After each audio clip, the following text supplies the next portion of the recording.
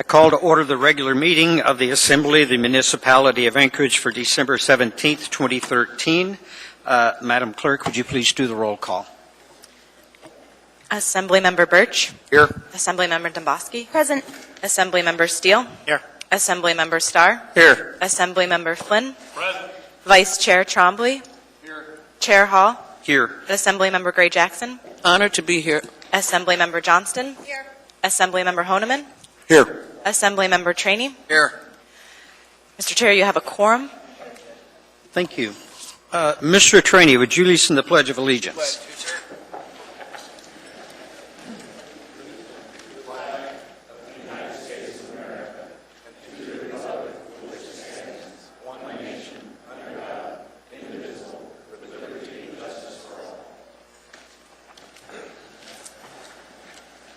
Thank you, Mr. Trainee. Thank you, Mr. Chair. We have before us minutes of previous meetings, and we've got the minutes, item 4A, regular meeting June 18th, 2013, 4B, regular meeting July 9, 2013, 4C, regular meeting July 23rd, 2013, 4D, regular meeting August 20th, 2013, 4E, regular meeting September 10, 2013, 4F, regular meeting September 24th, 2013, regular meeting October 8th, 2013, 4H, continued meeting of October 8th, 2013, continued on October 9, 2013, and the regular meeting of October 22nd, 2013. Move to approve 4A for 4I.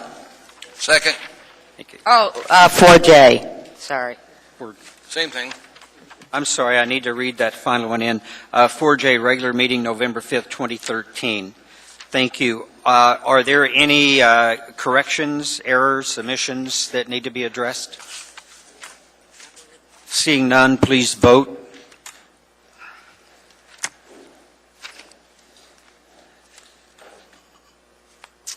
Motion carries unanimously. Mr. Mayor, you have a report for us this evening? Just briefly, I can't remember if last meeting I informed the body that the Centennial effort has received a $50,000 donation from our good folks at BP. So some of the corporate contributions are starting to come to fruition, and we're looking forward to, over the next few months, many more announcements like that. So Susan and her team are making great progress on our Centennial. Very good. Thank you, Mr. Mayor. Chair's report, I have just one thing I want to make a point of this evening. We've got a number of items on the agenda in regards to elections, and all of those items will be, if they clear through the introduction, they will be referred to the Ethics and Elections Commission for review, and there will be work sessions on all of those items. So that's going to be a given once we take action on those. Mr. Birch, report? No report, sir. Thank you. Ms. Dembowski. Thank you, Mr. Chairman. A little late, I noticed a couple of fire department related disclosures, so I'd like to just give those to you verbally here. I noticed item 9F12 is a 2013 state homeland grant. I don't believe I have any financial or private interest in that matter, but I would like you to rule on that, and then I'll take up the second one separately. Very good. I find, as in the past with of an item of that nature, no conflict, and you will participate. Okay. Mr. Chairman? Yes, sir. Oh, I thought you were done. No, one more. Okay. Okay, thank you. Mr. Chairman, also item, a late on table item, it looks like 9F23. I do believe I have a conflict in this matter. It's the collective bargaining reopening for the fire department. So it's AO 2013-158. As you know, Mr. Chairman, my husband is an Anchorage firefighter, and since this is a wage reopener, I think it would be inappropriate for me to participate on this item. I'm going to, rather than making a rule on that, I'm going to have the body vote on that one. Please vote on whether she has a conflict. Yes, she has conflict, or no, she doesn't. As soon as we get the voting set. Please vote.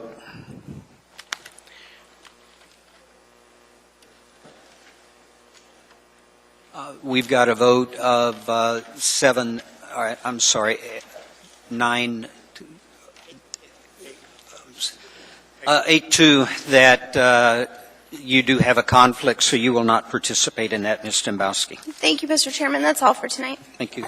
Mr. Steele, I have no report. Mr. Starr, No report. Mr. Flynn. Thank you, Mr. Chairman. The AMAS Policy Committee will convene at 1:30 p.m. on Thursday, December 26th. We have a few items we need to take care of before the year end. That's all, Mr. Chairman. Thank you. Mr. Trombley. The Ethics and Elections Committee met last Friday, and that's the S version of the rewrite of Title 28, our election law. And I'd like to thank the Clerk's Office and Mr. Wheeler and the Election Commission for all the work they did on helping rewrite Title 28, bring it up to date, and to ensure that we don't have an election like we did in 2012. And I believe that there'll be some amendments tonight, but one of the things I would like to say is that, and I do appreciate this, is that generally in government we have a tendency to react and not think deliberatively. And when we react, it generally doesn't turn out well. But I think this rewrite of Title 28 turned out very well because it was a collaborative effort, and we can see by the fact that we haven't had too many people objecting to it is that we involved all the players. And so, again, just thank the body and the Clerk's Office and the Elections Commission and Department of Law. Thank you. Ms. Gray-Jackson. Thank you, Mr. Chairman. The Municipal Audit Committee met on December 12th, and the purpose of that meeting was to review Internal Audit Report 2013-08, Chugat Volunteer Fire Department Fiscal Internal Controls. We had a really good meeting. It was short, but it was productive. Internal Audit summarized the findings and the recommendations on behalf of the committee. We had an excellent verbal response from Ms. Osiander, who was representing the Board of Supervisors. And there was also an agreement made to review the contract and make any changes that may be necessary. And Ms. Dembowski suggested that the internal audit revisit the subject matter in the future, and we'll have some discussion offline with Mr. Raskins on that. And when we get to that item on the agenda, I'm going to move to accept the AIM. Thank you, Mr. Chairman. Thank you, Ms. Gray-Jackson. Mr. Honeman. Thank you, Mr. Chairman. Public Safety Committee met this past Wednesday, and we had two very important topics. And fortunately, I know you couldn't be there, Mr. Hall, as a member of the committee.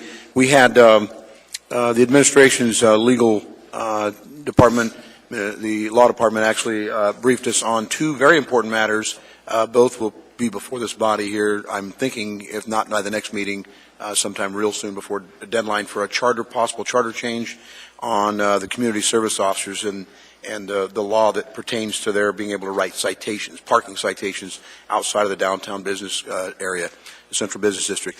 Also, a change in the way this municipality, as you know, we're the first city in Anchorage, in Alaska, to outlaw spice, and we've been trying to chase the tail, if you will, of the dog that wags, and we believe the municipal attorney has a potential fix in how we address packaging of what isn't inside. So looking forward to see that ordinance, and we'll see if we can pass that law here post-haste.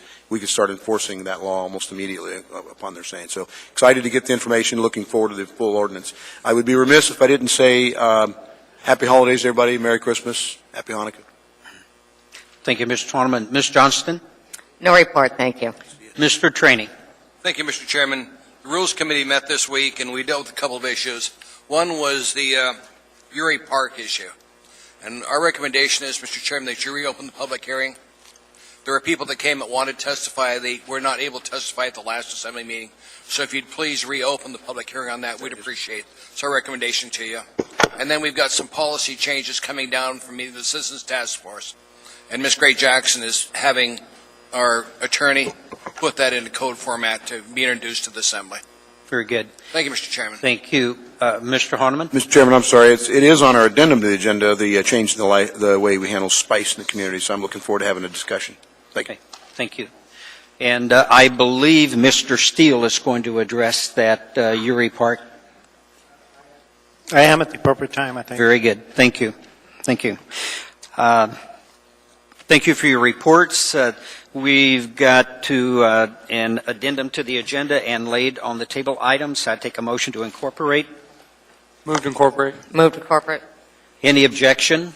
Seeing none, we will incorporate it. I will read it into the minutes. On the addendum, we have 9B7 AR 331, make the 2013 required payments to retirees covered by medical trust program.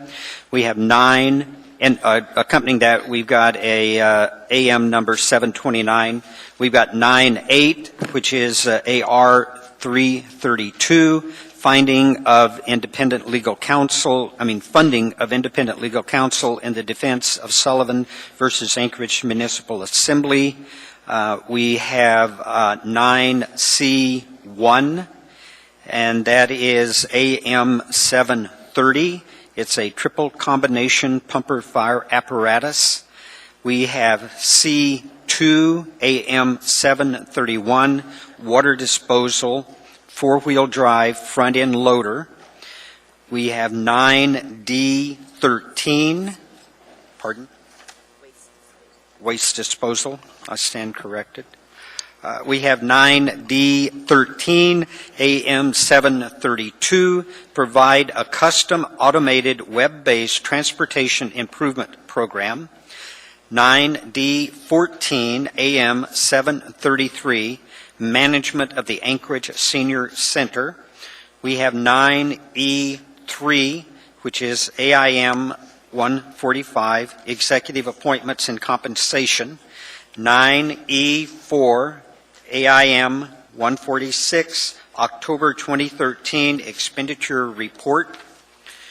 We have 9F14, AR 328, and that is accompanied by Assembly Memorandum number 702, an executive order ratification, street name change, Davis Street to Grayling Court, and that's scheduled for public hearing on 1/14/14.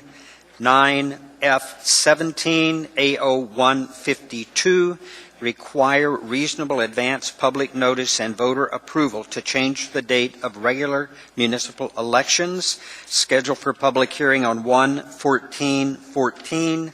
9F18, AO 153, a ballot proposition implementing an amendment to the Anchorage Municipal Charter, Section 11.01, regular elections, scheduled for public hearing on 1/14/14. We have 9F19, AO 154, amending the Ethics Code, Anchorage Municipal Code, Chapter 1.15. We have 9, and that's for public hearing on 1/14/14.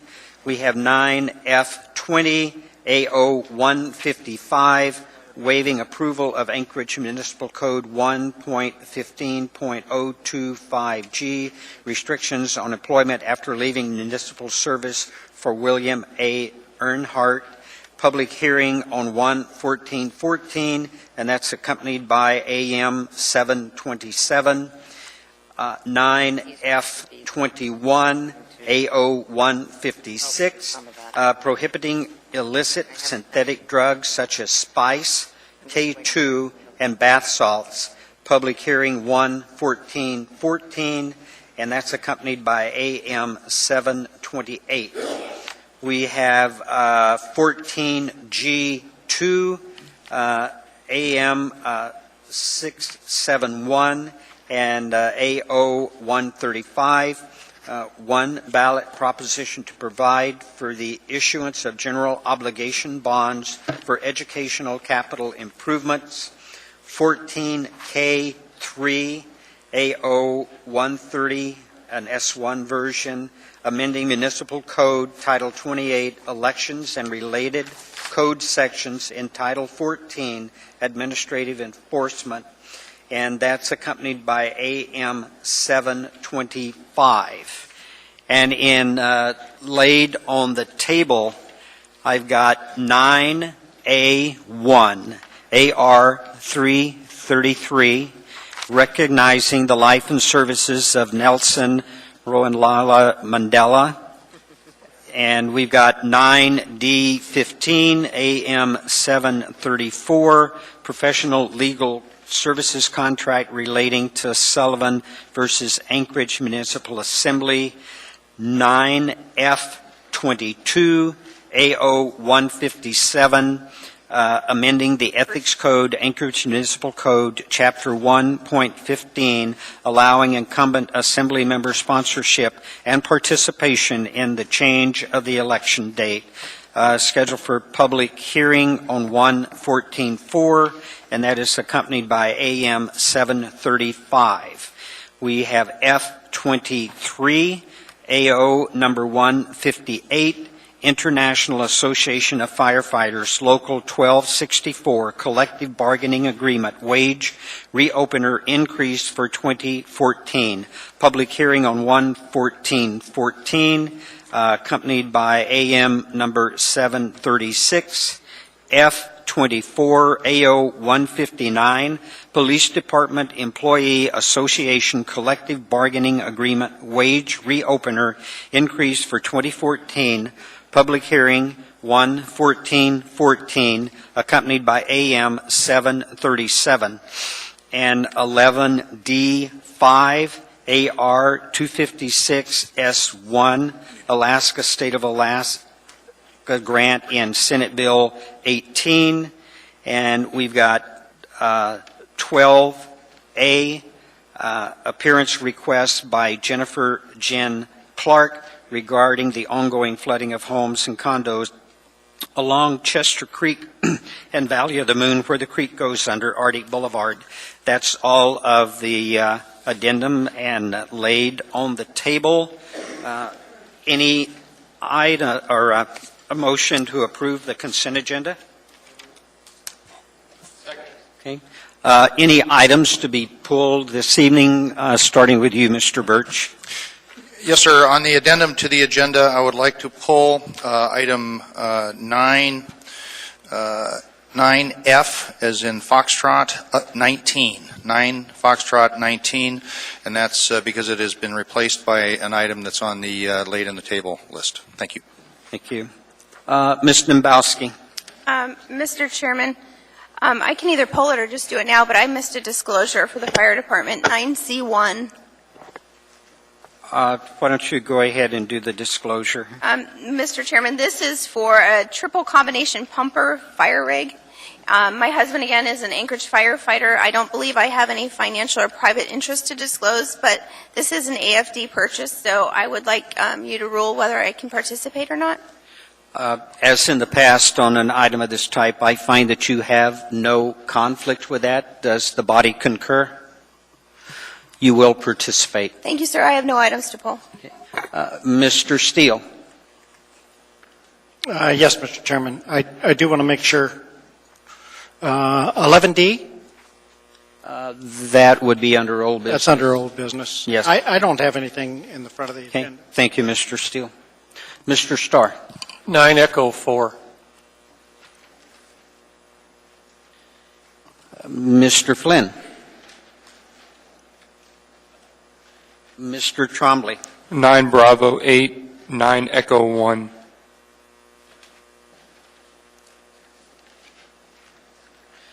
Mr. Gray Jackson. No, thank you, Mr. Chairman. Mr. Honeman. On the laid on the table items, 9 Alpha 1 for reading. Ms. Johnston. Yes, 1 second. You meant 9. 9B4 for amendments? Bravo 4. 9 Bravo 4. Thank you. Mr. Trainee.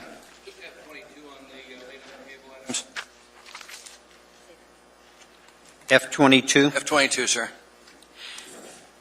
Are there any other items?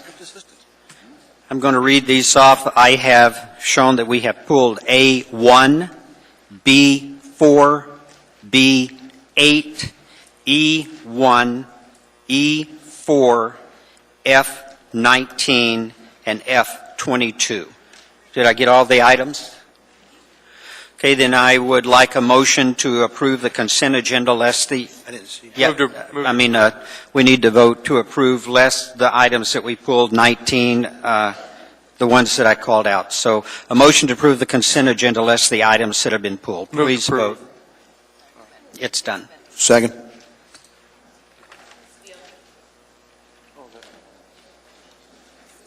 Mr. Steele?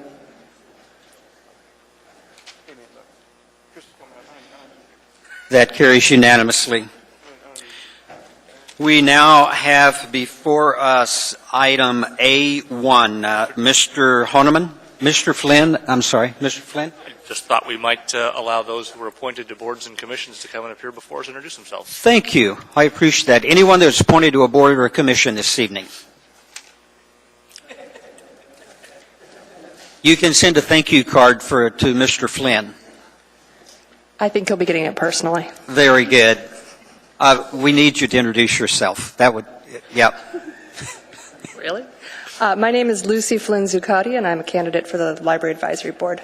Is there any connectivity between you and Mr. Flynn? I believe we went sledding together, yes. Did you? All right, all right, all right. Well done. Mr. Flynn? It gets worse, Mr. Chairman. She works for Tim Potter. Well, let me tell you, in all sincerity, I know there's been some levity here, but we really appreciate you being willing to step up and give the time that's needed to serve on these boards and commissions. It is a great service to this community. Thank you. Thank you, Mr. Chairman. We have before us 9A1. Mr. Honeman? Move to approve. Any objection? Seeing and hearing none, that item is approved. Mr. Honeman, would you please read it? Absolutely. It is for the record, and with your permission, the body, I'd love to see if we can get this delivered to the family at some point.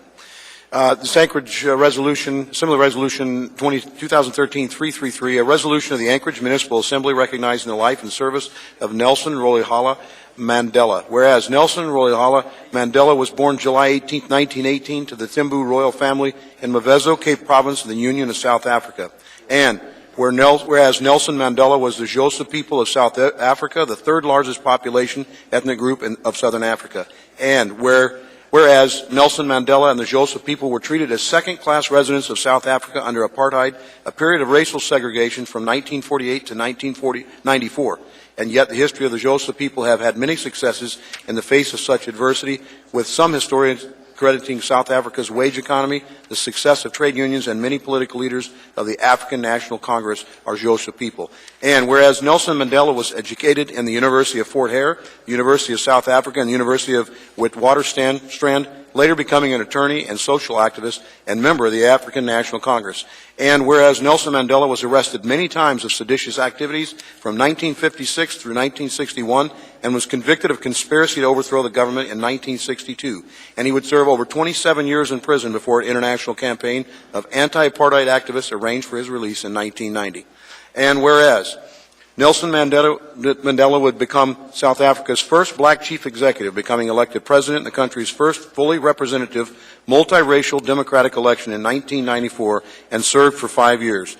And whereas while serving as South Africa's president, Nelson Mandela administration underwent the negotiations to end apartheid, insisting this be done without violence, building a new constitution for the country where democracy and inclusiveness of all shall prevail, efforts towards ending poverty and expanding health care. And whereas Nelson Mandela declined to run for a second term, became an elder statesman focusing on charitable work in combating poverty and HIV and AIDS through the Nelson Mandela Foundation. And whereas Nelson Mandela was presented many international awards, including the Nobel Peace Prize, the United States Presidential Medal of Freedom, the Soviet Order of Lenin, and India's highest civilian award, the Bharat Ratna. And whereas Nelson Mandela died on Thursday, December 5, 2013, at the age of 95. Now, therefore, be it resolved that the Anchorage Municipal Assembly recognizes the life and contribution of Nelson Rolihlahla Mandela, passed and approved by this Anchorage Assembly this 17th day of December, 2013.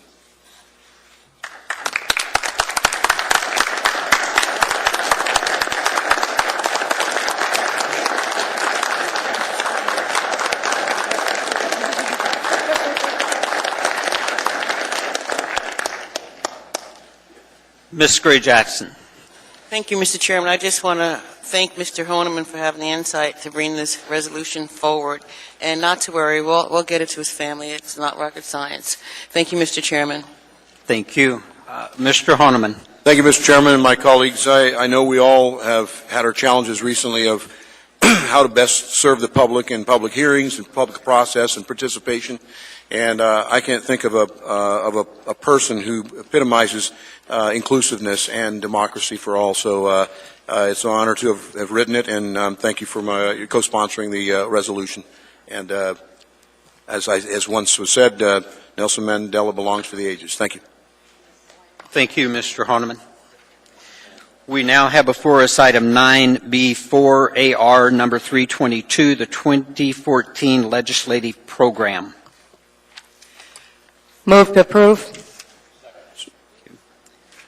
Mr. Chairman, what I did as co-chair of the legislative committee is I asked everyone to get their amendments to Elizabeth for us, Ms. Jensen for us, and I think the first two amendments are from Mr. Trainee and Ms. Gray Jackson, and we'll just go down the list.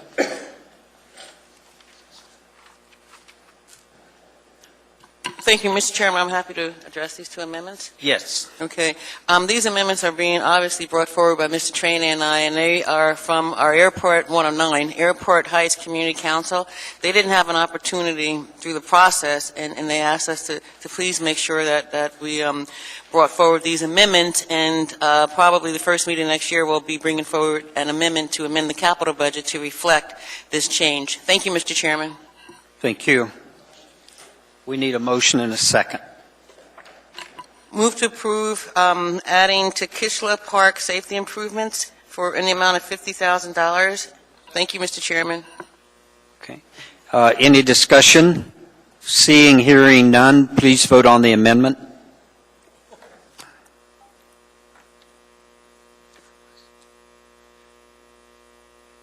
Motion carries unanimously. If I may, Mr. Chairman? Yes, Ms. Gray Jackson. Thank you, Mr. Chairman. Move to add East High School area pedestrian access and safety improvements in the amount of $250,000. Thank you, Mr. Chairman. Second. Seeing no discussion, please vote.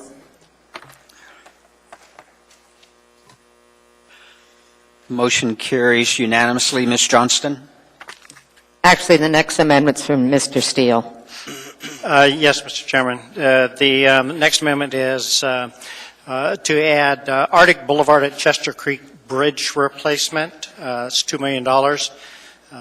We'll hear a little bit more about it from folks tonight, but this is an area that floods, and we need to get it on the ballot, so that's the reason. Okay, we need a mover and a second. Or to get it on. I'll move it. Thank you. Mr. Starr? Is that amendment, is that in the capital budget? Has that? No, it is not.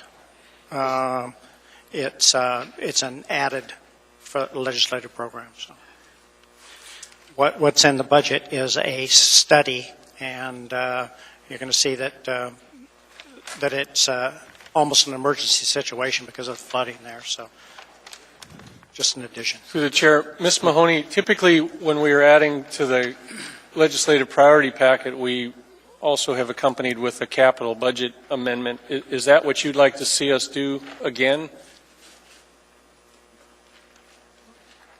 Through the chair, because the capital budget's already approved, what we could do is amend it at first quarter. Sure. Can you keep a note of that We so will. that we balance that thing if it should pass? Mm-hmm. Thank you. What we did, Mr. Starr, is just bring it forward. It was in the plan for 2016, I believe. Okay. Yeah, again, I know. it has to do with the amounts more than the action, so thank you. Okay. Thank you, Mr. Starr. Ms. Johnston? I just wanted to follow up. I had that discussion with the administration, and it seemed this was the best way to go with some of these amendments. You'll see some that will need capital amendments. Thank you. Mr. Trainee? Thanks. I talked to Mr. Michaelis today on this, and this is the only way we can take care of this problem. I met with Mr. Steele and some of the neighbors, and this is a perennial problem with it flooding, and we need to take care of it. And the only real way we can figure out to take care of it is either dig a well. I think Mr. Michaelis said that was an option. But this seems to be a more permanent way to deal with the problem, is replace the current bridge with sufficient capacity to move the water through. Thank you, Mr. Steele. Thank you. Ms. Gray Jackson. Thank you, Mr. Chairman. Just one comment on capital budget revisions. And Mr. Starr is right. I'm glad he brought it up because I did a little research. And frankly, we're supposed to revise the capital budget whenever there are any changes, just like we revise the operating budget. And so, as I mentioned earlier, Mr. Train and I are going to bring forward an after-the-fact amendment to revise the capital budget, not at first quarter, but probably at the next meeting. And then maybe Mr. Steele would like to do the same with his addition to the legislative program. Thank you, Mr. Chairman. Thank you. Seeing no one else in the queue, please vote on this amendment.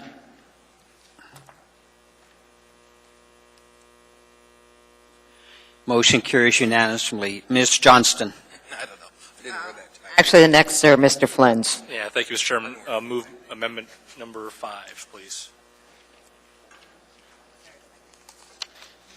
We need a, thank you. Mr. Flynn? Yeah, pretty simple, Mr. Chairman. We've had this $250 million placeholder for the port in our legislative plan for a couple of years, and it's a little specious, in part because we don't have the project scoped at this point.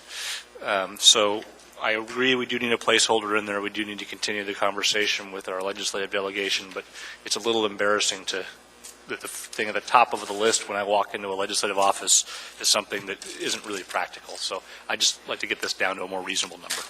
That's all, Mr. Chairman. The clerk wants to know a clarification if you mean Amendment 4. My apologies. Amendment number 4. Okay, thank you. Ms. Dembowski? Thank you. Through the chair, Mr. Mayor, or Mr. Michaelis, whomever, what would this amendment do to your plans or our plans moving forward with the port? Yeah, it's actually quite possible that, given the fact that we're in negotiation right now with the chief respondent to the request for proposals, that we could indeed have a more solid number in front of the legislature before adjournment. So I think it's actually important to keep it in there, and it is a discussion point.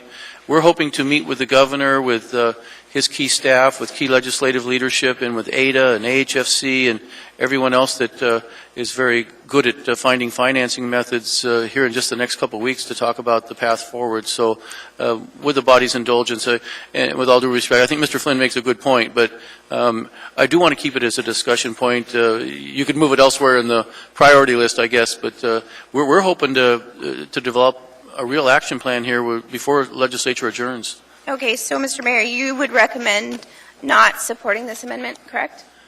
Well, like I say, it can be reshuffled in the priority list. I guess if, being the top one is subject to, concern of any kind by the Assembly, but I think it should stay in there in some frame. Okay, I guess what I'm focusing on is reducing it from $250 million to $20 million. That's my focus. So, yeah. What are your thoughts on that? I think if you met somewhere in the middle, you'd probably be still realistic. Mr. Flynn, I mean, a friendly amendment at 100?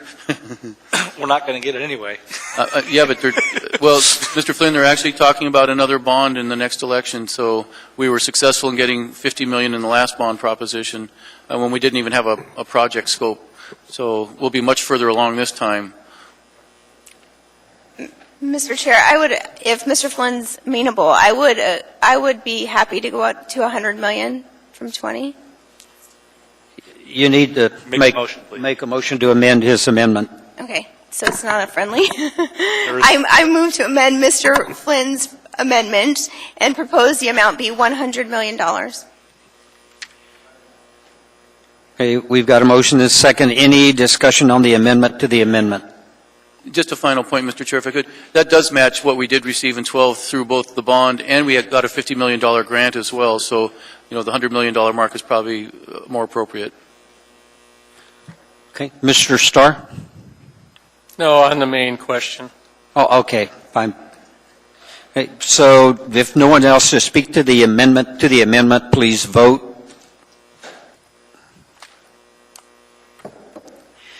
Mr. Starr on the main motion. Yeah, I guess in the mayor's theme there to maybe reshuffle the priority and make this down the list rather than the first item that when they open the book, the Juneau folks and others. So perhaps, Mr. Mayor, just maybe page 3 or somewhere else. I think a priority is still appropriate, but it always startles the readers when they look at that number right out of the gate. So even at 100 million, I think it predicates some of that. So a little bit more clarity. We'll agree to do that. Maybe page 3 would be helpful.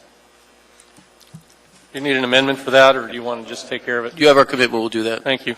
Okay. If we need to vote on the amendment to the amendment, please vote. The amendment as amended. Motion carries. Mr. Flynn, I believe you've got another. Got a couple more. Skip amendment number 5. That's already been incorporated as a change by the administration in the new draft, I believe. At least that's what my notes say. Is that correct, Mr. Shalon? You got that right? Okay. So I'll move amendment number 6, Mr. Chairman. Second. Yes. And this is a pretty small thing. These indigent defense fees, I did a little research, are about $300. These are for misdemeanors that we charge, the municipal attorney's office charges.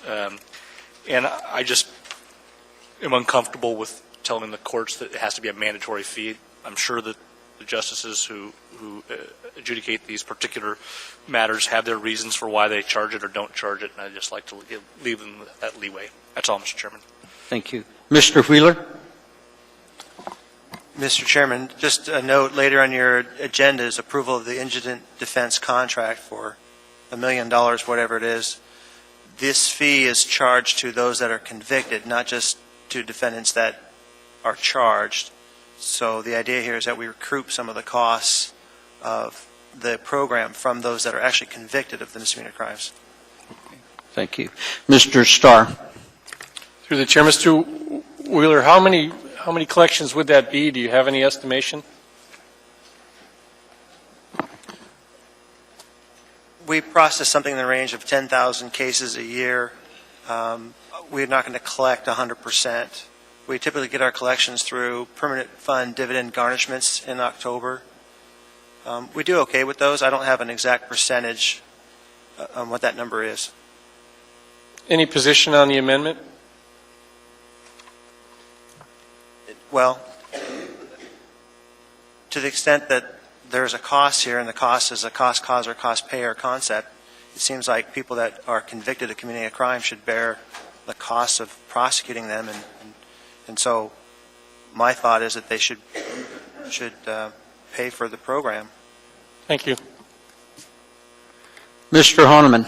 Just want to clarify again, Mr. Wheeler, am I correct in hearing not people who are charged, but definitely those that are convicted would pay the $300? If we can get the state legislature to adopt it so that judges don't have the discretion to waive it, yes, it would be only for those that are convicted. I'm clearly in support of that, so I'm not going to be in favor of deleting the amendment. Thank you.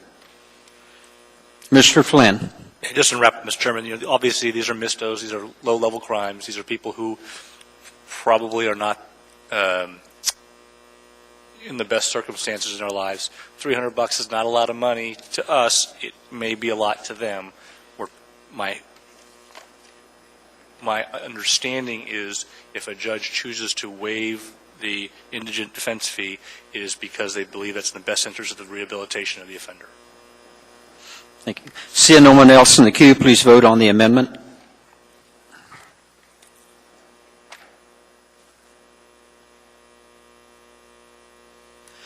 That fails 6-5.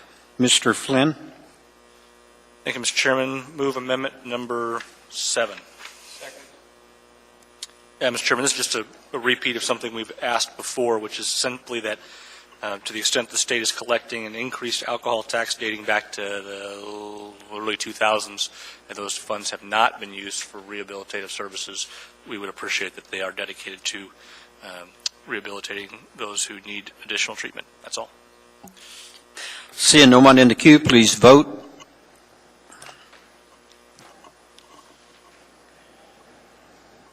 Motion carries unanimously. Ms. Johnston, I believe the next... Yes, I have the lion's share here. My first amendment is the rehabilitation of Lake Complex, and it's for $4,975,000. And it's a project that will fund the rehabilitation of natural ecosystems and investigate into installation of drainage improvements for 4 lakes in the southwest region of the municipality of Anchorage. Second. I would add that I've got some additional material that is passed out Right. there. And it's Campbell Lake, Sand Lake, Sinney Lake, and Jewel Lake. Okay. Thank you. Seeing no one else in the queue, please vote.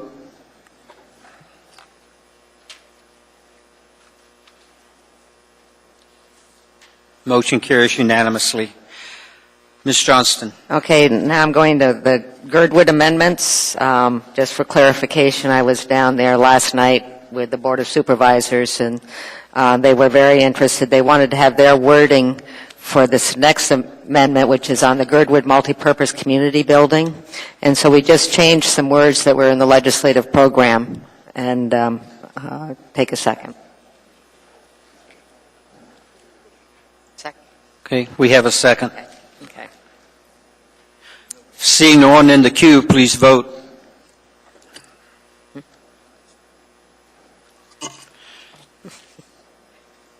Motion carries unanimously.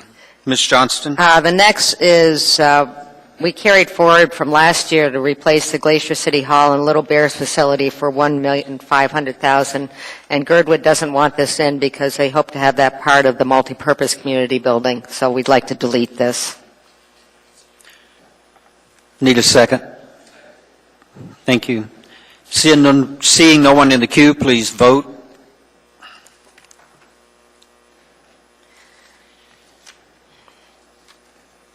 Motion carries unanimously.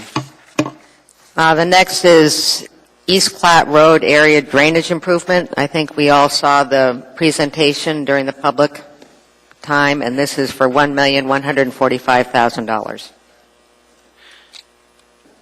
We have a motion and a second. I see no one in the queue. Please vote. Next, and I'm sorry about this. Motion carries unanimously. Again, Girdwood did not want to have the Hightower Road upgrade, and they didn't want to conflict with some of their other priorities, so we're going to delete the $900,000 for that. Second. No one in the queue, please vote.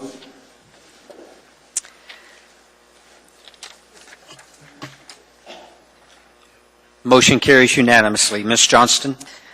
My last motion is for Porcupine Trail Road, and this is the Rabbit Creek Bridge replacement. This is one of the bridges that was washed out when Rabbit Lake blew its lid last spring, and this is for $300,000. Second. No one in the queue, please vote.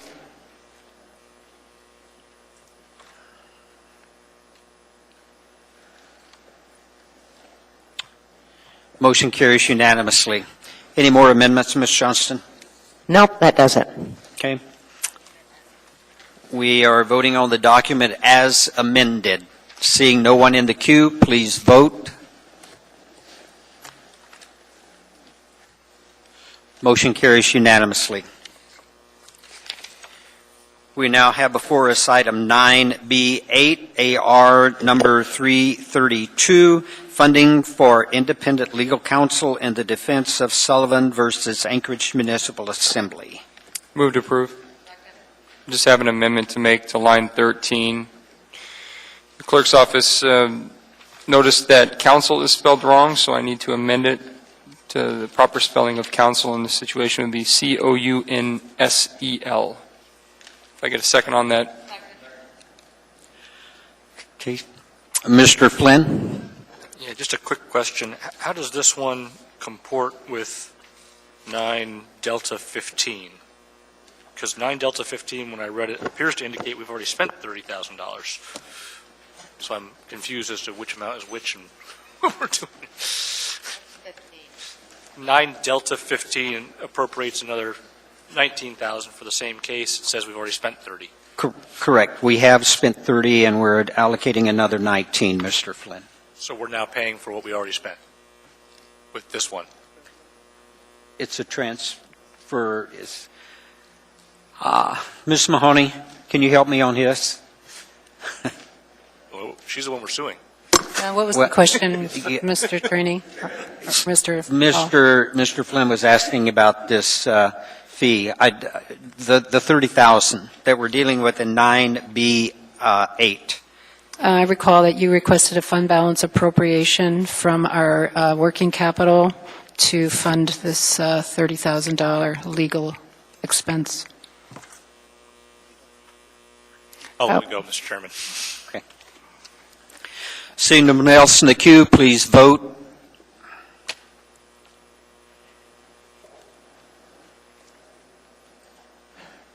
And now a motion for the document as amended.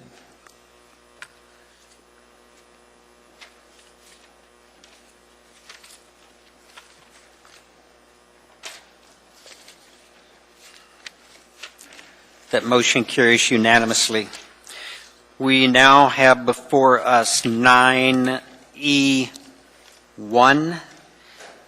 which is AIM 142, Annual Assembly ADA Commission Activity Report. Move to accept.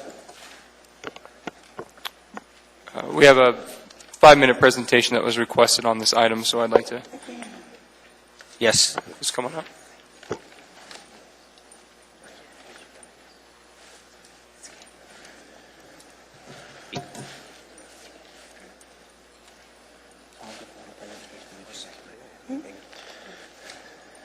Go ahead. Well, first of all, we really want to thank the Assembly for letting us come in and give a quick overview of what we've been doing over the last year. What I'm going to do is kind of talk about some of the goals and objectives that our Commission has and how we've attempted to meet those. The first one is to review the Americans with Disability Act in order to maintain a clear and comprehensive understanding of federal legislation addressing all forms of discrimination against individuals on the basis of disability. We've had a number of opportunities over the last year for members of our commission to receive training on this topic. We've had various experts visit us. When the recent changes were made to the ADA, we had one of the local Department of Justice members come in and provide some training to our group on that. Another objective we have is to make recommendations to the mayor and assembly for the adoption, change, or repeal of municipal laws, rules, regulations, restrictions, or other matters affecting the individuals with disabilities in the community. Recently, we wrote, or we facilitated some testimony on the taxi ordinance, and we provided some recommendations to the Assembly on that. We also helped develop a resolution to recognize October 2013 as Disability Awareness Month for Anchorage. We also try to report at least annually to the mayor and the Assembly on individuals with disabilities issues and progress relative areas such as employment, public-private accommodations. That's what we're doing here tonight. We undertake efforts to open and maintain channels of communication with those with disabilities and to periodically hold hearings on matters of importance to the community. We have done this. We have monthly meetings where we often have members of the public come in. Some of the issues we've discussed in these meetings are the MOA ACS public telephone contract, the Anchorage Taxi Service, the Performing Arts Center, People Mover and Anchor Rides, accessible parking enforcement and winter pedestrian access, and service animals. We've also provided information to various citizens in response to complaints they've had on handicap parking enforcement and service animal access and access to taxi services. We also carry out educational and public relations programs designed to create public awareness. We've worked with various organizations in the community, both public and private, including the MOA Senior Citizen Advisory Committee, Alaska Independent Blind, Alaska Deaf Support Group, People Mover Anchor Rides, the Anchorage School District, the Anchorage Senior Care Interagency Group, the Alaska Independent Living Council, Disability Abuse Response Team, AK Deaf Council, Anchorage Equal Rights Commission, the Anchorage Department of Public Transportation, the Senior Citizens Advisory Commission, and the Alaska Botanical Gardens. We've also worked with some private organizations, including AWWU, the Performing Arts Center, the American Institute of Architects, the Alaska Society of Human Resource Managers, Alaska Recreation and Parks Association, and RIM Architects. A couple of the achievements that we've had over the last year, we were able to fill all the seats on our commission. We've lost one and are working to fill that seat again. We've been able to provide information to the Assembly and the Mayor in response to citizens that have come to us. And then finally, I would like to leave with some of the important issues that we've been made aware of that face individuals with disabilities living and working in Anchorage. These are public transportation, access for service animals, accessible parking, path of travel for pedestrians, especially in the wintertime, access to public transportation, including taxis, buses, and shuttle services, communication for deaf and hard of hearing at community sites, and access to zoning variances for those families with disabilities. Thank you very much. Do any of the other commissioners want to add anything? Would you all please introduce yourself? Oh, I'm so sorry. My name is David Zemer. Christine King, last name King. Lynn Corral, and my dog Noelle, Noelle, poodle puppy. Ms. Gray Jackson. Thank you, Mr. Chairman. I just want to say thank you very much. I'm so grateful for the work that you do in our community. Thank you very much. Thank you, Mr. Chairman. Yes. Mr. Honeman. And I just want to echo the same. Thank you very much for your time and your participation, as well as all the effort and energy you're spending on trying to make sure that we're a compliant and inclusive neighborhood. Thank you. Thank you. And on behalf of the entire body, we very much appreciate the time and effort that goes into it, particularly to come and deliver personally a report to us. That's greatly appreciated. So thank you on behalf of the entire community. Thank you. We want to get a photograph. Don't miss the dog. Get the dog.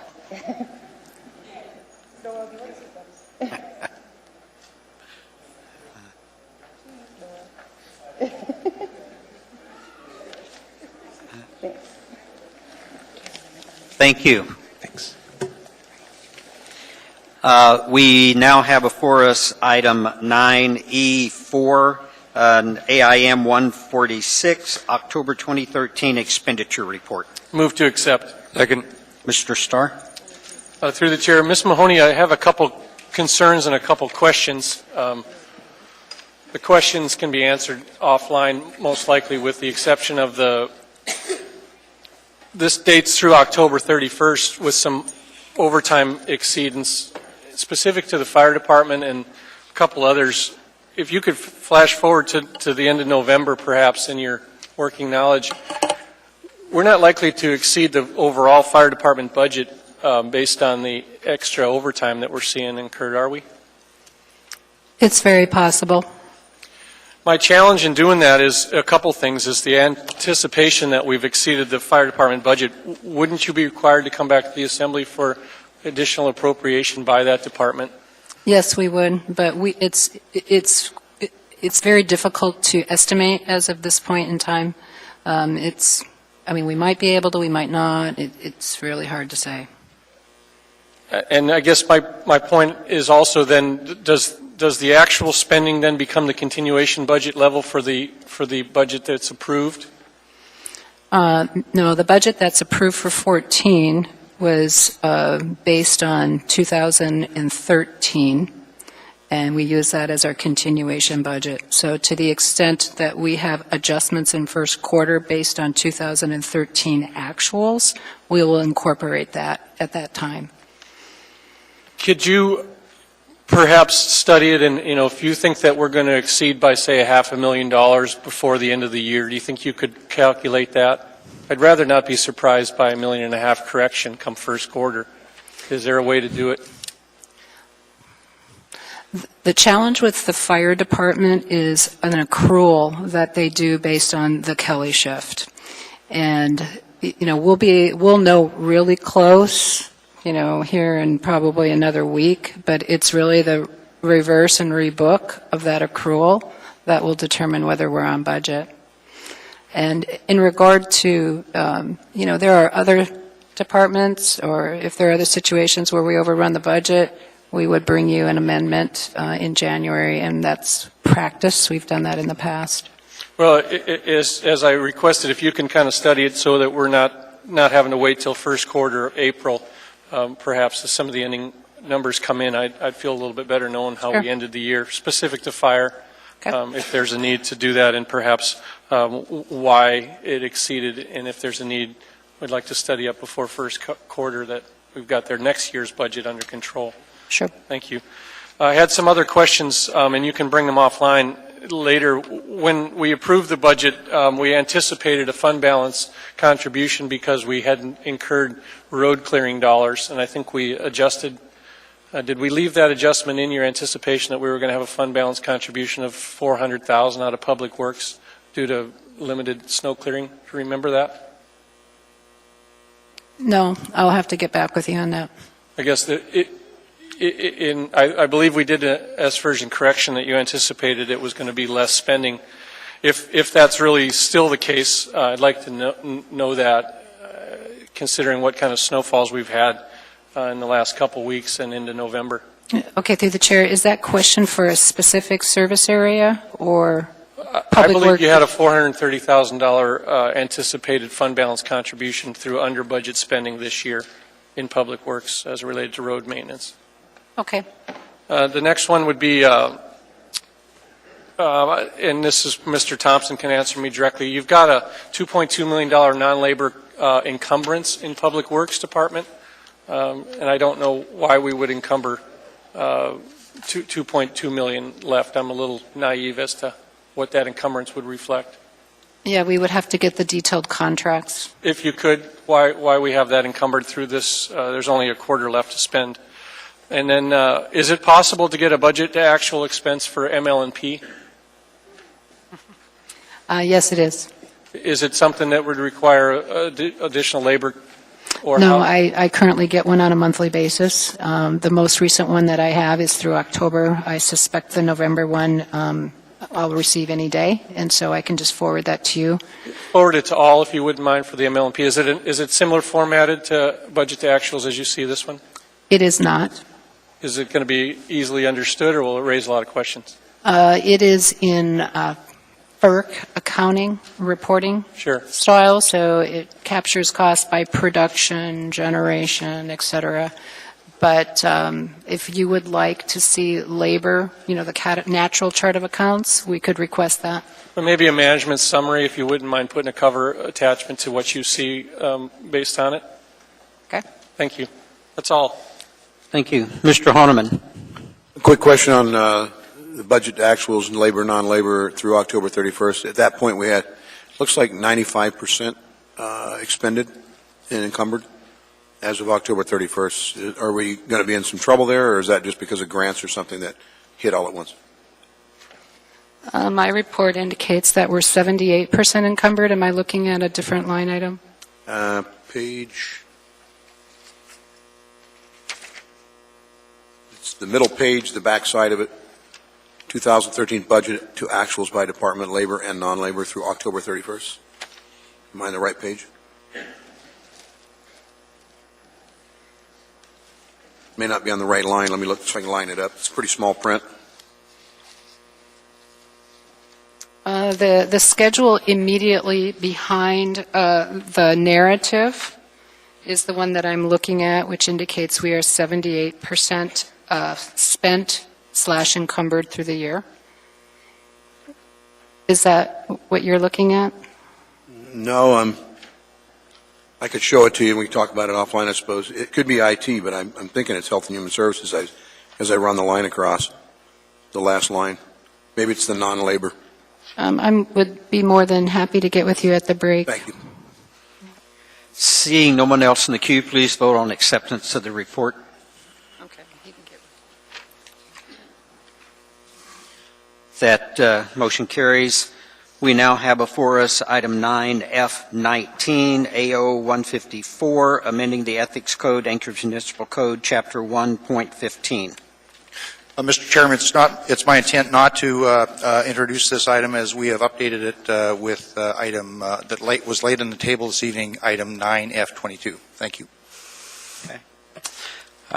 Then we now have before us item 9F22, AO 157, amending the Ethics Code, Anchorage Municipal Code, Chapter 1.15, allowing incumbent assembly members sponsorship and participation in the change of the election date. Mr. Chairman, I move to introduce. Second for discussion. Third. Okay. Well, thank you. We've introduced. There is no discussion. That item is completed. Mr. Chairman, could we have an SCE attached to that, sir? Pardon? Could we have an SCE attached to that before work session? Yes, sir. We will. And Mr. Chairman, it's my understanding you are going to refer this to the... I mentioned that in Right. my opening statement. Thank you. Anything that has to do with elections will definitely go to the Elections Committee and a work session. Okay, that completes our... Mr. Chairman? Yes, Mr. Trombley? Is it the intention of Mr. Birch and Ms. Gray Jackson, the items, the ballot items that you want to put on the ballot to all go through the committee and have, not to go through the committee, but to have them voted on the next meeting? If so, I'd like to schedule that. Yeah. That committee meeting at a... The time frame that's imperative of action for it to be on the ballot is the 28th. The 14th, I thought? No, ma'am. 28th is the last day for something to be on the ballot. Oh, okay. Yes. I thought the 14th for introduction. Right, okay. Mr. Chairman, Just thank a you. And if I may, Mr. Chairman, Mr. Yes. Trombley, that would be really a good idea to have a Okay, committee I meeting. just want to make sure that I scheduled it appreciate that. accordingly. Thank you. Okay. Yes. Thank you, Mr. Chairman. Thank you. That completes our consent agenda. And one item before we take a break is the appearance request by Jennifer Clark. Mrs. Clark? Ms. Clark?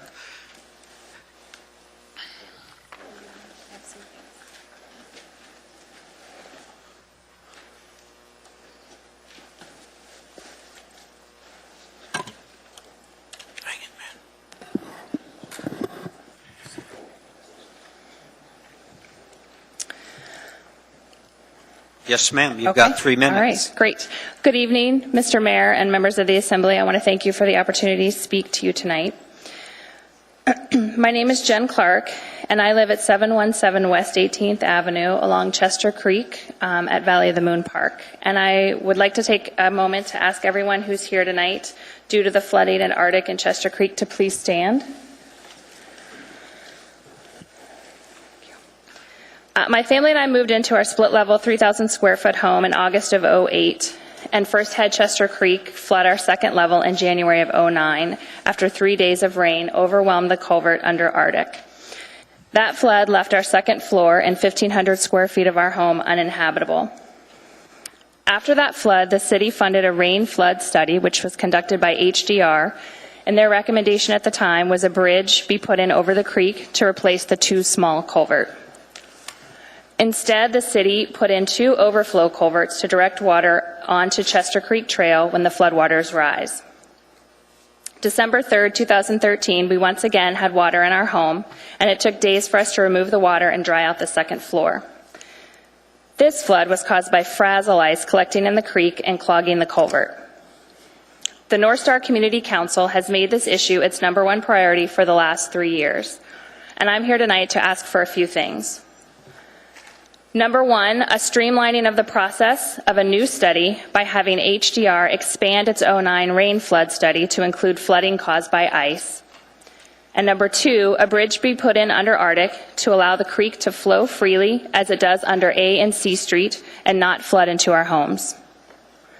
And number three, a fix to the home flooding problem with a bridge that will also stop the flooding of the well-used and loved Chester Creek Trail. These issues did not exist before the trail was built, so there has to be a municipal solution to maintain this thriving and long-standing Anchorage neighborhood, as well as keep the integrity of the trail intact. We believe this solution is an expansion of HDR's 2009 study to include ice and a bridge at Arctic. Arctic should be an easy place for road construction, as there are alternate routes for through traffic, and the staging and construction would only close the road for a few days. So in conclusion, we're here tonight to ask for your help, Mr. Mayor. Will you help us by funding an expansion of HDR's 2009 study to include ice, as well as fund Arctic Bridge Boulevard Road bridge at Chester Creek? Thank you for your time. Thank you. I have Mr. Steele. Yes. I want to thank you, Ms. Clark, and everybody else who showed up tonight on this matter. Earlier in the evening, we did pass an amendment, a floor amendment to the legislative program for $2 million for that construction. So that will go to Juneau as a request this year. And I thank you for handing out the capital requests, projects requests from the community council and the pictures. And I just wonder if Mr. Vacalis, is there anybody here that might want to speak on that $2 million issue? You bet. Two things. First of all, as you mentioned, you did put it in the legislative package, and as was mentioned by the speaker, the solution for that particular problem, in other words, the massive amount of water that goes through there when we have a lot of rains or fast melts, the bridge, instead of the culverts, as the study points out, will probably take care of that problem. But there's actually a secondary problem, and it's something that's occurred over the last couple of years, and that is that the water is actually freezing at the bottom, and then it's working its way up. You know, normally water freezes at the top and works its way down. But what's happened a couple of times because of the nature of that particular creek and also the weather conditions, it's actually frozen from the bottom. So as it freezes up to the top, all that water is going over the top of the ice, and that's causing the flooding. There's a couple of things that we've looked at, and we've seen literature on a couple of possible solutions when that occurs. However, we are expanding the study to go ahead and take a look at that particular aspect of the problem that we're dealing with. But the bridge will take care of the majority of the flooding, and hopefully by expanding the study so that we can take a look at other ways of fixing that particular problem if it freezes from the bottom and works its way up, we should be able to hopefully solve both problems. But the biggest problem right now is basically we need a bridge in a larger area for the water to flow. Thank you, Mr. Chairman. Thank you. Mr. Trainee? Just thank you for showing up here tonight. And we talked last week, and it's good to see all of you here because you've got the attention of this body and the administration. We're going to head to Juneau and see if we can get the money out to take care of this problem. Thank you for being here. Mr. Honeman? And again, I echo that, and also be ready to make communication with your legislative representative, both in the House and the Senate. It's very important to let them know what a priority this is and make sure they get this information as well. Thank you and good luck. Ms. Gray-Jackson? Thank you, Mr. Chairman. And at that meeting, you were promised another meeting with folks from the administration, and that meeting is being scheduled. And I really appreciate Mr. Vacalis' comments, and I'm sure we're going to hear them again from some staff from the administration. So I look forward to having another meeting to continue the discussion on this issue. Thank you, Mr. Chairman. Mr. Starr? Through the chair, Mr. Vacalis and the mayor, when is the road bond presentation from the administration going to come out? Or have you had? Are we going to see that obviously before January 14th, but Yeah, we typically, towards the end of January is when the bond package is put together, and it, again, typically just reflects what you've already approved in the CIB for bonds. And we will revisit, because we may have to do some adjustment on some of the things that were added on during the budget process to maybe redirect funds towards something that's more of an emergency nature like. Well, again, that's why I brought it up. If the fallback isn't there, then we want to perhaps have it. And I bring it up without trying to bring the point home, is that we oftentimes have generic language that sort of has rows and drainage type things in it. So if in fact you could perhaps restudy that after you hear feedback from Juneau, I think a fallback is the best impetus here. So thank you. Yeah, you bet. Thank you. I've got no one else in the queue, and I appreciate you coming out. You see, you get results when a lot of people show up and stand together. We're going to take a short break here. We'll be back at 6:30.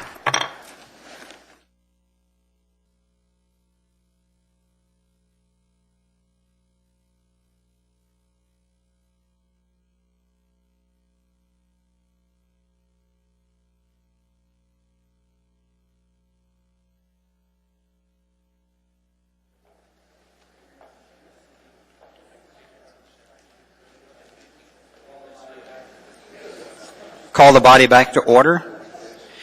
We have before us item 11A, an internal audit 2013-08, Chugiak Volunteer Fire Department, Fiscal Internal Controls, the Anchorage Fire Department. This is before us for action. Thank you, Mr. Chairman. As mentioned earlier, we had a really great audit committee meeting and talked about this, and so... Move to accept. Can you give me a chance, Mr. Starr? No. I was just going to say what I just said and then move to accept. Can you second? Thank you, Mr. Chairman. Okay. And we got a motion and a second. And Mr. Starr, you're in the queue. Ms. Gray-Jackson, it talks about the debit card use and also compares that with the credit card use inside this organization. Was it conceded then to take back the debit cards and turn them in as the auditors suggested? Thank you, Mr. Chairman. I believe that's what happened. And do we have a follow-up action report from them scheduled? Ms. Demboski, if I may, Mr. Chairman, Ms. Demboski was thoughtful enough to ask Mr. Raskins if he could do a follow-up. So we are going to have a follow-up, and I think it's a really good idea. And there was some discussion about reviewing again the Girdwood Volunteer Fire Department. There wasn't an undertone of any sort of fraudulent action, was there? We didn't feel uncomfortable with the answers? If I may, Mr. Chairman, absolutely not. Because it could be interpreted as such. You know, there's sort of the mystery of missing monies and all the other stuff. I agree with you. There was a very good explanation. Ms. Osander did a really good job of explaining a little more in depth than the report provided of the situation and her willingness to change things. Good. Thank you, Mr. Chairman. Ms. Demboski, do we need to do anything else from that representation in terms of going to some of their Board of Supervisors meetings, or are you okay with I think I was going to start incorporating that since they're kind of in my backyard, but I think that's a good idea. But as Ms. Gray-Jackson indicated, we anticipate they're going to come back to us probably March or April and kind of give us a follow-up of what their action plan is to specifically address these issues.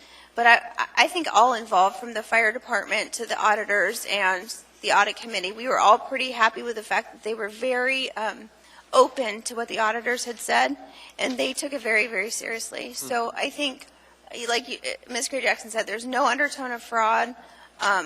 It's just we need to tighten up our financial controls, and we need to make sure that duties are delineated. So the same person isn't writing and balancing, which they're doing. They've hired an independent financial accountant to they're trying to separate those duties. So I think it's a good idea. Ms. Gray-Jackson, are they the same, is it under the same P-card program as ours, or is this a standalone credit card? I believe it was a standalone credit card. And if I may, Mr. Chairman, they also talked about having an independent audit done of their financials. Well, they're getting big enough to do that. Yeah. So, great. All right. Well, I don't want to take all night, but thank you for the effort. Thank you. Thank you, Mr. Chairman. Okay. Thank you. Have no one else in the queue. I've sent my vice chair out to find my missing assembly member, so as soon as he returns, we're going to vote on this. And if you Yes. We're not talking about you, Mr. Flynn. It's an acceptance of a report. I just urge we move it along. We can. Yes. We can Please, call it out, Mr. Chairman. let's go ahead and vote on the acceptance of the report. Yes.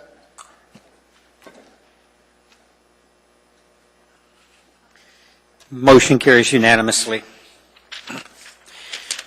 We now have before us item 11B, AM 643.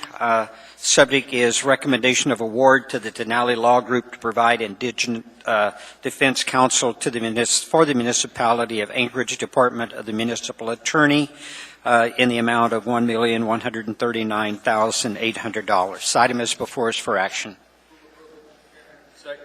Mr. Trainee, you're in the queue. Just that we've looked at this, and I think it needs to be approved, Mr. Chairman. Thank you. I see no one else in the queue. Please vote.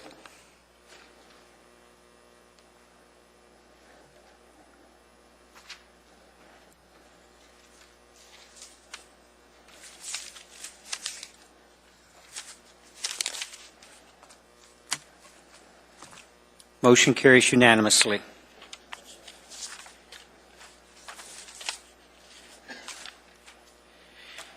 We now have before us item 11C, AR number 276, a resolution of the Anchorage Municipal Assembly establishing municipal policy guidelines and direction for collective bargaining and contract negotiations. This item is before the body. Mr. Chairman, I'd move to postpone assembly action until February 11th, 2014. Okay, Mr. Chairman, Mr. Trainee, I've got you. I'd like to again ask for a work session on this. We didn't have one the last time we saw this, and I would like to have one. And Thank I you, Mr. canceled Starr. it actually through the chair. There was a little bit of uncertainty in one element of this, particularly the Affordable Care Act. It's still a little moving target, but it's settling down. So what's the date you're moving this to for a work February session? 11th. February 11th. Thank you. Thank you. Any objection? Seeing none, that will be postponed to the meeting of February the 11th. Pardon?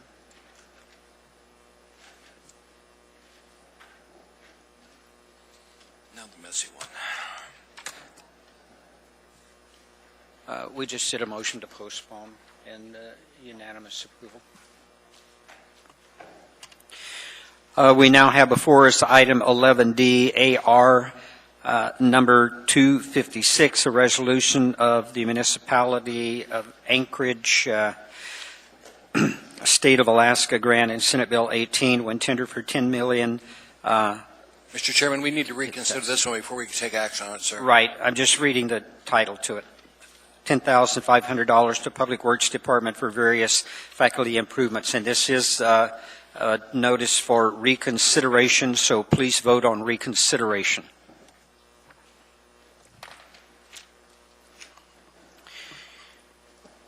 That motion carries 10-1. Mr. Chairman, I move the S1.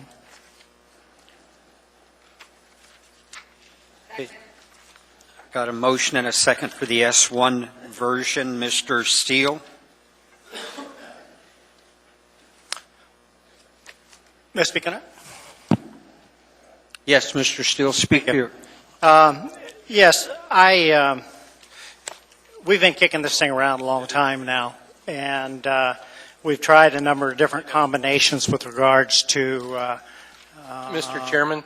Yes. I said point of privilege. I don't have the document that I can recognize, so if you Just, I'm trying to locate that, Mr. Starr. We're going to hold till we get that document. Was that not in the addenda laid on the table? I think it's 11D5, Mr. Starr, in the laid on the table. Yes, That's the S1 version, I'm sorry. an S1 version. Yep. It's in the yellow binder here. Has everyone located it? Not yet. Try to hide it. Yes, it's in the addendum that was handed out, or the laid on the table this evening. 11D5.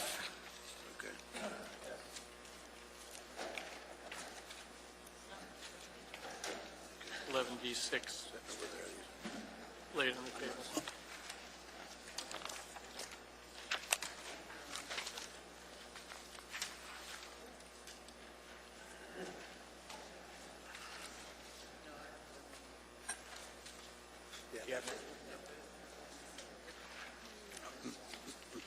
Madam Clerk, I don't see that in the, laid on the table. It's in D, it's under D6. D6, 11D6, thank you. Okay, Mr. I'm sorry, I still don't have it. Steele. I'm sorry about all this confusion. We've been going at this for some time now, and I hope that we do, one way or another, finish this up tonight. But my amendment basically accepts the whole 10.5 and deposits in the capital improvement fund. And there it lays out what is to be spent on. And it was 3.3 to the Sullivan Arena. There are some items in there that weren't covered under the initial funding. And then it leaves $1 million undesignated for acquisition of approved capital improvement programs, and then it allocates 6.2 to the multi-purpose, multi-use sports facility. Mr. Birch. I'm in support of anything that puts this matter to bed. The fact that this kind of gets us down the road. The fact that this project is actually in Mr. Steele's district. The fact that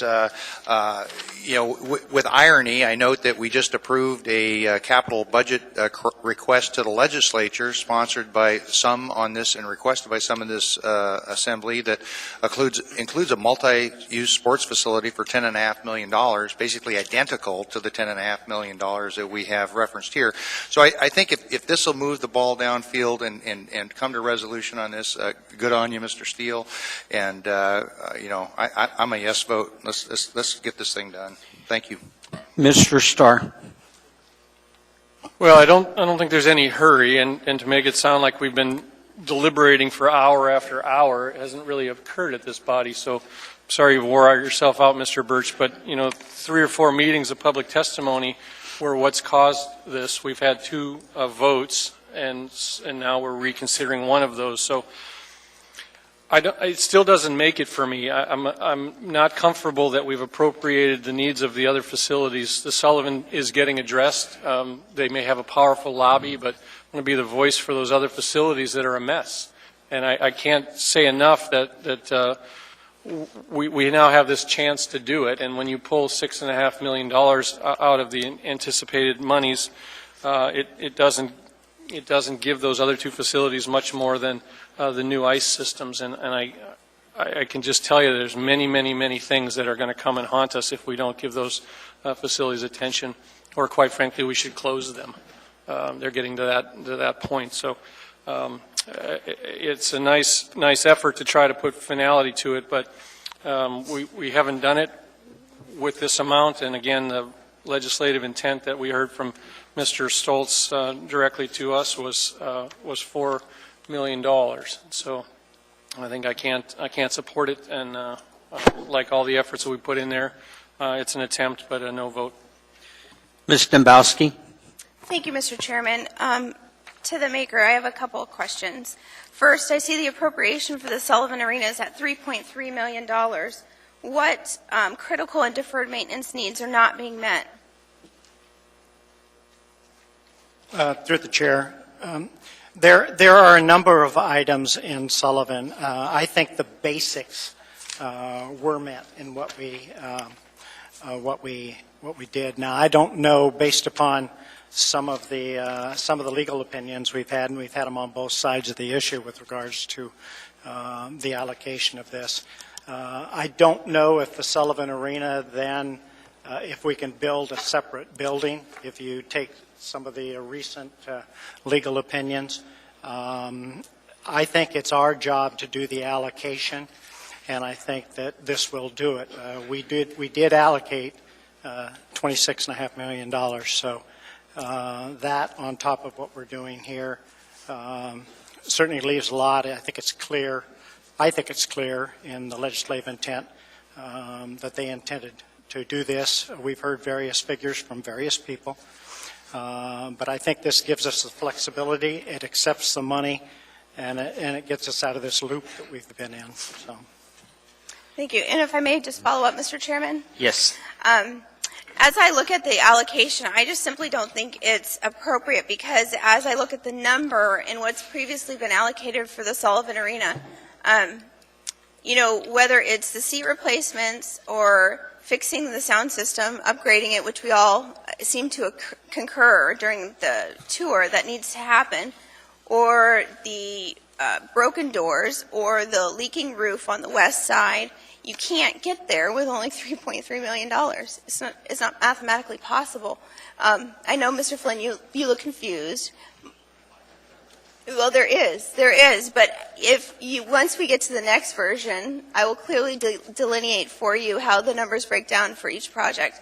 But my point is, through research and through just listening to what people in the know are saying, that money, that's not enough money. It's just not to fix what needs to be fixed.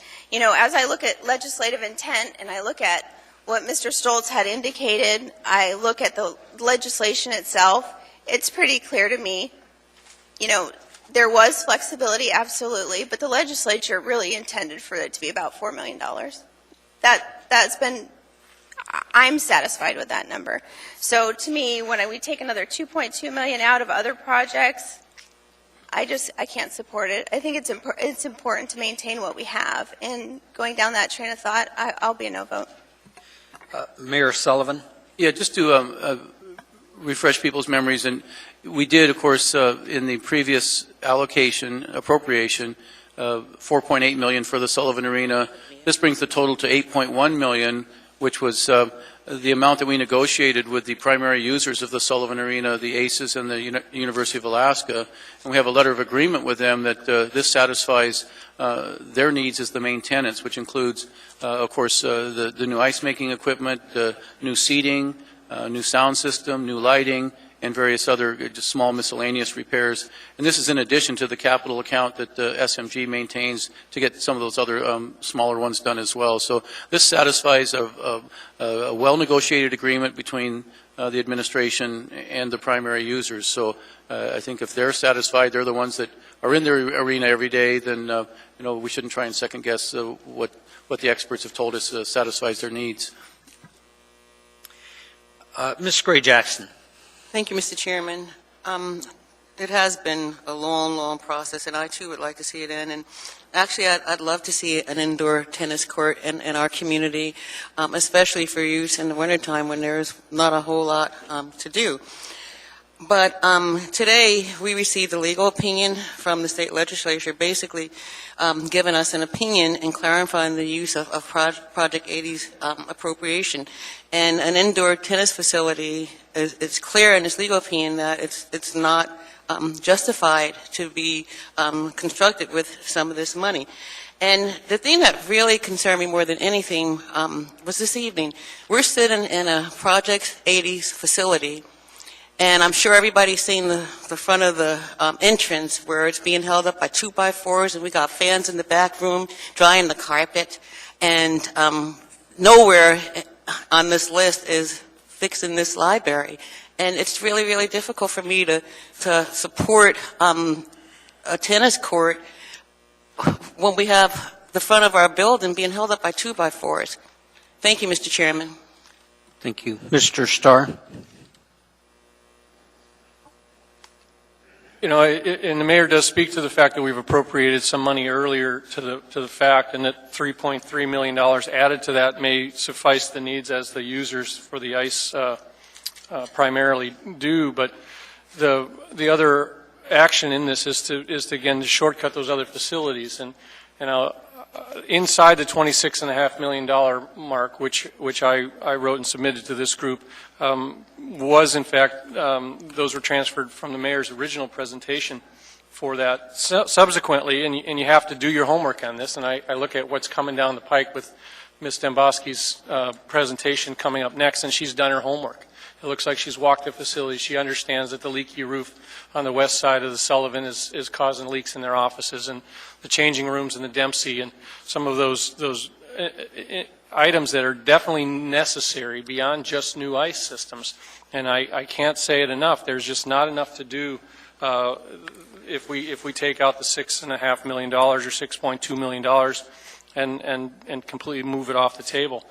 Even taking 4 off of that was a compromise for me, to take 4 off based on what we heard out of Juneau. And again, we're back to the same problem, is you can't build anything for $6.2 million. So if the intention is to go ahead and start finding every other place inside city government where we can take it from, all well and good, but I think that this just needs to be put aside. I'm happy that we're focusing on the 10.5, but the distribution and appropriation needs to be very clear here, or nothing will get done of significance. Mr. Trombley.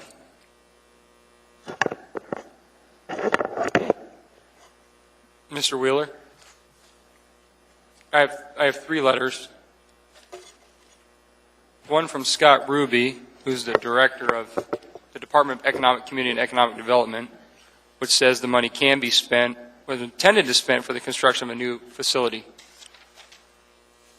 I have a 2010 legal opinion that says when the legislature isn't clear, the department has the ability to clarify the language. And now today, from Hillary Martin, Legislative Counsel for Division of Legal and Research Services, Legislative Affairs Agency, State of Alaska, she says that it can't be spent.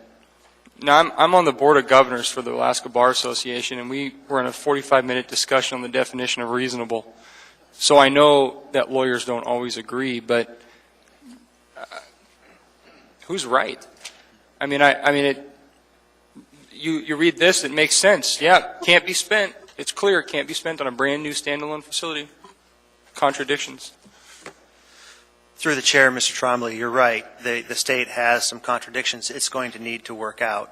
I will say that to one degree, they're at least all consistent in this, and that is that we can construct a multi-use court facility there. What's not quite clear, and what the state's going to have to clear up amongst its competing agencies, is whether that has to be attached in some fashion to Dempsey, or whether it can be a standalone. Our position is it can be a standalone. The opinion you received today from the state, Ledge Legal, suggests that it has to be an expansion of Dempsey or somehow attached to Dempsey. I think that's a misread of the intent and the TPS, but we'll work that out with the state and get that clarified. Right now, as you know, there's been some conceptual design work on a standalone, but that's not a final design. And if the state ultimately lands and decides amongst its competing agencies and the legislature that it needs to be attached, and the state legislature doesn't change that in the next session, then we'll figure out how to make an attached facility, whether that's through utility connections or concourse or covered walkways or whatever else it might need. We'll make it work. But for now, a facility can be built there under this grant. Okay, so what I'm hearing from you is that the facility can be built. But if the state later comes back and figures out, well, no, in fact, it can't be built, now we need to find a way to attach it, or the state needs to work it out. Are we, generally speaking, I don't like to build something without knowing a reasonable cost. Again, I use that word reasonable, but a reasonable cost. What am I getting myself into? Mr. Starr builds project manager for buildings. My guess is that he probably looks at things from all angles before we go at it and say, well, I think we can do this, but if not, then we'll come back later and we'll try to fix that later. Wouldn't you want to know for certain before we accept this? Are we putting ourselves at a liability? I don't want to do that. Through the chair, Mr. Trombley, we're not putting ourselves in a liability position. What we're doing is agreeing to accept funds for these projects. We have 5 years to work this project, and we will certainly, within a very short period of time, work out with the state exactly what they think the scope of the grant is in terms of an attachment or non-attached, and we will take that to design and construction. Thank you. Ms. Gray-Jackson, I think I've got you in the queue by error here again. Thank you. Mr. Training. Thank you, Mr. Chairman. I'm a no vote on this. This money, when it came down, was referred to maintenance and rehabilitation, repair, and Project 80s. And building a new building is nowhere, no matter can you say that is a repair of an existing building because one doesn't exist there. I've been to Dempsey Anderson many Saturdays, and there is no parking there. To tell these people we're simply going to put a building on top of your existing parking lot makes no sense at all. I'm a no vote on this, Mr. Chairman. Thank you. Mr. Steele. Well, there's a lot of points to address here. Yes, there is disagreement in various opinions. Opinions that the Turnagain Community Council got. They had a special committee set up to investigate this, and we met all summer. Their analysis was that it's very clear that the intent of the legislature was for a portion of the funding to be used to build new indoor multi-use courts for tennis, basketball, volleyball, and other sports. If you look at the report, yes, the legal opinion states that in the brief description, it says deferred and critical maintenance of municipal facilities and Anchorage. But then you go down to the detail project description, and it's perfectly clear. Dempsey Anderson Ice Arena and addition of indoor multi-use courts and facilities.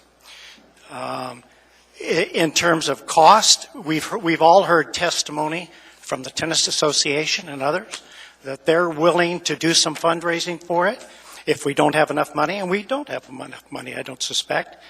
Let's have them take a shot at it.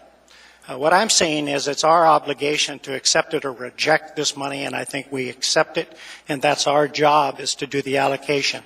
I left $1 million in there in the fund to take in opportunities. If we see some things that come up in the repair of the ice rinks, then we have some funds to do that. The thing, I want all the ice arenas in top-notch shape. I want them renovated and restored, and I think there is the money to do it. And so I would urge a yes vote. Mayor Sullivan. Yes, thank you, Mr. Chair. I know parking has been a concern. I know Mr. Honeman and Mr. Trainee both have expressed concern. The initial study shows that even with the addition of the facility, because we'll be expanding the parking lot to the south and actually delineating parking, we add 73 parking spaces to the existing footprint.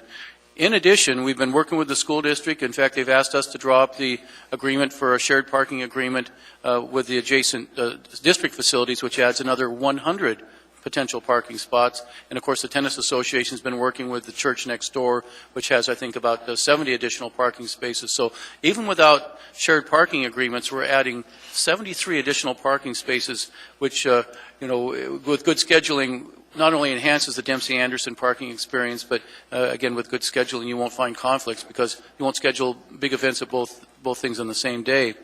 People mentioned Project 80s, and it's interesting to note if the criteria is that it had to be a Project 80s facility, I would remind the body that Ben Boeke was built in 1974. It's not a Project 80s facility, neither is Harry McDonald Center for that matter. So, if that's one of the criteria people would like to use, then the broad brush that was used under Project 80s includes obviously other facilities that aren't Project 80s. It was clear the legislature found a vehicle to include all of our facilities within and made their intention clear when they wrote the TPS report where they delineated exactly which projects they wanted. And of course, Representative Stoltz actually specifically outlined how much money for Harry McDonald. He could have done the same with any of the other projects, but didn't, just to give us that flexibility. For example, we asked for $10 million for Ben Boeke. The repairs there aren't going to cost $10 million. So, we threw some numbers out just based on real preliminary numbers. Some projects may cost a little bit more, some may cost a little bit less. But certainly, as Kevin Meyer did in the Senate when he delineated $5 million for the museum, and as Representative Stoltz did when he delineated $4 million for Harry McDonald, they could have done that with the other projects as well, but they really did just give us the flexibility to get better numbers and to assign those numbers. Finally, to Mr. Trombley, when we talk about the cost, that's a good question. I mean, it really boils down to what will be the liability going forward.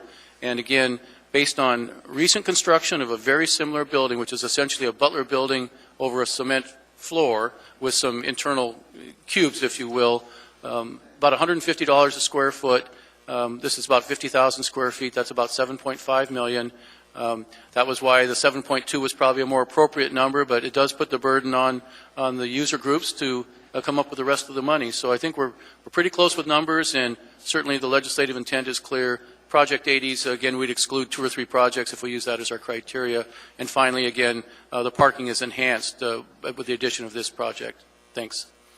Ms. Dembowski? Thank you, Mr. Chairman. I really appreciate Mr. Steele going into the details of the TPS report and specific details, and I really appreciate Representative Stoltz going into the details too. And that's the interesting thing, is because we can clearly go back to documentation that shows it was a $4 million ask. That's how much it was put in. So it's interesting to see the details come out, but I think it's also relevant to have the full discussion. When we speak about Project 80s, the thing that I have yet to hear anyone say, the interesting thing, when all these buildings were built and we were talking about the actual Project 80s, do you know who approved them? The voters. They went to a bond. They went in front of the voters. Do you guys want this? And that was an interesting tidbit that I learned today from one of our legislators that I personally wasn't here in the 80s when it went through, so I didn't know. But I thought that was interesting. Another point that I would just like to follow up on, the Mack Center keeps getting brought up. And in fact, we've had this discussion before, myself and the administration. It was the administration that asked Representative Stoltz to put the Mack Center in. So it's interesting to me that it keeps getting thrown back up and say, oh, Eagle River, you got the Mack Center. Well, we appreciate the fact that the administration caught that we needed it. So I just wanted to say thank you. And lastly, Mr. Chairman, with regard to process, I have a technical question here.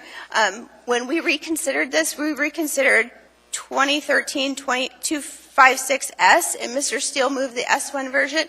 What is the appropriate way for me to make sure that the S version gets to actually be vetted? Do I have to move it before we vote, or can I move it after we vote?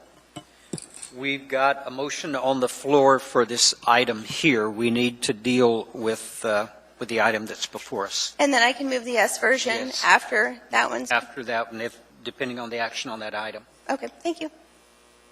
Mr. Gray-Jackson?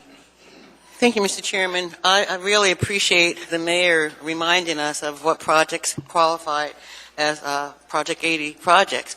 But I'm not sure about Bimboki, but I do know that Harry J. McDonald was built in '84, so I really think that that qualifies as a Project 80's project. Thank you, Mr. Chairman. Thank you. I have no one else in the queue. Please vote.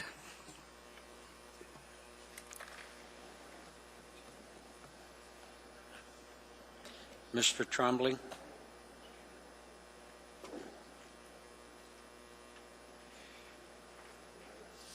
Motion fails 6-5. Mr. Chairman, I'd like to move 2013-256S. Push your button. Ms. Dembowski?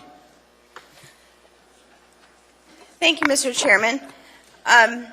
I have provided members of the Assembly a Project 80 summary worksheet. And through this process, the way I started was... Did I move to... I didn't move it. Okay. The way I started was starting with the things that actually needed to be fixed, including previous appropriations of the $26.5 million, and I worked myself backwards. As you can see, they're all clearly listed. Starting with, let's skip down to item 5, which is the Sullivan Arena. It talks about the direct refrigeration, boards, glass, and energy, and then the appropriate amount. And this is the most current amount that I've received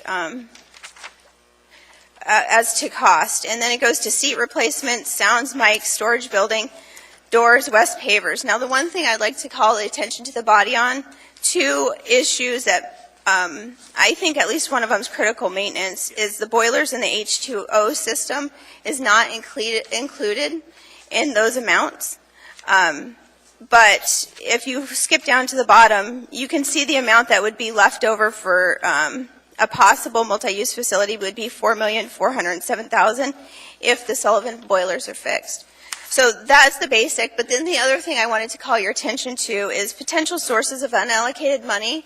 And I've had the CFO just double check these numbers for me, but you can see potential Parks and Recs bond money as well as State of Alaska grant money at the Dempsey Anderson that's available to be used. So I want to make sure that if we are going to take a certain amount to set aside for a potential multi-use facility, and then the potential of pairing this with a bond, then I would just like the body to have that under consideration. So I guess where to start is Mr. Chairman, I will move to amend line 28 and say, I'm going to be on my page 2, and my first choice would be item F. So I am going to move that the proposition shall be for a bond in the amount not to exceed $5,263,035.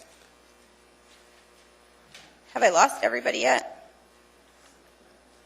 Essentially what, $5,263,035.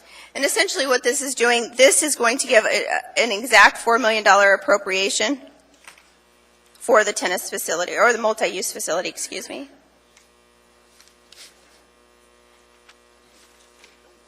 And if people don't... Second.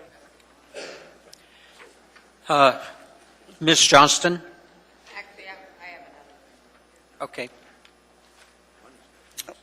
Okay, we've got a first and a second on the amendment. Everyone, please vote on the amendment. Are you? It's right here.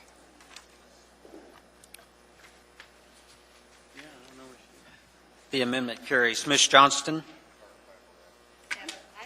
Whoops, sorry. I would like to move to delete line 25 through 37. This is basically deleting the bond packaging, and if I could get a second, I will explain why I say I have a second. Even though I like the concept, and I think it's a very good concept, with what we're talking about as far as funding for this multipurpose building, and you are looking at a 5-year timeline as far as what happens with it and the construction, and I think everybody needs to take a breather once hopefully something gets passed tonight. And I think the Tennis Association needs to look to see what has been funded, and then I think they need to come up with how they are going to go about either garnering the rest of the money, if they can do it, if it's something that, they're going to raise the funds for it, are they going to look for it getting reappropriated from the legislature, whatever. But I don't think we should go out of the gate saying that we should have a bond. Particularly, I don't really want to have a bond package this year, because I think we have other things that need to be going on that bond package. And so this, as I say, we have 5 years for this. And be honest with you, I am also wary of this item. And I would like to appropriate what we can to hockey and what we can to tennis and call it a day and let everybody go back to the corner and figure out what they're going to do. Ms. Dombrowski? Thank you, Mr. Chairman. The reason I even came up with this idea is there was a few things that I heard other members talking about during work sessions and whatnot that bothered them. One was process. How did we get to where we are today? It was really because the Assembly was a little bit left out of the loop after our legislative packet went to Juneau. So, I get that.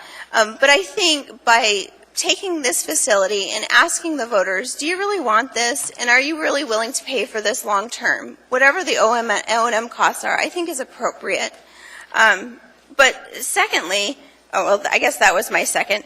But, when we're asking the taxpayers who ultimately are going to be liable for the costs that are incurred, I think it's appropriate that they get to weigh in. All these other Project 80s buildings, they got to weigh in at one point or another, so I think it's appropriate. So I won't be supporting this amendment. I think the best thing we can do is really have a good public process, and this is one avenue to do that. Mr. Training.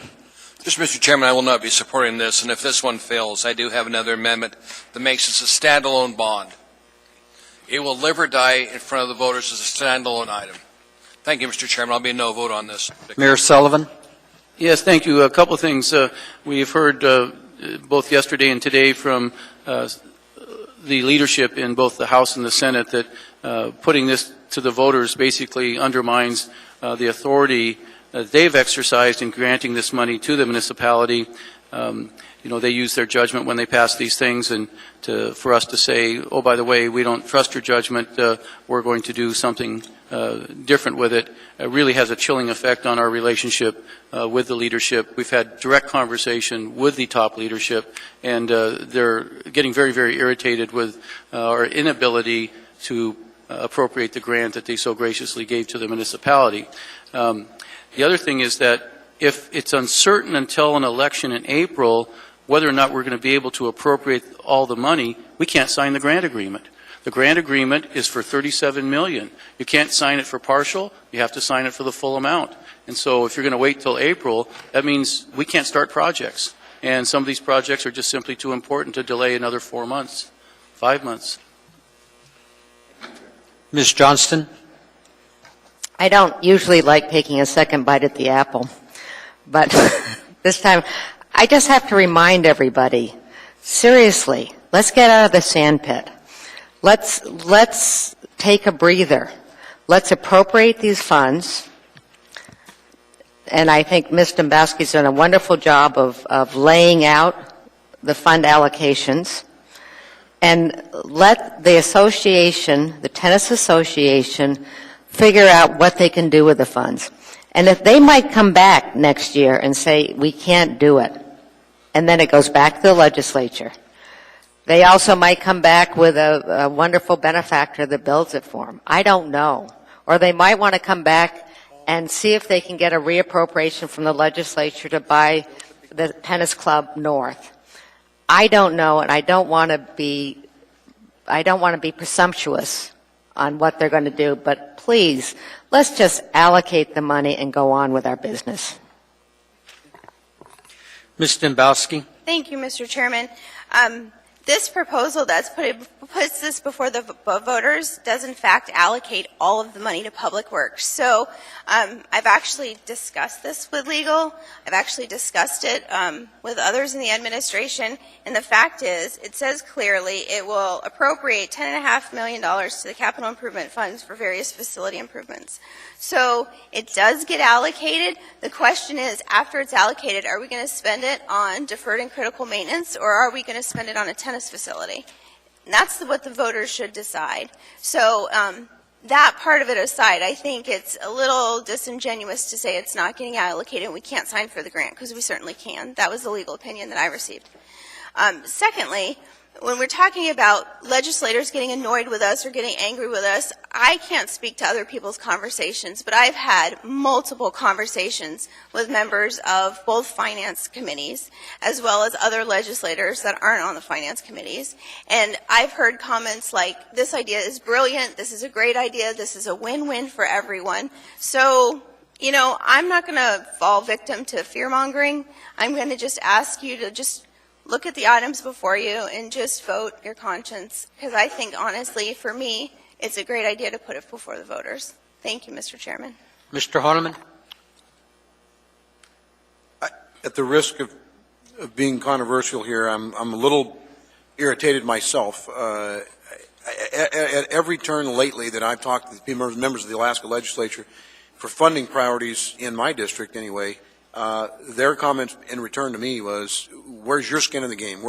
They want to see us put up something to match or to put a little something in good faith that we're doing our part and not totally relying on the state legislature to carry buckets of money back for projects in our district. So I can't see where anyone would, in the Alaska State Legislature, leadership or not, would be irritated if we weren't doing our part and due diligence to say, hey, you know, I've been on record and I'll repeat it again. I'm absolutely okay with a publicly owned and run tennis facility, indoor tennis facility in Anchorage. And I think we should take the money that we've gotten and make the effort to purchase the Alaska Club North. That's what started the whole concern in the first place, that those courts may be closing and there a need for a new facility to replace them. So, you know, to the extent of Mr. Johnston's comments of let's make a decision and get on with it, I'm more than willing to give the direction and a resolution and direct the administration to begin bargaining in that area and hopefully bargain in good faith. And I hear, yeah, you can't do it. You know, that's a leadership issue for the state legislature. We go back and ask for reauthorization, reappropriation. That is done routinely. So we accept the money, we move forward, and we start negotiations. I see us as a win-win as well. Mr. Starr?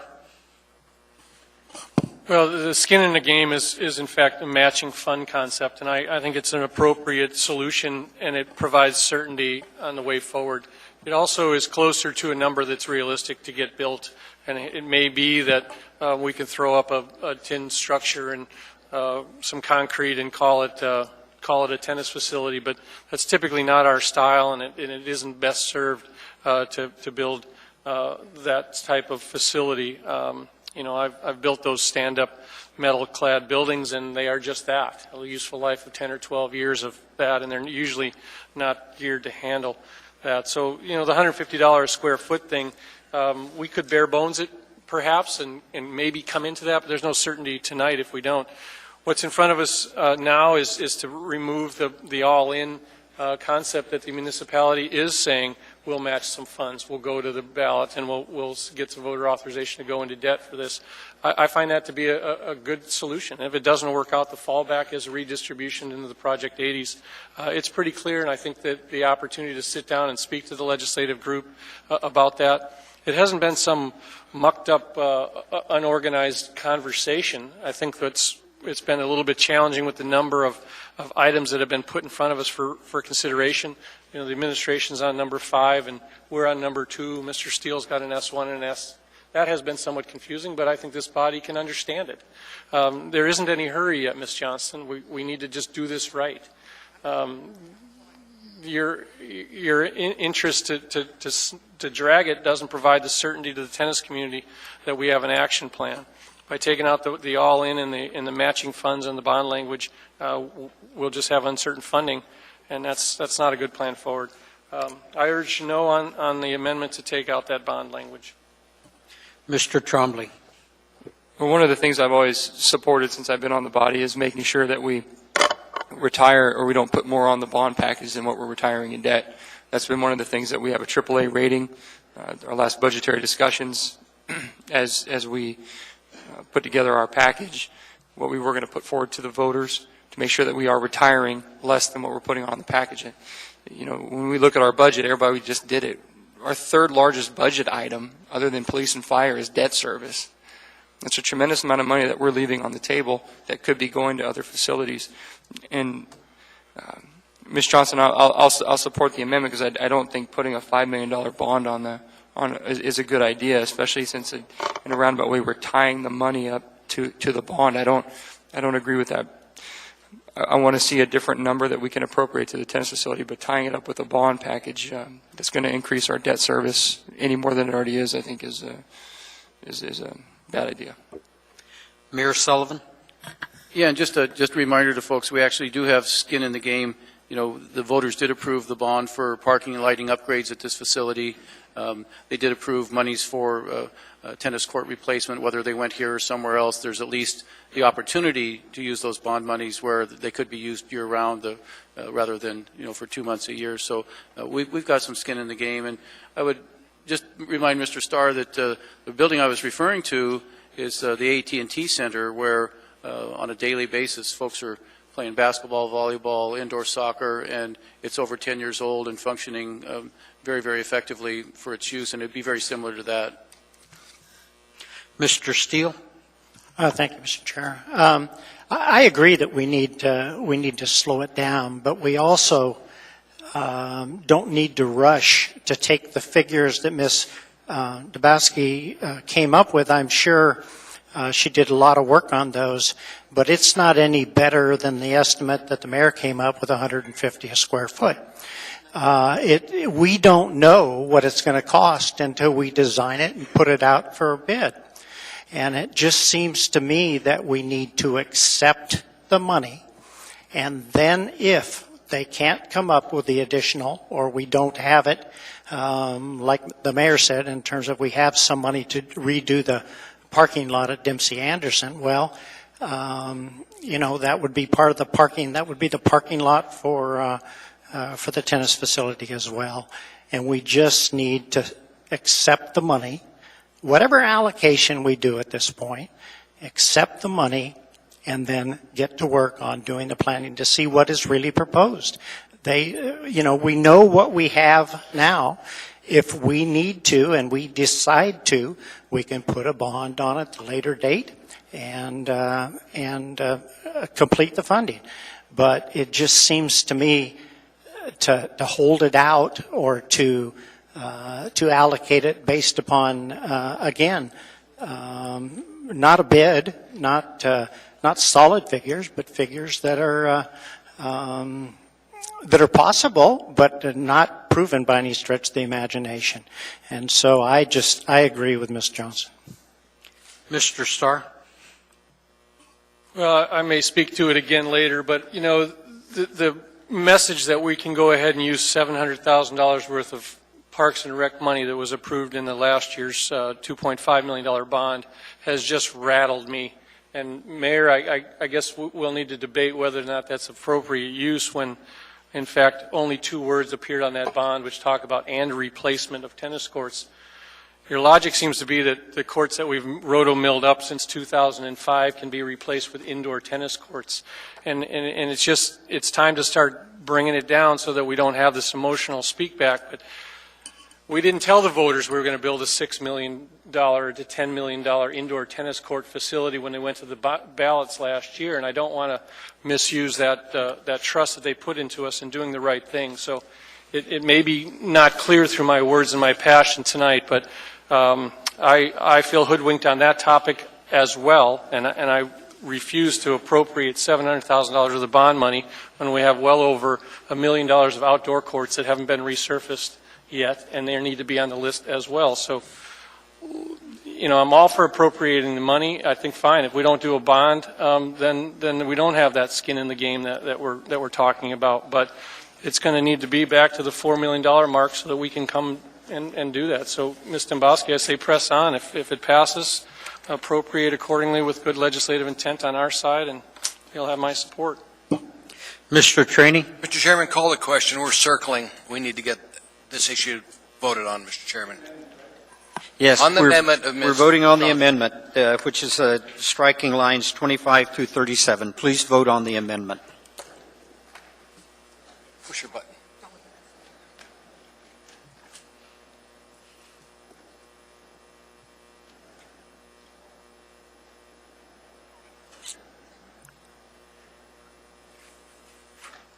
That motion fails 6-5. Mr. Trainee, are you in the queue? Yes, sir. I've got a little amendment for this. On page 9 to be amended, AR 2013-256S, Section 2, page 1, line 29. This amendment is added clarification by including qualification to the proposed ballot proposition. The ballot proposition is intended to be a standalone proposition and not combined with other Parks and Recs bond proposals. Voters will be guaranteed the ability to vote in this item without other unrelated projects in the mix. Second.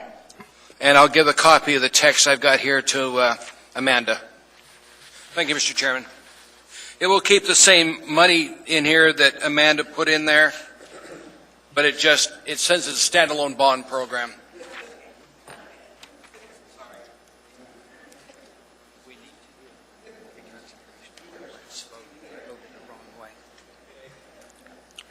Can I do it now? Yep. Mr. Chairman, point of personal privilege. Yes, Mr. Trombley. I'd like to do a reconsideration on the very last vote. You can't, we've already got a motion on the table. You can't go backwards, sir. Not that far. You can do it after. Okay. Go ahead, Mr. Trainee. Nothing. This is, I've made it clear this is standalone is what I'm bringing forward. So it's not tucked into other Parks and Rec bonds. I want it to stand alone, either live or die on its own merits. That's the reason for this. Need support of the body to put it in this motion in front of us. Mr. Honeman? My question is that do we know how many voters, how many, what the service area would be for this Parks and Rec bond? And what would that be on an estimate for this dollar amount for a payment? And I'm not sure if anybody's ready to answer for that. Ms. Mahoney? Sure.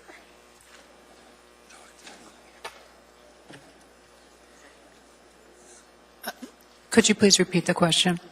What is the number of taxable properties in the service area for this type of bond, standalone bond, Parks and Rec for the multi-use facility? Roughly, do you have an idea? I do not.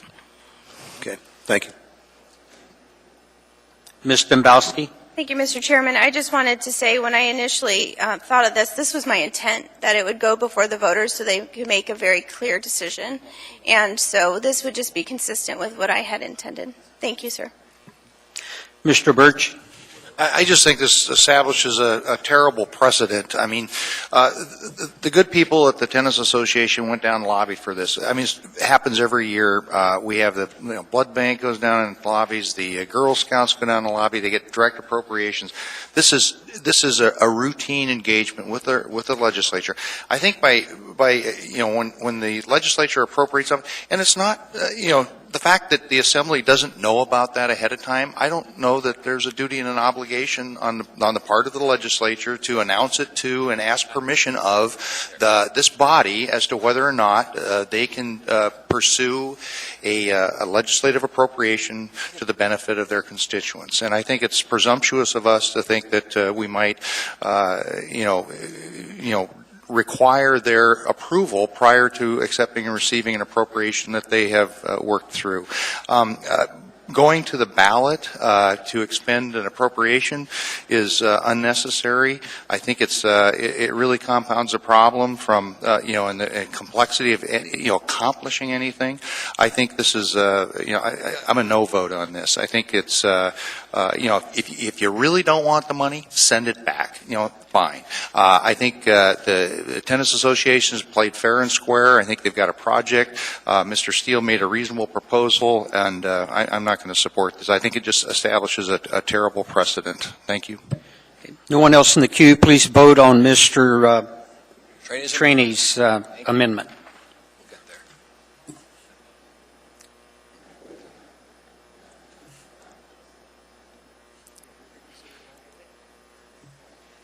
That motion passes 7-5. Yes.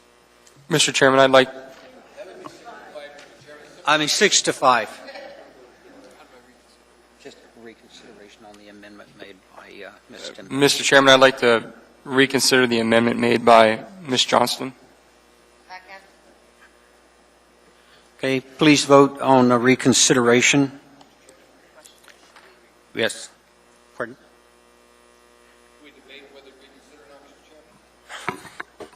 We can do that? I don't think you can. Yeah. Hit your button. Mr. Trainee, I asked for that reconsideration because I voted the wrong way. Okay, that's what I wanted to know. Thank you. Point of order, Mr. Chairman. Yes. My understanding, and I could be wrong, but my understanding of Robert's rules is a motion to reconsider once you've already moved past that into another item, you can't go back and reconsider it right then?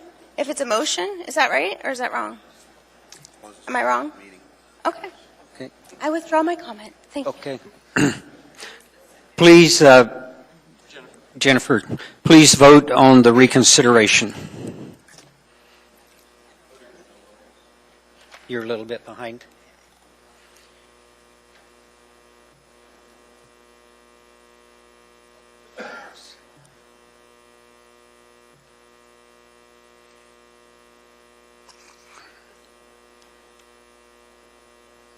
Okay. It's just a simple majority for reconsideration. it is back on the floor for a vote. So please vote. Mr. Starr? It's back in front of us. Mr. Hall, you sponsored this S version along with Ms. Dembowski, and now apparently you're going to support the removal of the language that was a pretty good idea. What's changed your mind?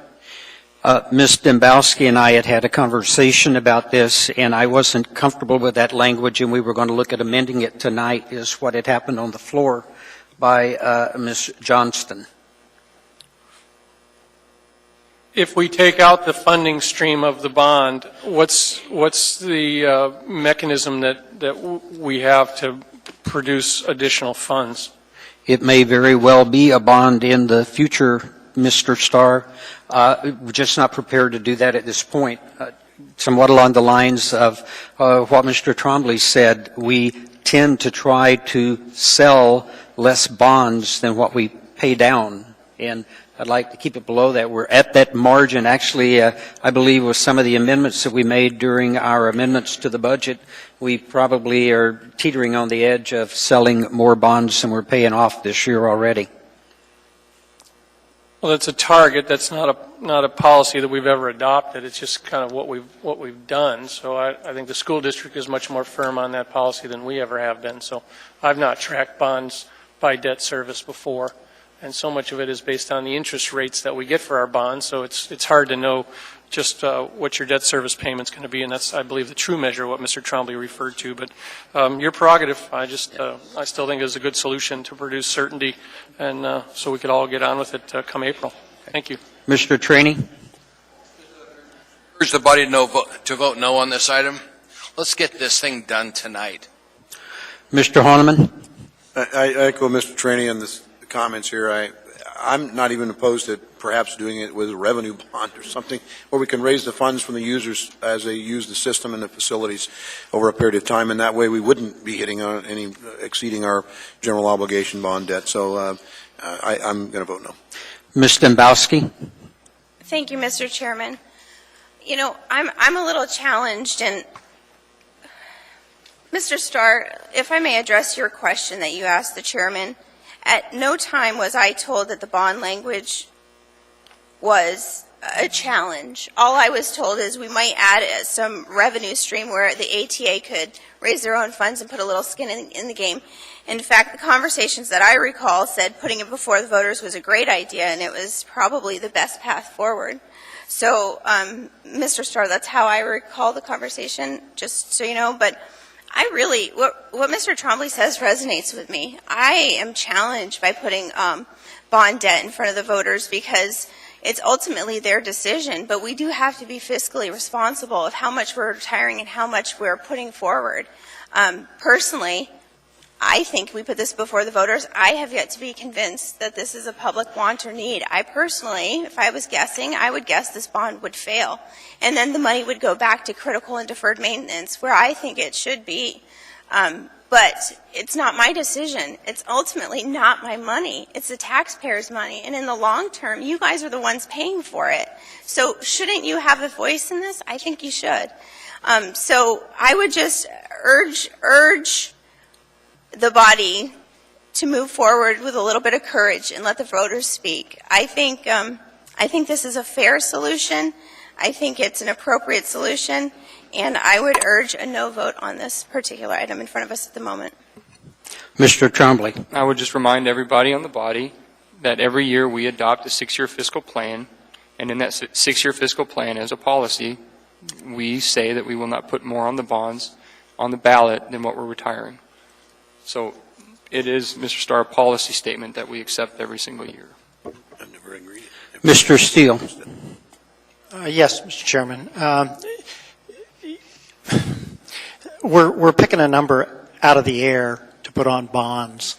How is that any more responsible than what we already have in terms of a number? What we need to do is we need to do a design and get some bids to see what it's going to cost. If we don't have it, if others can't raise it, then we need to look at options for raising it. It's, we've got the intent is clear. The legislature gave us money for this particular purpose. And it's our responsibility, despite what Mr. Baskey said, to allocate the money, to accept the money and allocate the money. And I think that this needs to be defeated, and we need to find a mechanism that works. Ms. Dembowski? I actually wasn't in the queue, but thank you. Okay. I do want to be very clear in that when Ms. Dembowski and I were having conversations, I did feel that at some point a bond would possibly be a possible solution to this. The language in this that I had discussed was, in the event the bond proposition for the multi-use facility is not placed on the ballot or the bond proposition fails, this amount shall automatically be reallocated without further appropriations. That was the part that bothered me, because we do have some time, and if the Tennis Association has the ability to go out and raise some revenue, I think opportunity needs to be given to that, as well as any other options for funding that might possibly be available. With that, there is no one else in the queue, so please vote.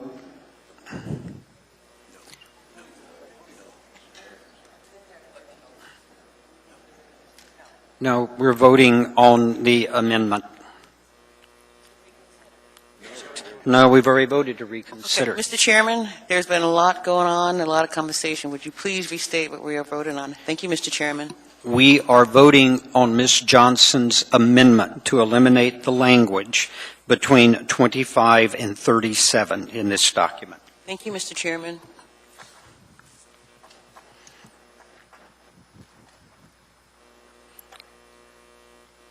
That motion carries 6-5.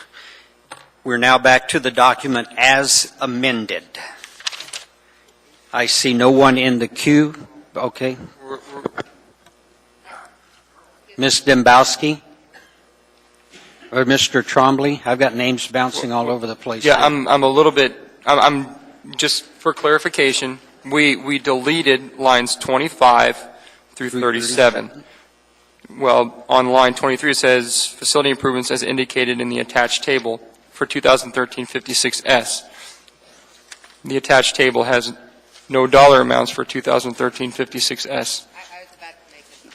Yeah. You're going to, okay, I just wanted to make sure before we voted on this. Ms. Johnston? I move that on that table where there is no, for a multi-purpose facility, I move $4,977,000.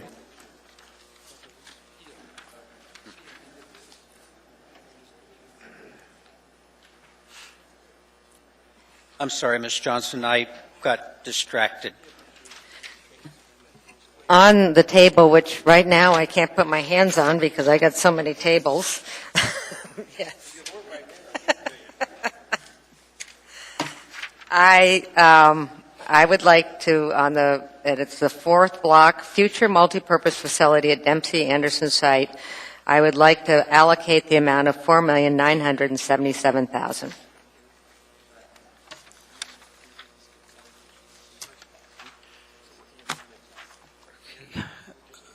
We've got a second. Ms. Dembowski? I'm not in the queue, Mr. Chairman.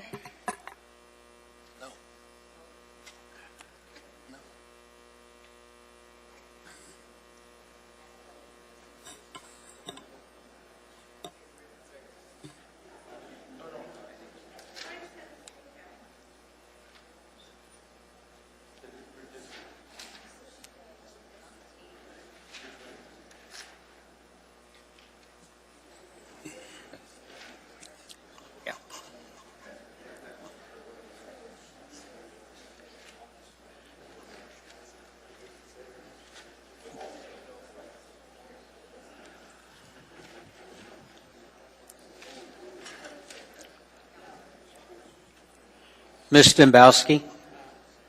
You're in the queue? No, sir. Okay. Mr. Starr? We seem to be having kind of offline conversations throughout, so I have a question for Ms. Johnston, but Yes, Ms. Johnston? the assumption that in that table where we have the Sullivan, the Ben Boke, and the Dempsey, what do you plan to do with the other $10.5 million then? Actually, what I was doing, Add up to the $10.5 to be honest with you, the sheet I was using, because Mr. Let me ask it to another way then. Do you sort of agree with Ms. Demboski's appropriation Right, allocations to the rest of it? that was what I was using. Can I ask you about the question, her alternative number is 400? For the boiler? Correct. And because I didn't know as much about that, I know that's come and gone a couple times, and so I went for the higher number. In that you don't want to fix the boiler? I'm not sure if there's funds to fix. In fact, I could ask the administration. Well, there is if you don't appropriate 4.9 and you Let me appropriate ask the 4.4. administration if there's currently, are there funds to fix the boiler that are in Ms. Dombrowski's spreadsheet? Could the administration, Mr. Vacalis? Yes. Are there currently funds available for this without appropriating it in this allocation? I believe so. Within the, as we talked about before, within the Sullivan Arena Capital program, that they have the reserves, their capital reserves, to do those kind of repairs, and that's on their list. And is it a priority on their list? It is.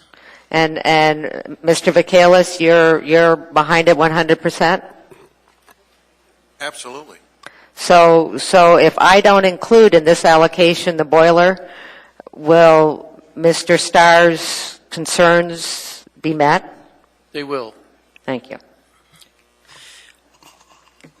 Ms. Johnston, do you have your numbers straight now? I'm willing to take a 5-minute at ease so we can get Actually, this straight. Mr. Wheeler said he has it on a spreadsheet, and at ease would be great. I'm going to take a 5-minute at ease because the chairman needs a 5-minute break.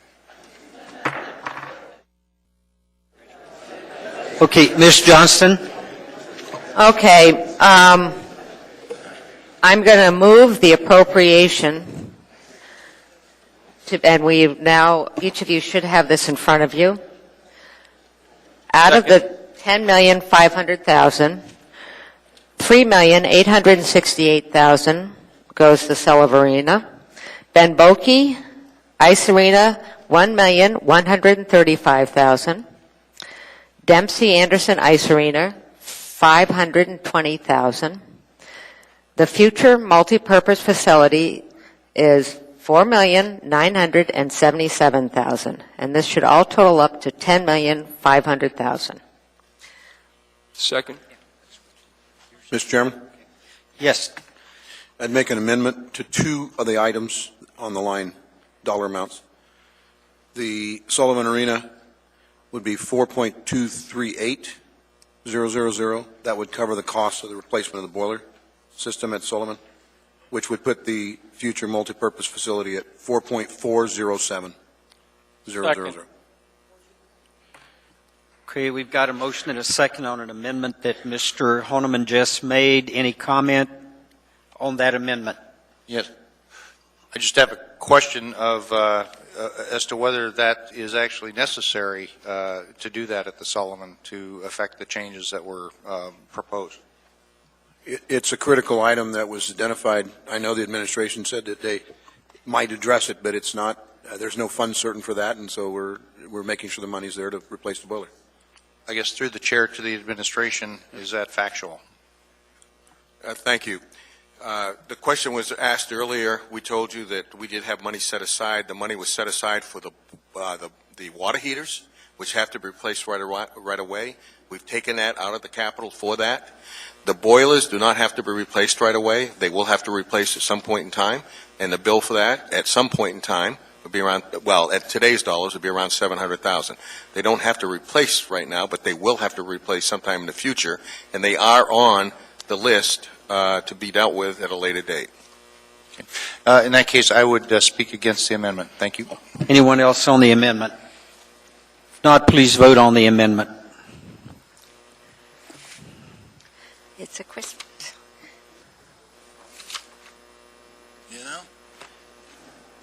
The amendment passes 7-5. 6-5, Mr. Chairman. It can't be 6-5. 6-5. Mr. Chairman. Back to the Anchorage. I'm going to need you to come down here and help me count, Mr. Trainee. Mr. Chairman, Yes. I veto that amendment. We got the mayor has done a veto on the amendment. And I'll give a written version to Chairman. the clerk. I think we need to have a written veto. I don't think we can accept verbal vetoes, sir. Yeah, it's coming to the clerk right now, Mr. Trainee. But I want a copy of it. Thank you, Mr. Mayor. It's pretty simple. Point of order. Ms. Dembowski? Thank you, Mr. Chairman. I would like to ask Assembly Council a question regarding vetoes, if I may.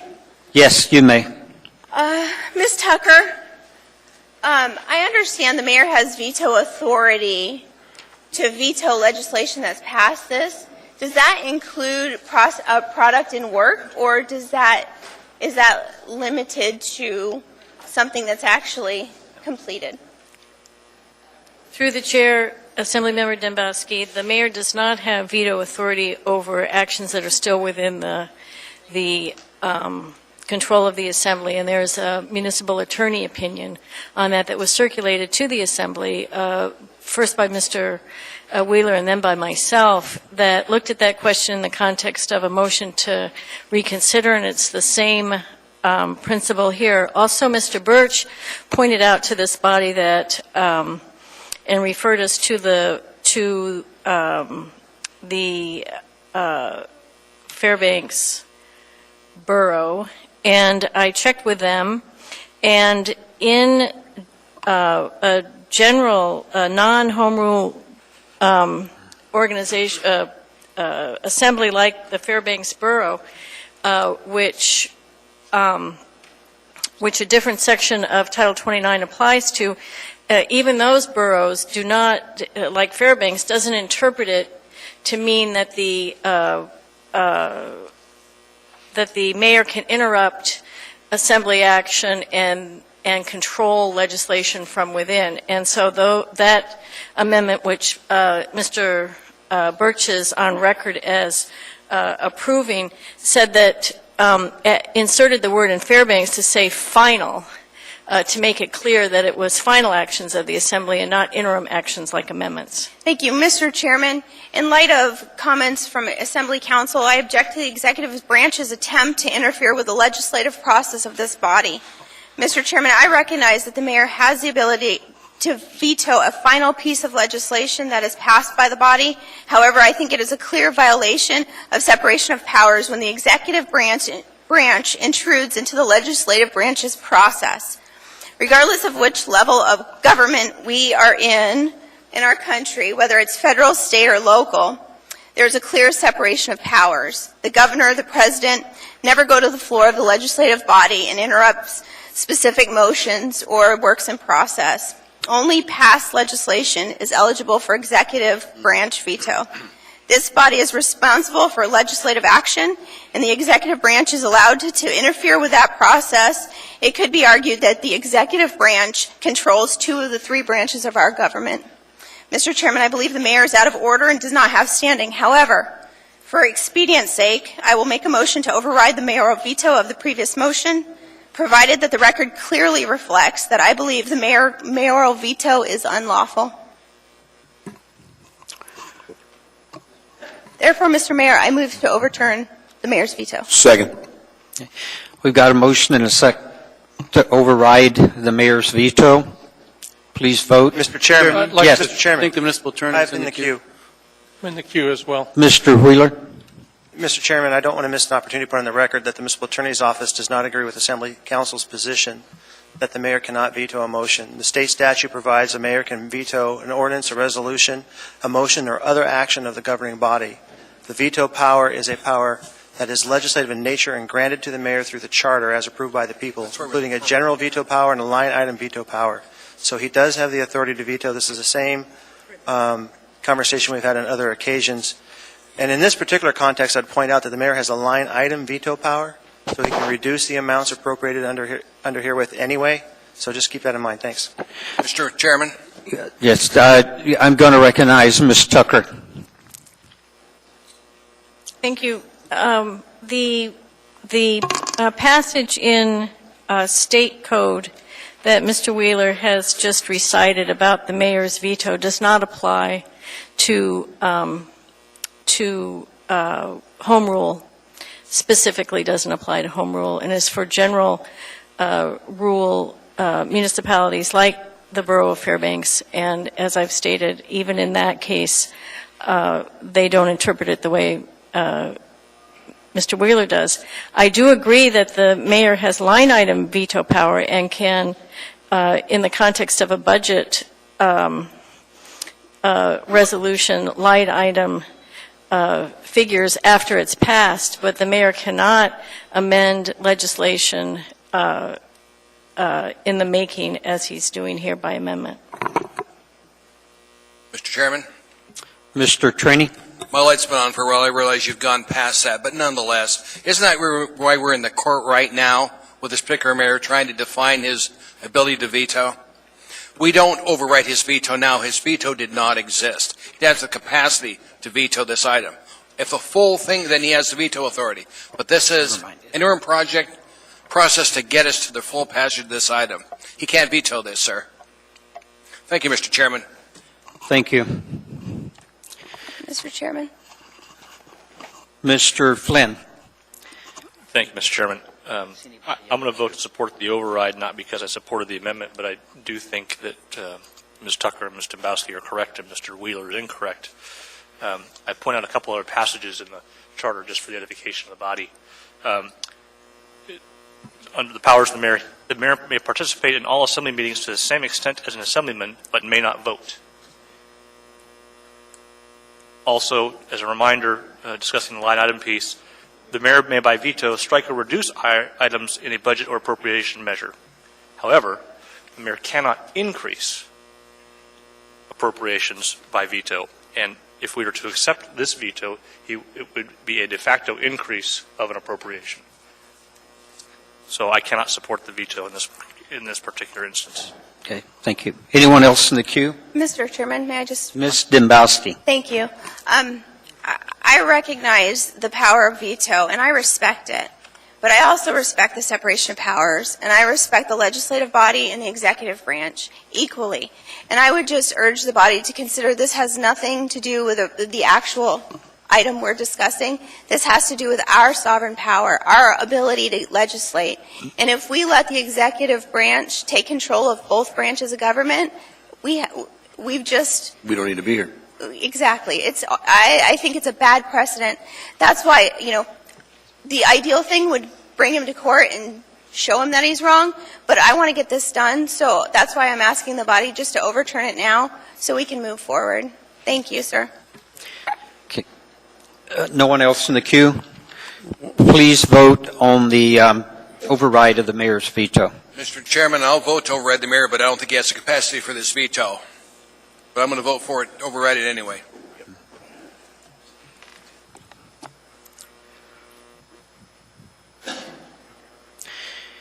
The motion to override passes 10-1.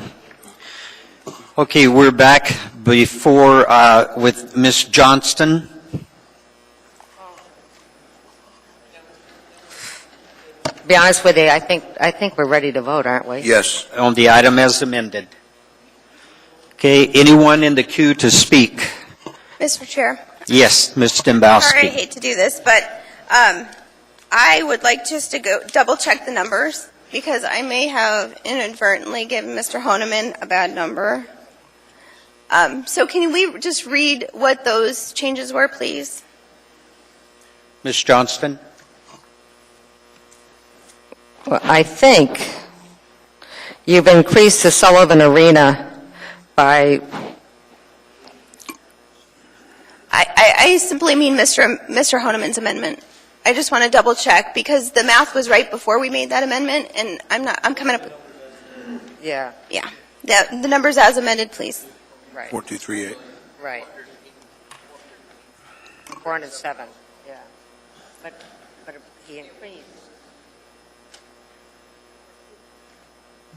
Okay, Mr. Honeman, let's pause for a second. Get with Ms. Dembowski and verify the number. I'm doing the math real quick, like as best I can.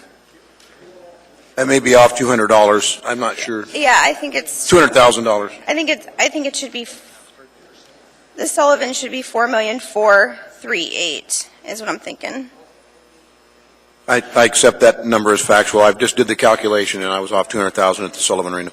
So it would be $4,438,000 for the Sullivan Arena and $4,407,000 even for tennis or multi-purpose facility at Dempsey. I concur and I second that. I have double checked it with my very handy dandy calculator. Okay.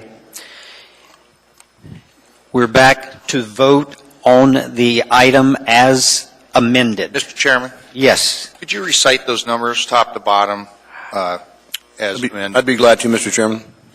$4,438,000 for Sullivan Arena. $1,135,000 for Ben Boeke Ice Arena. $520,000 for Dempsey Anderson Ice Arena.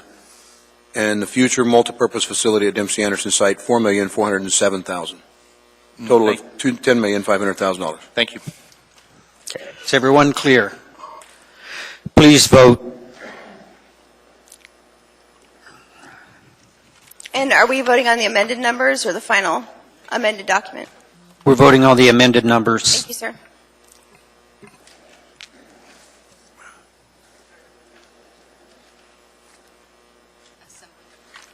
Mr. Birch? Motion passes 10-1. Mr. Chairman, move for immediate reconsideration, urgent no vote. Second. Well, we just We voted just, on the amendment. we just voted on the amendment. We haven't voted on the I final know, but action. when we get to there, I'm going to do it. I want this thing done. We're now voting on the item as amended. Please vote.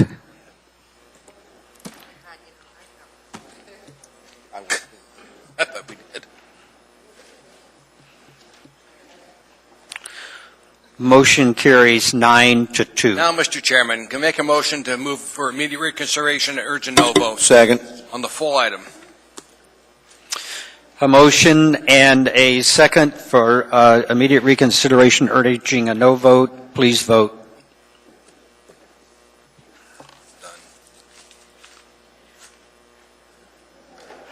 Motion carries, fails unanimously.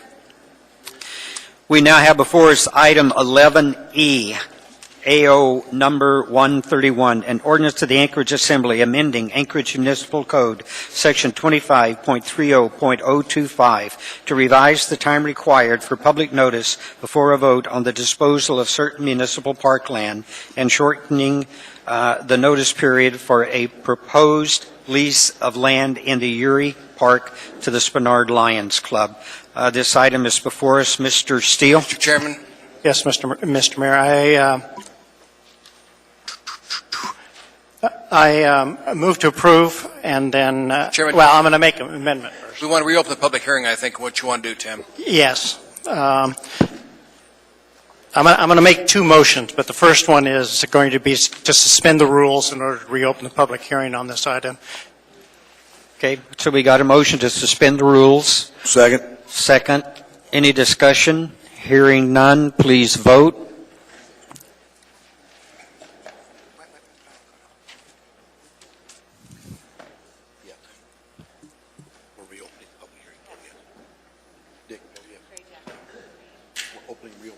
Mr. Trainee? Motion carries unanimously. Mr. Steele? Yes, the second motion is to set the public hearing date at our next meeting, the 14th of January. Second. We've got a first and a second, set the public hearing date on 1/14 January. Please vote.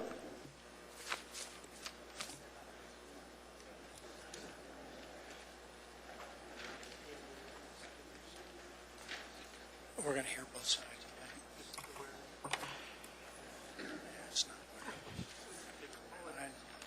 Motion carries unanimously. Mr. Chairman? The clerk has asked, please press your buttons when you make a motion. Mr. Chairman? Mr. Trainee? Could we get with the Lions Club, and I want a diagram of exactly what they're proposing to build on this site? Because I've heard it's a warehouse, and I want the planning department to tell us exact types of roads leading in this area. I want to make sure if they do put a warehouse there, those roads can handle the increased traffic. Mr. Mayor, I do have a plat of that we can get copied and distribute.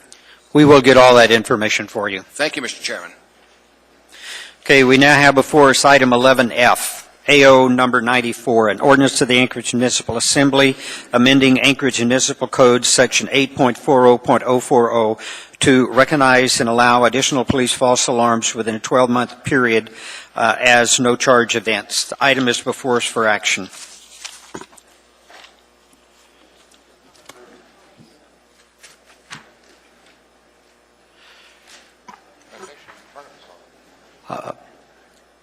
Did you push your mics and make a motion?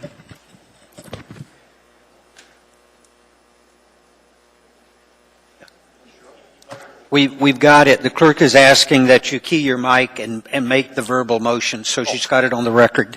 I see. Move to approve. I second it. Okay. The item is before us for discussion. Ms. Johnston? Mr. Birch, and I'm sorry, but could you refresh my memory? Did we approve the budget with this in mind? Actually, we didn't. It was a budget amendment that we attempted to process that would have modified the fee structure. We looked at that as an alternative. This was basically an outgrowth of a constituent concern about multiple charges. We've had the chief has come up and testified to that effect. We worked with the ombudsman in the matter of concerns voiced by constituents that have seen their multiple calls, and that's what this is attempting to address. Thank you. You done, Ms. Johnston? Do we have a C on this?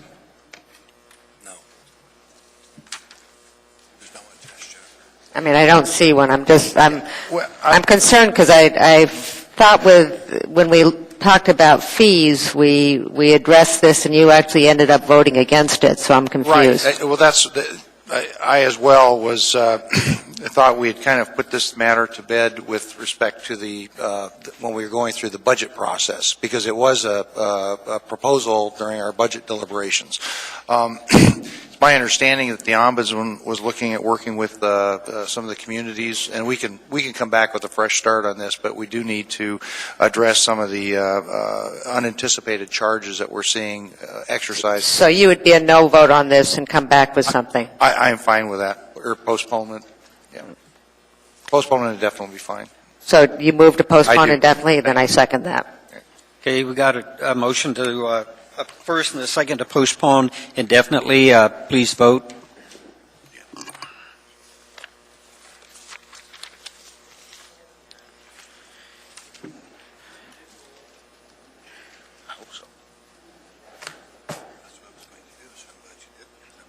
Motion carries unanimously. We have before us 13A AR number 303, a resolution of the Anchorage Municipal Assembly appropriating the State of Alaska grant in Senate Bill 18 when tendered of $4,500,000 to the Public Works Department for various facility improvements and returning $6,600,000 of the state grant in Senate Bill 18 to the State of Alaska. I move to postpone indefinitely. Second. Yep, we've got to open the public hearing. We've got to open the public hearing. So anyone to testify? Anyone at all?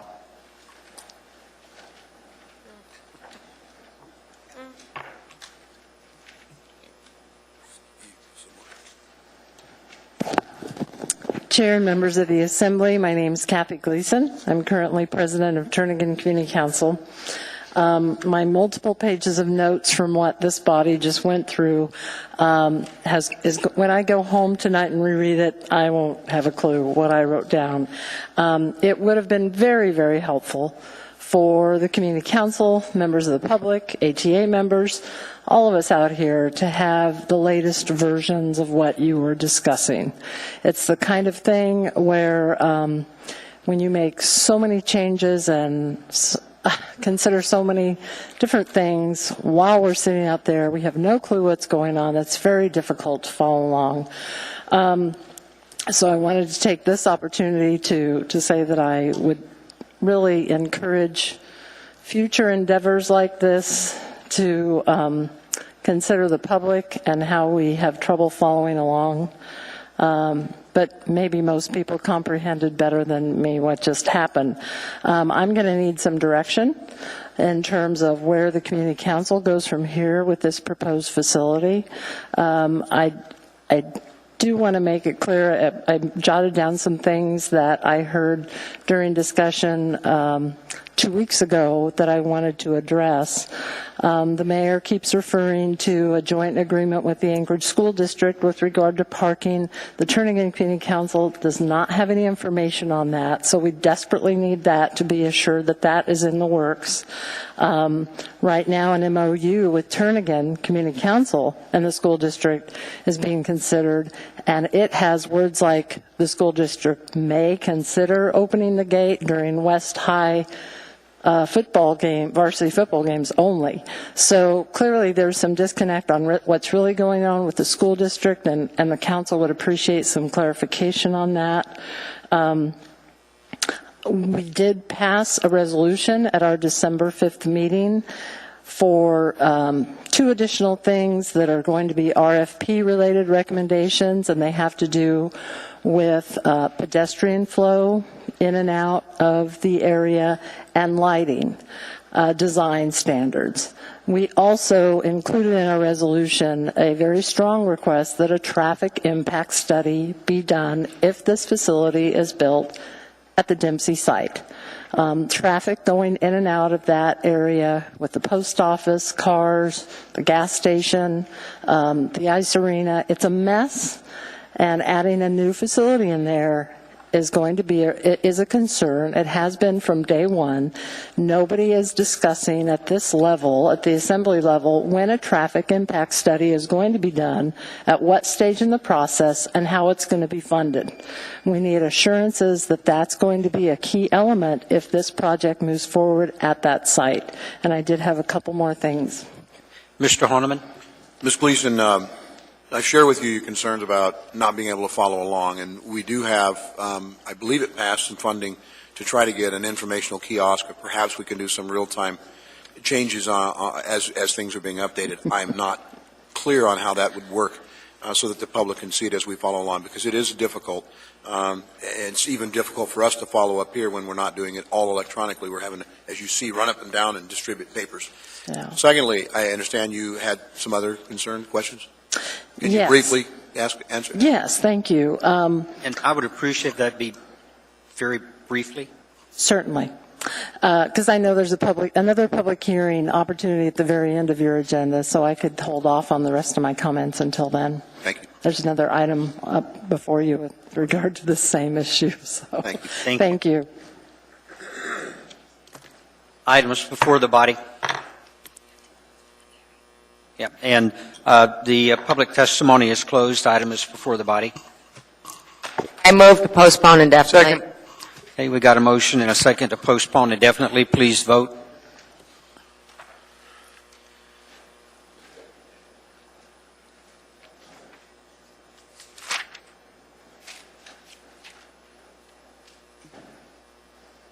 Item carries unanimously. We have before us item 14A, AO number 140, an ordinance authorizing a sublease of municipal lease property to Cabo Coffee LLC. This is before the body for public testimony. Anyone to testify? Anyone at all? Seeing, hearing none, items before the body for action. Public testimony is closed. Second. Mr. Flynn. Yeah, just a quick question. Where is this? Is this where Chaffee's is now or somewhere else? Yes. Yes, sir, it's where Chaffee's is. So there's a new company coming into that? Yes, sir. Okay, thank you. Mr. Training. Just wanted to make sure we all knew where it was. I talked to people there. They are they're sad that they're leaving. They'll be shutting down the end of this month. Okay, thank you. So I think it's good if we say goodbye to them. Mr. Horniman. I just want to do the same thing. I recognize Shelfie's has been proprietor operating out of that facility for, I think, the last 7, 8 years of my recollection. And they've been a good business in the location, and they now have a new location at Red Chair, something, or Red Chair Cafe, which is over off of 4th and Cordova. So good on them, and I'm sorry they're not staying, but I look forward to hopefully some good service from Cabo Coffee. Mr. Gray Jackson? Thank you, Mr. Chairman. Yeah, they will be missed, but for those of us that remember, that restaurant used to be part of, our conference room used to be part of that restaurant. That's how big it started out when we moved back to City Hall. So I'm glad to see that at least that small portion is still going to be rented out to someone. And we hate to see Choffies go, but it is what it is. Thank you, Mr. Chairman. Thank you. Please vote.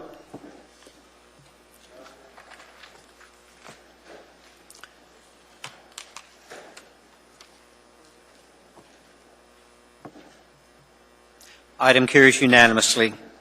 We now have before us item 14B, AO number 141, an ordinance authorizing a ground space lease located on a portion of Track B, Airport Road subdivision between Anchorage Water and Wastewater Utility and Selco Partnership, doing business as Verizon Wireless. This item is before the body for public testimony. Anyone to testify? Anyone at all? Seeing, hearing none, testimony is closed. Item is before the body. Move to approve. No, Ms. Johnston. Yes, I just would like to have somebody from AWWU come up and say what has been done with the community as far as this site and your overall impression since we've had some problems with past sites. Mr. Chairman, Ms. Johnson, I'm Brett Jokla with Anchorage Water and Wastewater Utility. With me is Brian Boss, our Development and Planning Services Manager. In the past, we had a separate proposal for the project site, which involved the erection of a second tower on the same site. We did not support that ultimately because it was going to put us into a review of the overall site. So we asked that Verizon suspend that proposal. They did come back with another proposal, which you have before you tonight, which involves what we're calling a swap and drop, or drop and swap.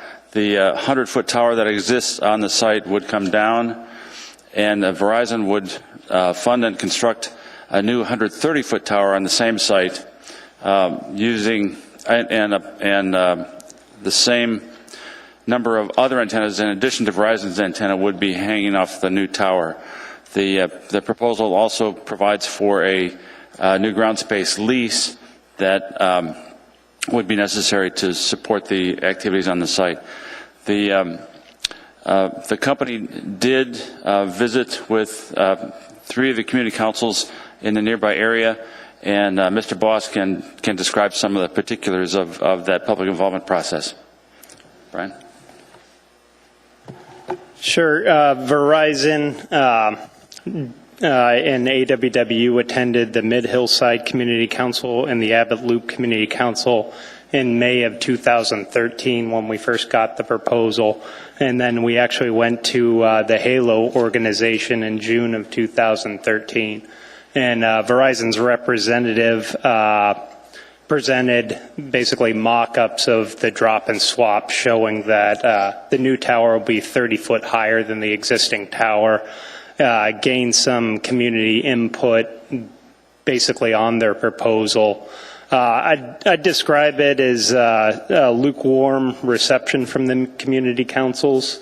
They didn't necessarily object to it. They had some comments as far as what they'd like to see, like Mid-Hillside Community Council asked that the tower be painted green and had some comments about the antenna arrays on the tower. I did not receive any comments objecting to it later, just basically comments on the aesthetics of the tower, and that was it.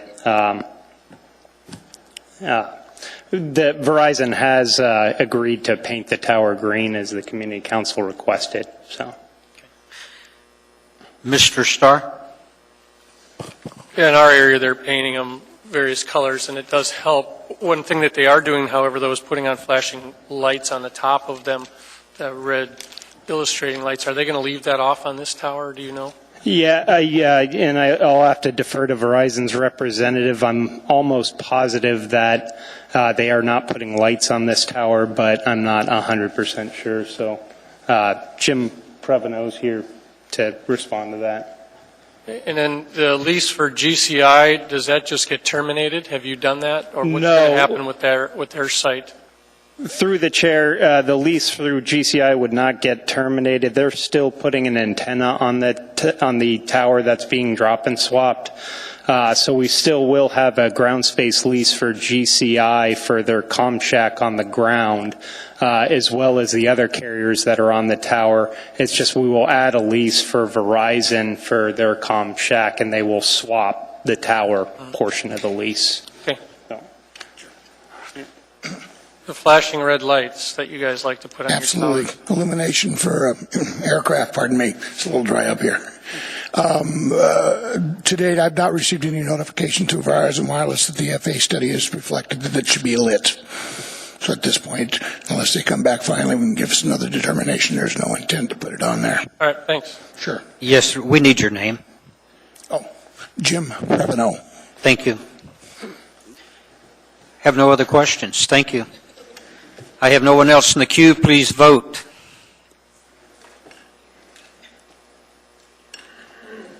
Vote.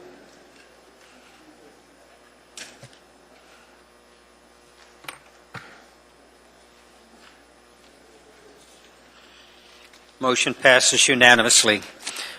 We now have before us item 14C, AR number 318, a resolution of the Anchorage Municipal Assembly approving an alcoholic beverage conditional use for beverage dispensary use in license number 4200 in the B3 SL General Business District with special limitations. District for Texas Roadhouse Holdings, LLC, doing business as Texas Roadhouse at 1154 North Muldoon Road within Gateway Subdivision, Tract A, Fragment Lot 17B-9, generally located north of the Glen Highway and west of North Muldoon Road in Anchorage. This item is before the body for public testimony.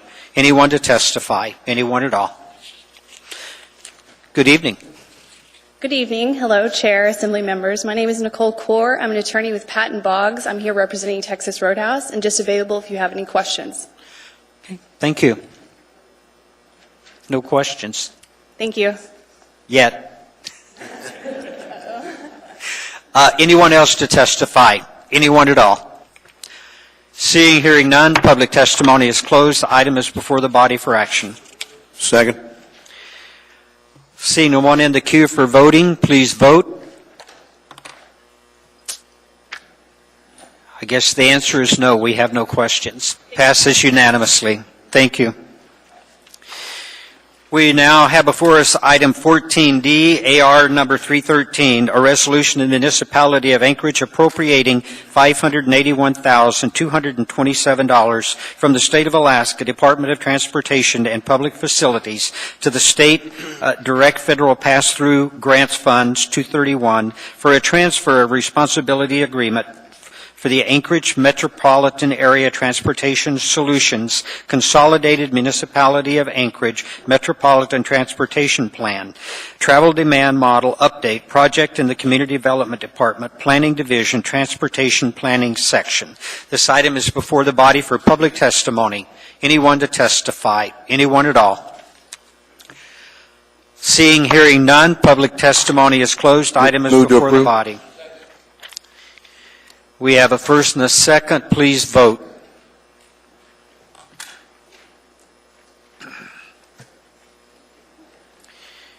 Motion carries unanimously. We have before us item 14E, AR number 315, a resolution of the municipality of Anchorage approving a federal administration grant of $920,000 and a contribution of $222,831. Waive reading. Thank you. The item is before us for public testimony. Anyone to testify? Anyone at all? Seeing, hearing none, public testimony is closed. Items before the body for action. Second. Seeing no one in the queue, please vote. Motion carries unanimously. We now have before us item 14F, AR number 316, a resolution of the Municipality of Anchorage accepting a Federal Transit Administration Section 503-5309 bus and bus-related grant and approximately $2,904,859 and a contribution of $63,882. Wait, reading. Thank you. This item is before the body for public testimony. Anyone to testify? Anyone at all? Seeing, hearing none, public testimony is closed. The item is before the body. Move to approve. Second. Mr. Starr. Is Lance here? I don't, just had a question as to, when it speaks to construction, then are we doing something in the current footprint? I tried to find a site plan behind the Diamond Mall still. Oh, sure. Through the chair, Mr. Starr, we're not going to be changing the footprint of the transit center. Most of the improvements are access into and out of the transit center and some pedestrian connections. Is it doesn't appear to be a heated and covered space now, is it? Did I miss that? It is indoor heated cover space. Okay, but you're not expanding it then is my initial question. That's correct. Okay, thank you. No one else? See no one else in the queue, please vote.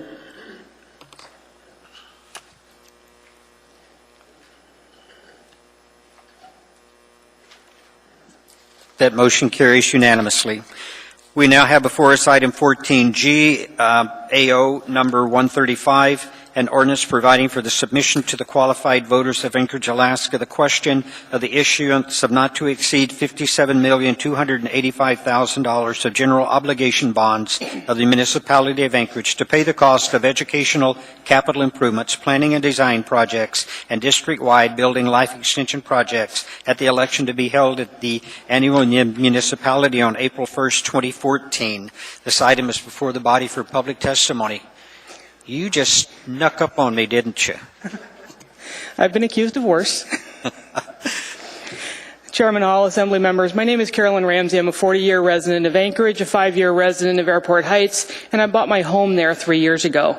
I don't have any children, but I'm here before you tonight to ask you to support this school bond, especially for the Airport Heights remodel. Airport Heights was built in 1954, long before I was even born. The last remodel was 40 years ago in 1973. The children of our neighborhood deserve to have a school where special needs classrooms have running water and restroom facilities, an area for tutoring for the children that is not the hallways, proper-sized classrooms, and a secure building. Right now, when the boiler goes out, the teachers are forced to open their doors to try and get some heat into their classrooms. Due to lack of parking, the vehicles line the streets. During drop-off and pickup, vehicles are even parked in the middle of the streets, and I believe some of you have witnessed this. It's only a matter of time before a parent or a child is hit. These are only a few of the issues, but I think you get the idea. Our children are our future, and the future that I believe Anchorage deserves. And please, we'd like to ask you to give them the best shot to be successful. Thank you. Thank you. Mr. Trainee? Carolyn, Sorry. thanks for being here. No problem. You Thank attend every community council meeting. We know where that community council meeting is held. When they can, it's in a library. Sometimes it's out in the relocatable buildings. That school, I've been to a lot of schools, and that's the worst one I've seen in this area. The rest have all been upgraded. This one is a mess. Yes, and the art room is actually held out in a relocatable with no running water. So I'm not exactly sure how you do paper mache like that, but I got to give those teachers a hand. Painting. Yeah. Thank you, Carolyn. Thank you. Anyone else to testify? Anyone at all?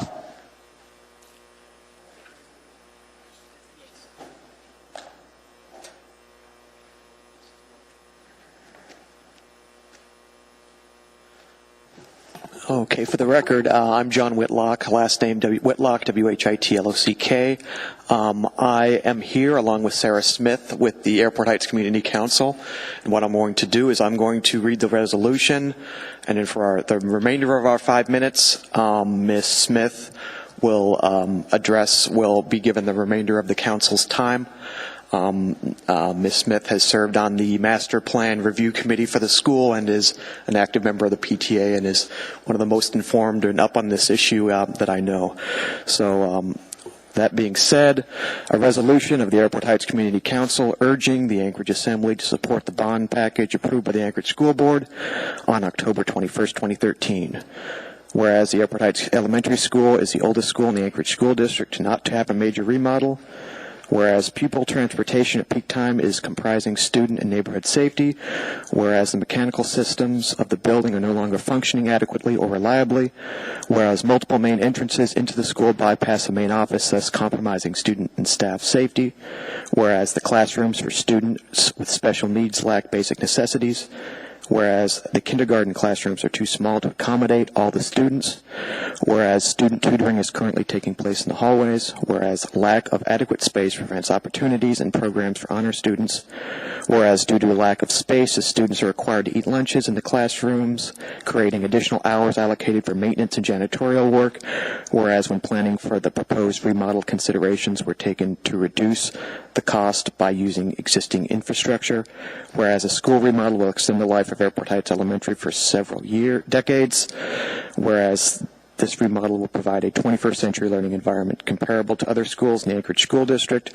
which is essential for higher levels of education, whereas Airport Heights Elementary provides a vital role to the community as a gathering spot for many pivotal community events. Now, therefore, be it resolved, this resolution was passed and approved unanimously, 17-0, with 2 community members at large in favor of the resolution as well. So, Ms. Smith.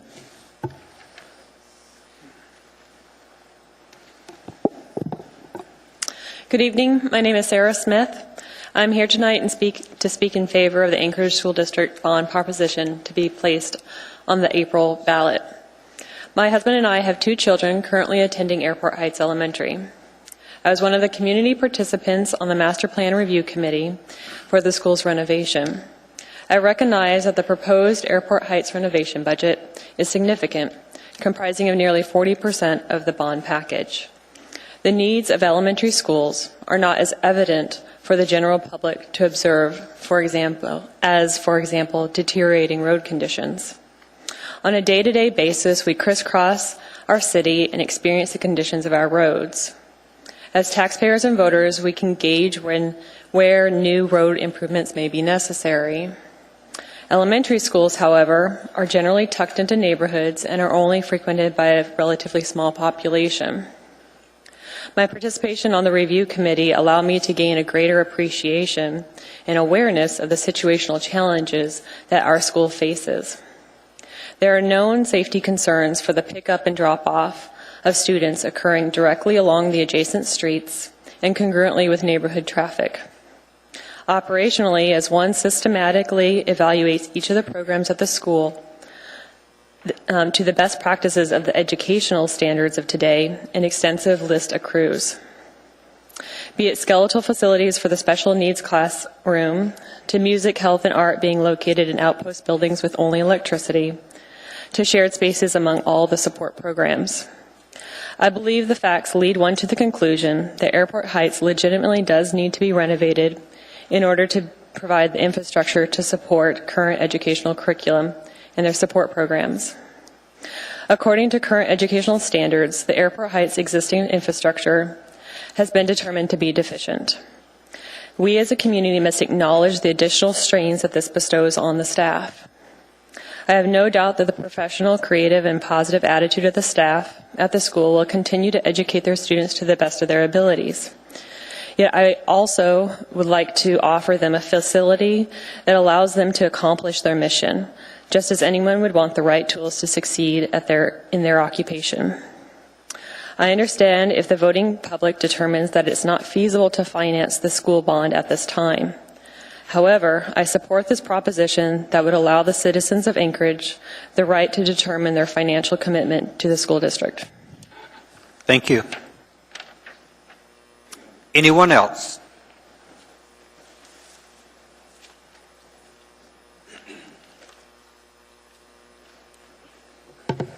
Mr. Chair, Anchorage Assembly. For the record, my name is Tim Casillas, and I am an Airport Heights resident. Some of you may have already heard my case about Airport Heights Elementary, but don't worry, I'll stop when the light turns red. Webster's Dictionary defines significant as having or likely to have influence or effect.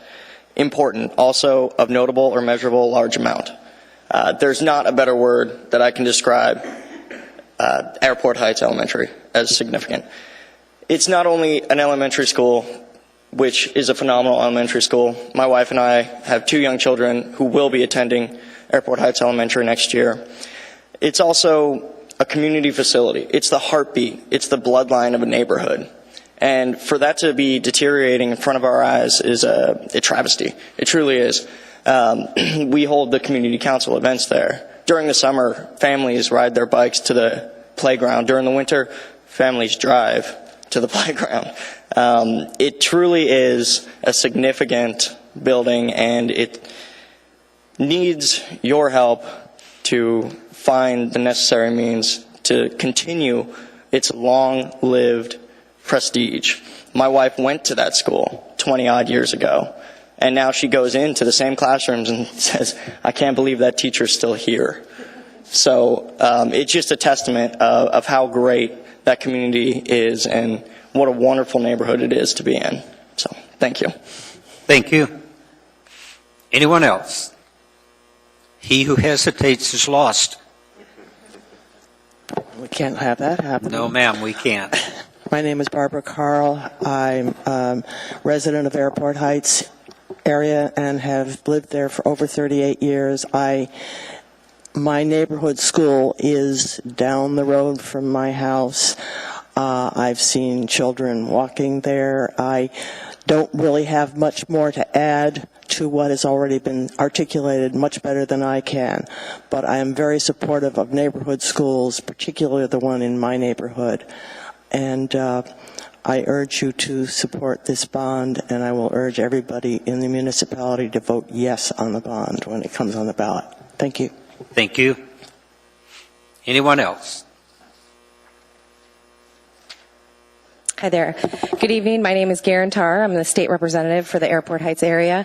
And just to echo the comments of my neighbors in support of the bond proposal that would include the renovation for this, my comment I want to make is the time is now because of the opportunity for school debt reimbursement from the state. I know we've all been talking about budget issues, and that'll be a primary concern for us when we go down to Juneau this year. And so I hope that we can move forward with this proposal now and get support so that we can take advantage of that great opportunity to have state support for the renovation. Thank you. Mr. Trombley. Hey, Representative Tarr, thank you for coming down. What do you have planned for Airport Heights as you go down to Juneau? In terms of capital projects? Capital investment. Thank you, Assemblyman Trombley. I think there were 2 proposals that came up tonight to be incorporated into the legislative program. They include public safety improvements at Tekishla Park and then pedestrian improvements for students who access East High School from 20th between Burgaw and the access to the Chester Creek Trail System. So there are 2, I would say, relatively minor projects in the scheme of things compared to the price tag on the renovation package. Smaller opportunities. The Community Council discussed this and passed resolutions in support of those 2 items at our last meeting. I think because wanted to have something on the table. The previous legislative program didn't have any, the draft program didn't have any Airport Heights capital improvements. So that way, if it turns out that there are opportunities for small projects in our area, that those might be considered. Sure, and one of the things we've learned through this entire tennis debate is that things can come to us without us even asking for it. And so clearly you have the leeway to direct dollars as the legislature sees fit to Airport Heights, and recognize the challenges there have been there. So hopefully you can do something, even if it's not in our legislative program, to draw those dollars to us. So thank you. Thank you. Thank you. No one else. Thank you. Okay. Good evening. Good evening, Chairman Hall, Assembly members. I'm Ed Graff, the Superintendent of the Anchorage School District. Here with me is Tam Auguste-Giesler, School Board President, Chief Operating Officer Mike Abbott. Also have additional staff here tonight. I just wanted to thank the Assembly for their participation in the discussion that took place last Friday at the Joint Assembly meeting, and wanted to make ourselves available if there were any questions regarding the bond here tonight that we're submitting. Very good. I have some questions. Mr. Trombley. Mr. Abbott, again, thank you for the detailed list, the site summary information. It's very, very helpful to us, and that gives us a breakdown as far as what it is that you guys are requesting. I can't thank you enough for that. I just wanted to get a clarification. This, in our packet, which you don't have, but for the other members, it would be under 14G, it'd be number 543 would be that page. It says the year CIP total $54,825,000, and then it goes through the list as far as, and it goes out 6 years. Is that, I'm just curious, is that 54 million, because it doesn't match up with the bond proposal that you have, is that what you're saying your needs are, and then you're asking for more than your needs? I'm just curious, because you're asking for more than what 2013-14 is specified, that's all. Actually, 2013-14 was last year's bond. So, and I apologize, year one of the current CIP was on the 2013 school bond, and in this case it was adopted. So what hopefully is relatively close to a comparable to this year's bond proposal is what's in year two of the currently adopted CIP, which I think was around 59 million. That's right, 59. And it's been adjusted a little bit down to get it underneath the amount of debt that we expect to retire in the current year. So with the $2 million that, roughly the $2 million that you did bring it down, is that, did you take a big hit in a particular area? Is it something you feel you can absorb? Not necessarily within your budget, but that you can kind of defer out to the future years? Okay. We're comfortable that the $57 million that we're recommending for the 2014 school bond will adequately address the immediate needs of the district, both in terms of large-scale projects like Airport Heights and smaller-scale projects like system renewals at almost 20 other buildings. Okay. Thank you, Mr. Abbott. Mr. Trainee. Superintendent, thanks for bringing this forward to us. The Friday meeting was very good for us. We saw the process you guys went through. I've been going by that building for the last 40 some odd years, and that is, it's an old subdivision. They are single-story homes. But, they send their kids every day to the school, and this one needs rehabilitated badly. So thanks for the work you've done. Hopefully we'll do our part today and send it on to voters. On April the 1st, they can vote on it. Thank you, Mr. Superintendent. Mr. Starr. Thanks for coming down. Mr. Abbott, the cost per square foot's up about $440 a square for a renovated building. Basically, we're adding about 15,000 in new spaces. Is that the new mark, or it seems high to me for renovated space? Sure. It's a combination of renovating existing space and adding 16,000 square feet. So the school will be increased in size by about 30% as a result of this project. And the square footage is spread across, the square footage expense is spread across the entire approximately 55,000 square feet that will be completed as a result of the project. It doesn't seem high to you, the $440 a square foot? No, we actually measured it, and the Budget Advisory Commission did a good job of sort of putting us through our paces on this. Mm-hmm. We measured it against a recent project at Chester Valley Elementary, which was lauded as both a good scope and a good, well-completed project. If you only assumed about a 1 to 2% annual inflation rate for construction expenses since the Chester Valley project was completed about 5 years ago, then we're actually a little bit under the Chester Valley rate. And it's also important to note that more than $1 million of what we're asking for in support for Airport Heights is contingency. Now, we might need it, but we might not. And we won't spend it if it's not required to meet the original scope. So I think it's more likely than not that the project will end up being less expensive than what the square footage calculation indicates today. And even if it does come in right on the number, using all of the available contingency, it'll still be less expensive than Chester Valley was 5 years ago. For renovation, how much was Clark Middle School, for example, for new? we owned the land in that particular case as well. Correct, yeah. As you suggest, Clark was a tear down, and only a little bit of the utility work was salvaged, if you will. I don't have the dollar figures for that available to me. I'd be glad to follow up with you later. Yeah, it was like a that. $62 million bond, I thought, and that school is 3 times the size probably, so that's where I come up with the math. Clark is easily somewhere between 180 and 200,000 square feet. It's a different type of construction. It's on a different sort of site. But I'd be glad to get you the square footage calculations on that. It's just a hard number to start to realize if that's really what renovated facilities are going to be. I was startled when I did the math on it. I hope. But it is more than just renovation, though. We've added 15,000 square feet to that. If this was simply a renovation project, you'd have seen a square footage expense significantly lower than what we're recommending tonight. And the kids are being relocated during the work? Is that what you're trying to do? Final decision has not been made on that, but at this point, we would expect not to relocate the school during construction, in part because we don't have a good location available for them, and in part because we believe the scale of this project can be accomplished with the kids in the building. Good. Well, as Mr. Trombley said, thanks for the detail. More is better in a lot of these cases, so thank you for that.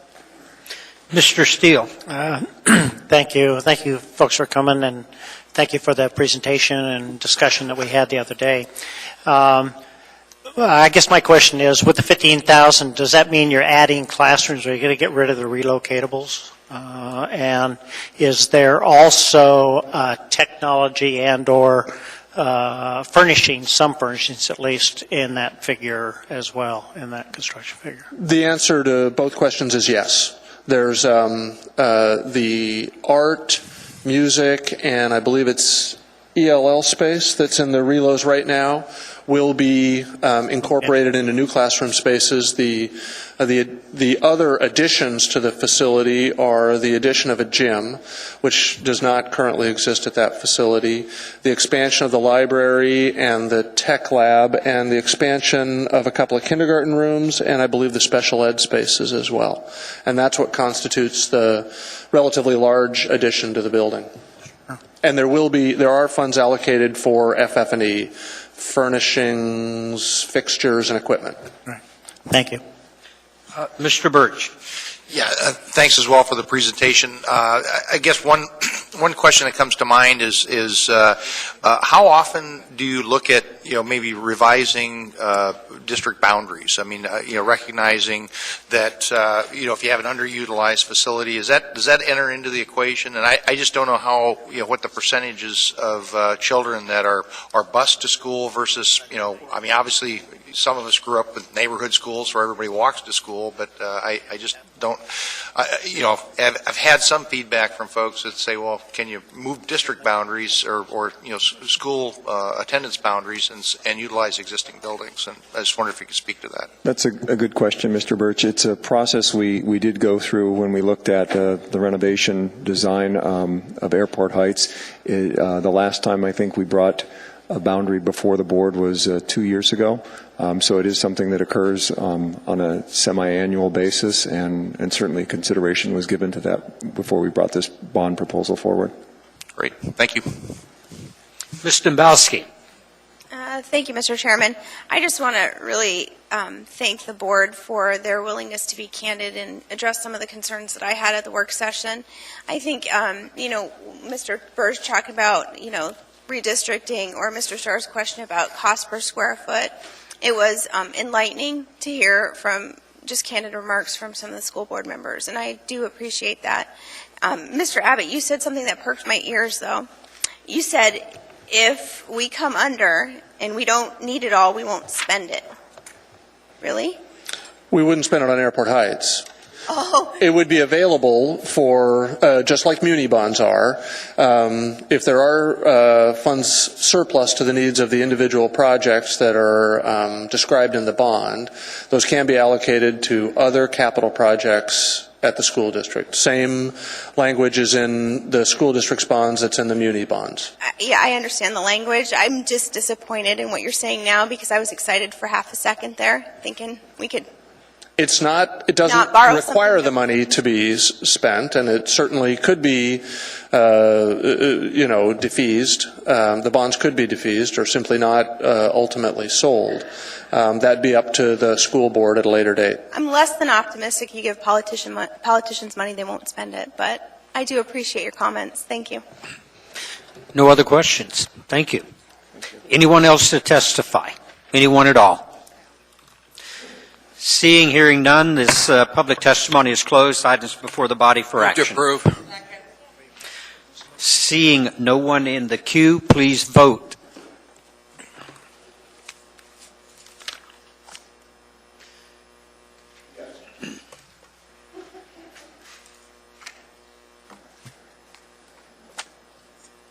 Come on, Paul.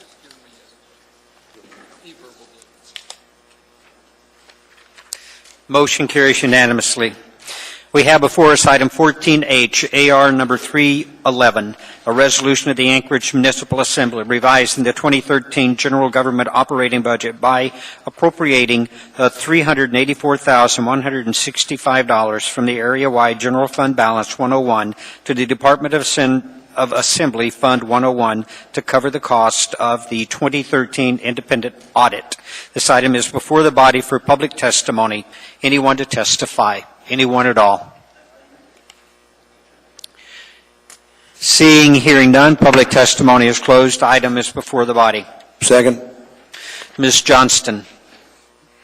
Well, Ms. Gray Jackson and I've had some back and forth and some discussions on this, and I've had some discussions with the CFO, and I have to say, first of all, could I have the CFO's opinion on this and the opinion you received today? Yes, through the chair.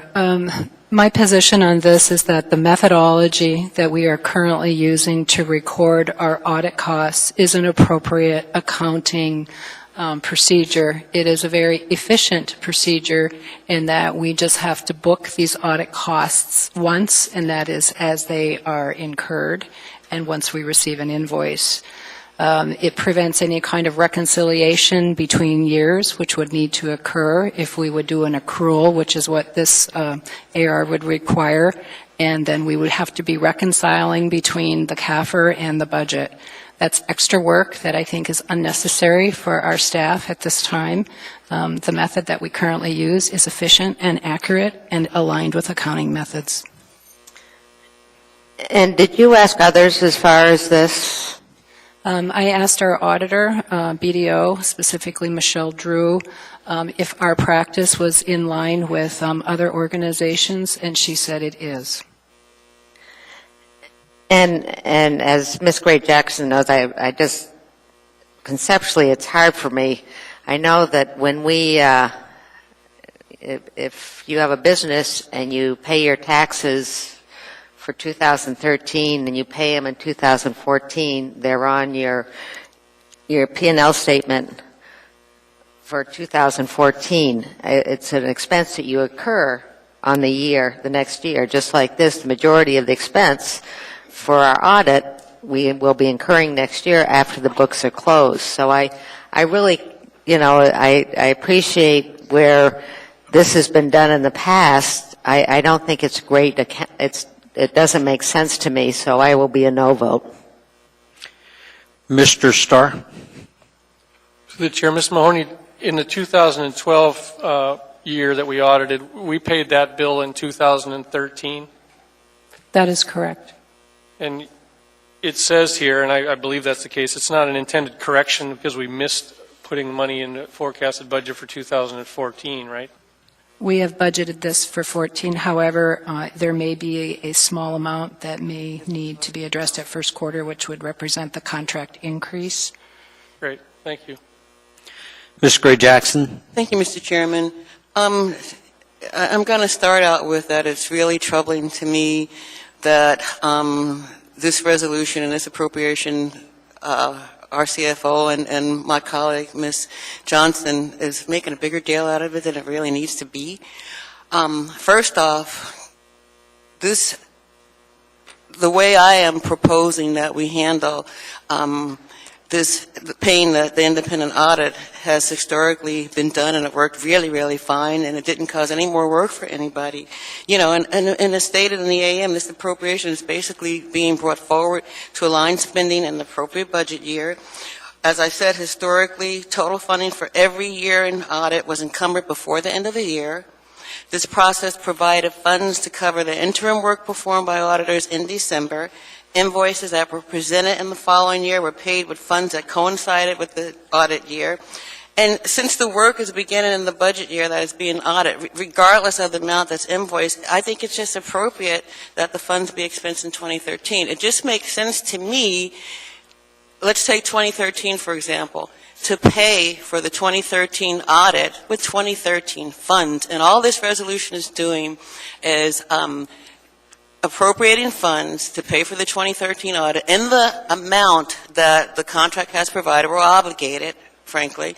And that's all it's doing. And I understand the administration's resistant, and I think it's mostly because they don't want to take any money out of fund balance. And with all due respect, what I'm bringing forward, we shouldn't be making a big deal about it. We should just move on. I'm only bringing it forward because I think it's a better process, and it's not an illegal process, and it's not, as Ms. Mahoney stated, it's accounting processes, and this is not an illegal accounting process. Thank you, Mr. Chairman. Ms. Mahoney? Through the chair, this is not about fund balance. This is about an efficient accounting methodology that provides consistency, and our accountants are familiar with doing this process, and it's more efficient.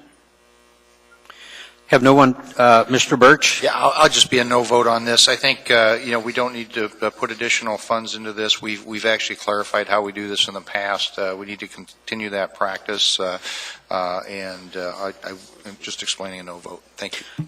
Have no one else in the queue. Please vote.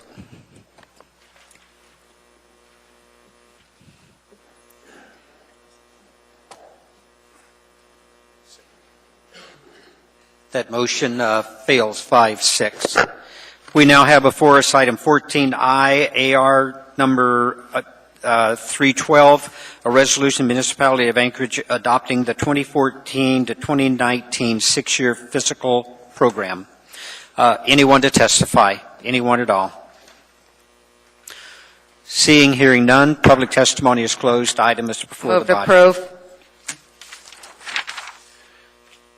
We've got Mr. Sars a second. Seeing no one in the queue, please vote.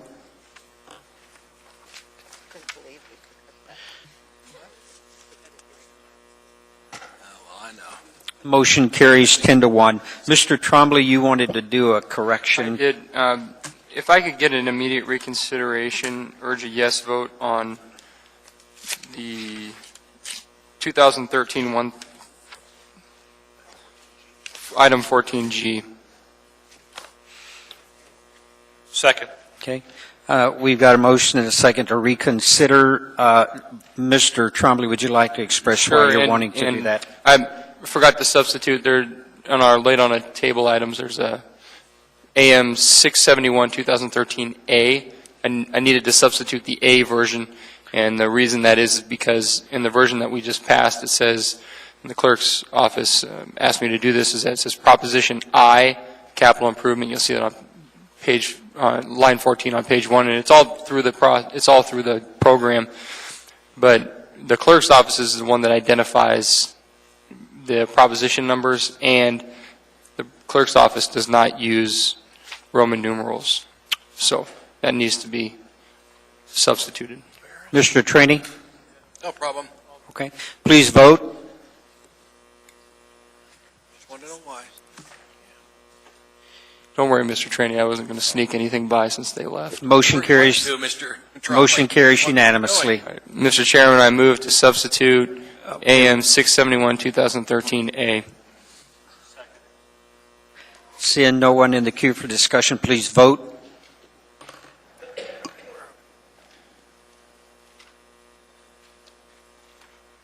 Motion carries unanimously. We now have before us item 14J, AO number 144, an ordinance of the Anchorage Municipal Assembly amending Anchorage Municipal Code Section 2.10.075, providing for adoption and submission of the legislative program. This item is before the body for public testimony. Anyone to testify? Anyone at all? Seeing, hearing none, public testimony is closed. Items before the body for action. I move to postpone the item indefinitely. Second. And the reason for that is I think that I need to do my homework a little bit more. There's several aspects of it. First off, we didn't approve the item timely. Our charter, our code language says that our legislative packet, this blue one, should have been approved by December 15th, and it was not. So in researching that, I just said, well, we just need more time to do it, meaning, we rushed it on the consent agenda tonight. We didn't see it last meeting. A lot of things happened, but the quick of it is we need to get it done, I think, concurrently with our budgets. That would be my recommendation, is that we see it in front of us in draft form, probably November 15th, because it needs to make the governor's pre-budget that he prepares, and that cutoff is December 15th. So all of that said, I think I'd like to take a second crack at modifying the code, and again, my impetus would be to correspond, much like we do the 6-year fiscal plan, where it just moves along with us, and we modify one, we modify the plan, we modify the capital, we modify the plan.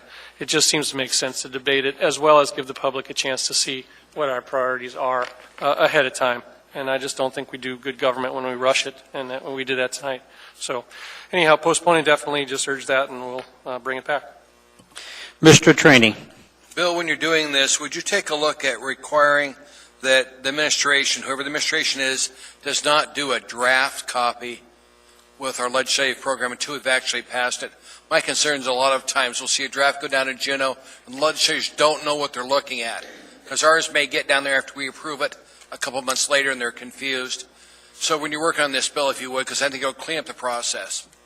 If we vote on it early and the administration does not send a draft that does not correspond to what we're passing. Yeah, I don't disagree. I think that, for some of the new members, it's not uncommon to change the legislative plan as well as the capital budget, even during session, if we come up with something, an emergency or whatever. So I'm trying to lock it down. The draft version definitely is confusing. And again, we've seen blue copies in the street as of a week ago, and our names are on them, and I hadn't seen it. So the reason I brought up duly noted is I was at a community council meeting and told by a state legislator, "Oh, we've got a copy of your capital project list," and I said, "You do, because we didn't pass it yet." Duly noted. Thank you. Okay. Thank you, Bill. Mr. Steele. Yes, Mr. Chair. I have a concern. I don't disagree with the logic for postponement to get it correct, and we did make a bunch of amendments here today. But my concern really is that we're behind the curve with the legislature. We're going to have a legislative meeting at some point where we talk about it. They're going to head off to Juneau, and I hope that we have a document for them to take with them. I hope we have it passed and it's done. So that's my only concern. Okay. Mr. Starr. No, it was just the motivation to make the change, quite frankly. December 15th, we're already in violation of that, and so by backing it up, I think that's appropriate. So, thank you. Okay, thank you. Seeing no one else in the queue, please vote.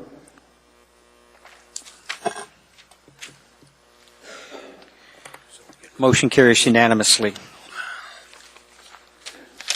We now have before us item 14K, AO number 130, an ordinance amending Anchorage Municipal Code Title 28, Elections and Related Code Sections, and Title 14, Administrative Enforcement. This item is before the body for public testimony. Anyone to testify? Anyone at all?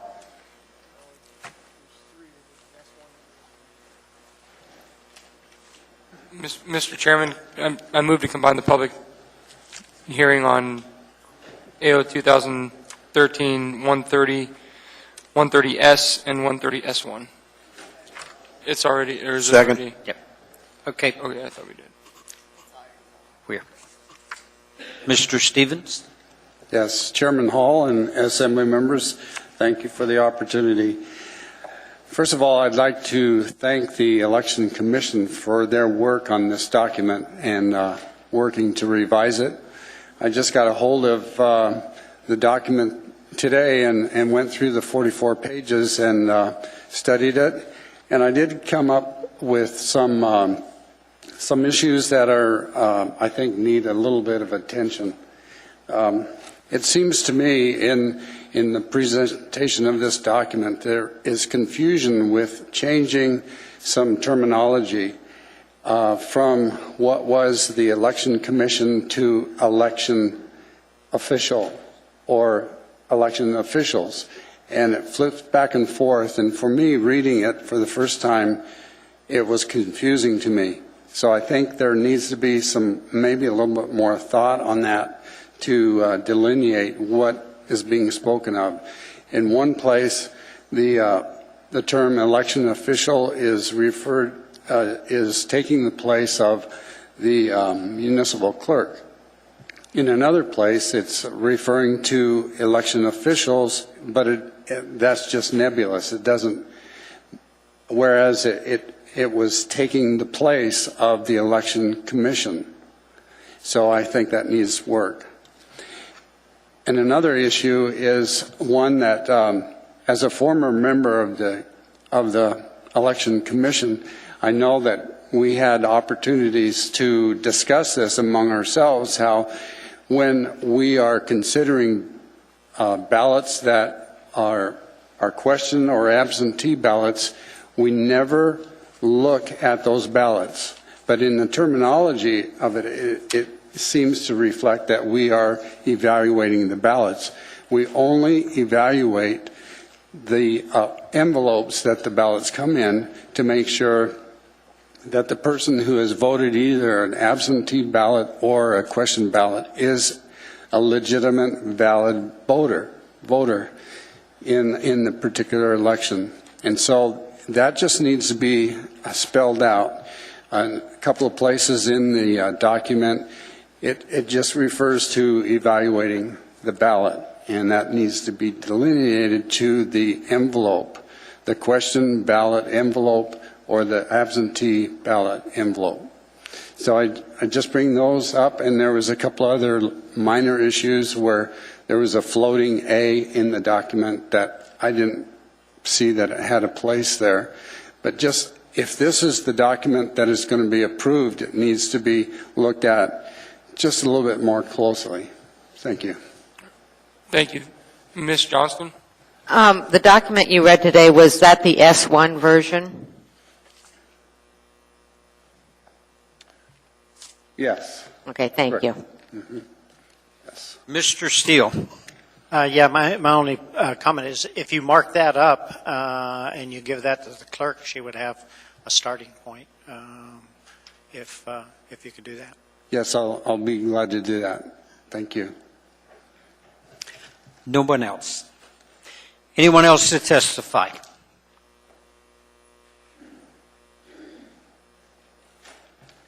Good evening, Mr. Chairman, members of the Assembly. My name is David Dunsmore. I have to apologize. I hadn't realized that this was going to be up for public testimony at this meeting until I got here. So I was planning on sending you guys some more detailed written comments, but I guess I had spaced when you guys would be considering this, so I apologize for that. But I do have 8 issues, and I haven't seen the S1 version, so I apologize if I'm covering things that have already been corrected or addressed. But I do have 8 things with the S version I want to discuss. 3 of them are technical and 5 of them are a bit more substantial. I'll go through the technical ones first. First, there are several references to AccuVote in the S version. That's a corporate brand name. I think it would probably be better practice to use a generic term like electronic or optical scan. Just so, if in the future each city tries to use another vendor, it's not, using the competitor's name in the code. The other 2 technical things that I think need to be corrected are on page 43, where it's talking about illegal actions regarding petitions. There are several references to signing candidate petitions. I'm assuming that's because this is probably copied from state law, but and as you know, in the municipality of Anchorage, there aren't candidate nominating petitions, so those provisions should be removed. And then also on page 43, under 28-200, 140 A4, it should also refer to referenda and recalls, because as it is, it would only prohibit you bribing someone to sign or not sign a referendum or an initiative, but it would still be legal to pay someone to sign a recall or a referendum, which I'm sure that's just an oversight. The more serious concerns I have, the first one has to do with the review of absentee ballots. And on page 32, 288040A, it says if a questioned or absentee ballot is not rejected, the envelope shall be opened. The ballot shall be facsimiled if necessary and mixed with other questioned and absentee ballots. I think there should be a provision in there included that if the ballot had been challenged, and then the challenge would be rejected and still counted, those ballots should still be segregated, because if you just open them and throw them in, that takes away any meaningful right to appeal. And it's clear in the appeal section that you are allowed to appeal the decision of whether votes are the decision of whether votes should be properly counted. But if you just open the envelope and throw them all in with the others, there's no way to have a meaningful appeal, because there's no way for you to be able to find that ballot again. And another concern on page 18, where it talks about poll watchers and ballot observers. I'm concerned where it gives the clerk's office the authority to limit the right of observers to view the whole process. I think the point of having observers is to make it as open and transparent a process as possible. But I can't understand the concern of it so there's just too many people. So my suggestion is, in the current version, it says any organization that has taken a position in support or opposition to a ballot initiative and is entitled to have observers. I would change that to say only if they are registered with APOC as a group to oppose or support that ballot initiative. Otherwise, right now, you'd allow, it's common practice, to go around and get all the community councils to endorse the school bond package. And this, I don't think you're intending to allow Northeast Community Council, Scenic Foothills, and everyone to send their own people, that maybe just if only it's a ballot group. I do have a couple more concerns. I'd appreciate if someone would have questions. What we're probably going to do on this is the chair of the Elections Committee has indicated to me we're probably going to close the public testimony on this tonight, and it will be continued to the next meeting, which will give you a chance to do any written comments to us that you would like to. So there will be an opportunity for that. Okay? Thank you. Anyone else?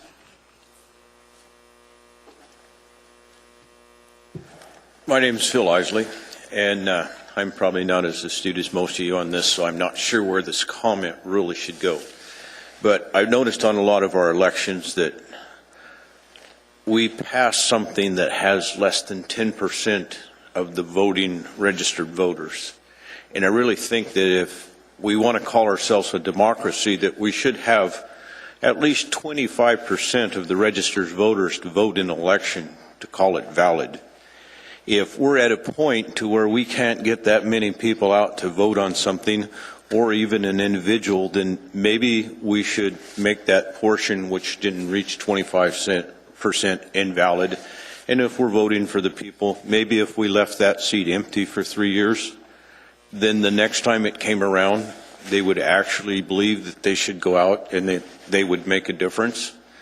But if we can't get 25% of our registered voters out to vote, we're not really a democracy anymore. And I'd like that to be put in somewhere in this being elections and stuff.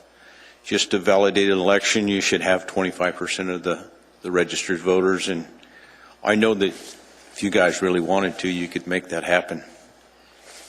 Thank you. Mr. Harneman? Mr. Isley, first of all, looks like a pretty cool hat to be wearing, and it might fit right in the season here, so I hope you're spreading holiday cheer everywhere.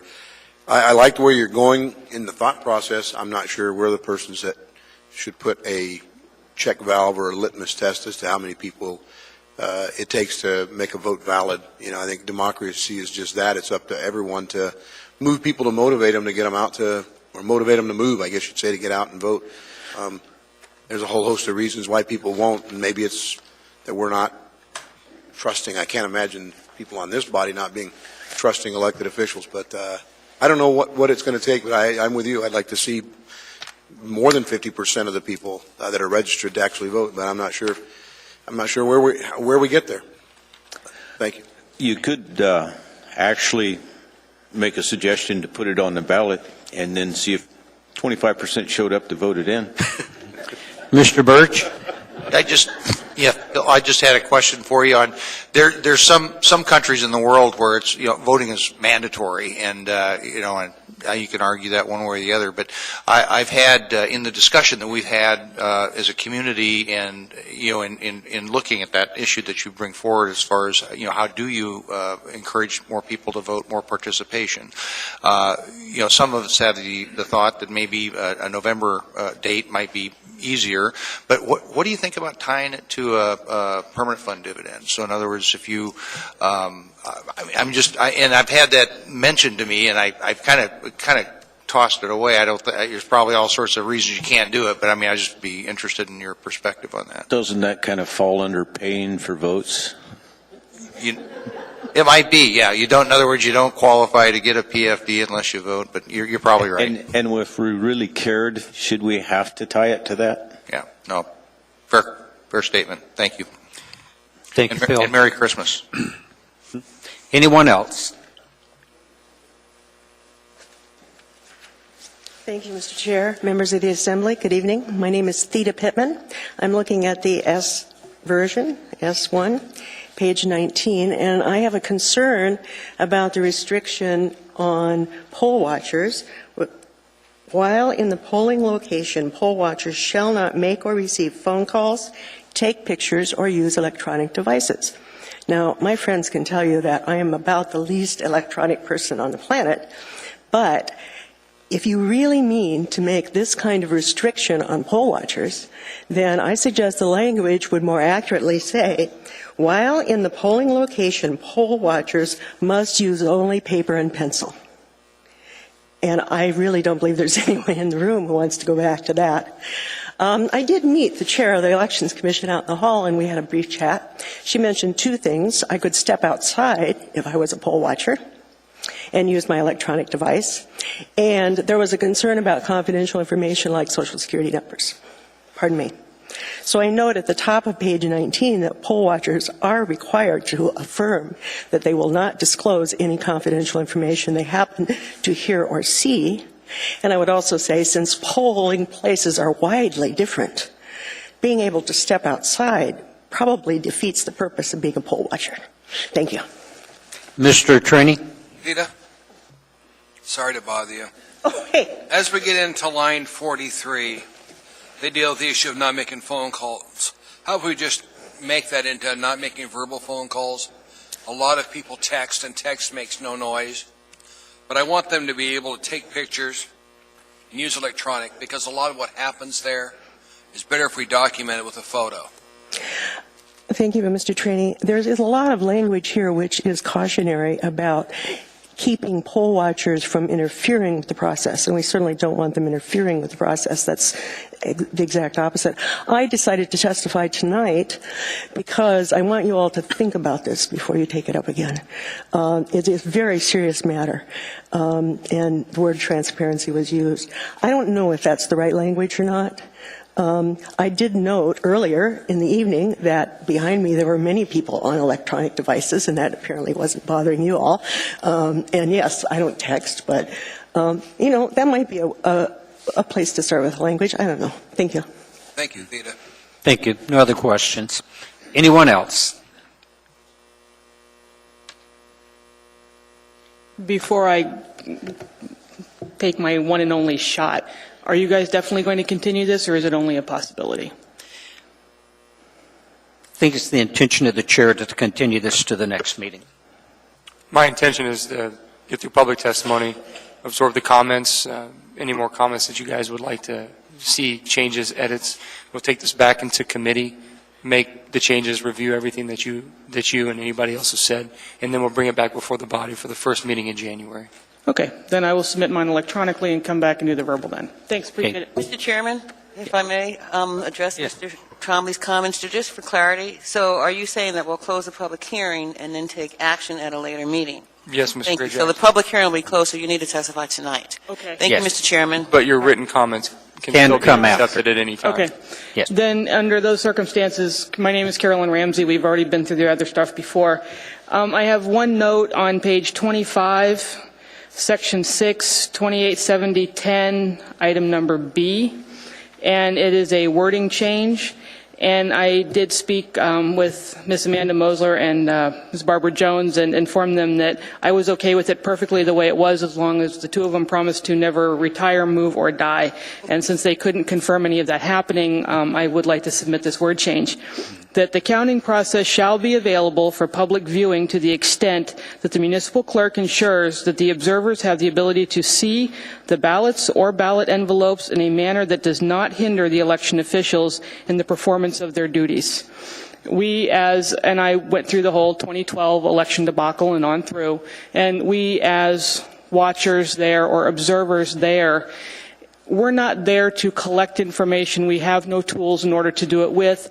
And I don't know about any of you, but I'm not going to remember something 5 minutes later that I just saw, including a name or anything else. So that's kind of a non-issue. But what we are there to do is ensure that the process is fair and is equal to everybody. And we have witnessed in the past where facsimile ballots were made, where person A was voted for by the original, and when the facsimile was made, it was made into person B. Those things actually need to be seen. And by the way the other language is, it could be determined that in order to be an observer, you could be out the door and looking through a window. And I want to make sure that whoever winds up in their shoes understands that we need to be able to actually see what's going on, not just witness it from across the room or out the door. Thank you very much. Some questions for you. Ms. Jackson, Ms. Gray-Jackson. No questions. Thank you, Mr. Chairman. Ms. Dembowski. Thank you, Mr. Chairman. Ms. Ramsey, I wasn't writing nearly fast enough. Can you send your proposed verbiage change? Be happy to. Thank you. Mr. Trainee. What's your position on that? I'm a little concerned because they're saying you can't have an electronic device, yet unless you're speaking into it, it's a good tool to use. I would agree with you on the electronic devices. I believe that there's a lot of people taking a position, and I wasn't kind of going to jump that boat tonight. But as far as I'm concerned, you should be able to text. And if there are voting irregularities happening, such as we do run out of ballots at a polling place and things like that, there should be a method in place to document that. I would agree that they should not be allowed by any circumstances to take pictures of the voting rolls themselves, the registrar's ballots, or anything like that. Or even if it is in the time of working at the location where the ballots are being counted, if you are dealing with absentee ballot envelopes where there is personal information, photography there should not be allowed. You can write on a piece of paper when you do a state election and you are witnessing ballots there, you are given a piece of paper, and on that piece of paper you state your name, which ballot it is you're questioning, which means you need access to the name on the ballot and what your question is, and you hand that over to the clerk. And I think that that is perfectly acceptable for when we're doing absentee ballot envelopes or something like that. Thank you, Mr. Ramsey. Thank you. Thank you. Anyone else?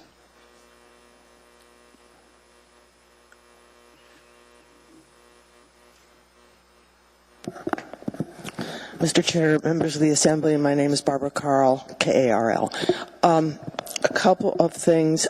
I'm not clear. You're saying that you're closing the public hearing tonight, but we can still communicate. Yes, ma'am. Now, how doesn't that, unless you make the public aware that they can still communicate to you, but that there won't be a public hearing. Usually when public hearings are closed, that means you don't communicate anymore. So I just need clarification on We receive communications through email to the clerk's office. And that is acceptable after? Yes, ma'am. Okay. Very much so. Okay. I support Ms. Ramsey's suggestion of the wording change, and she showed it to me on page 25, so I won't address that any further, but I think she's getting at the crux of it, that we don't want it to be a situation where a municipal clerk can determine that election officials will not be hindered in the performance of their duties by excluding anybody being in the room or shutting it, making it a process where the public is not able to observe. And certainly the public should not observe in a way that disrupts. But, it's a pretty broad statement the way it is right now.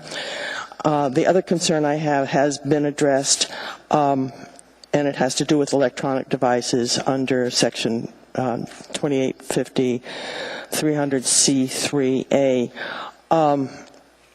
Basically, certainly, a poll watcher should not disrupt the counting by being on a cell phone and talking in the room. That should go outside, and that's a no-brainer.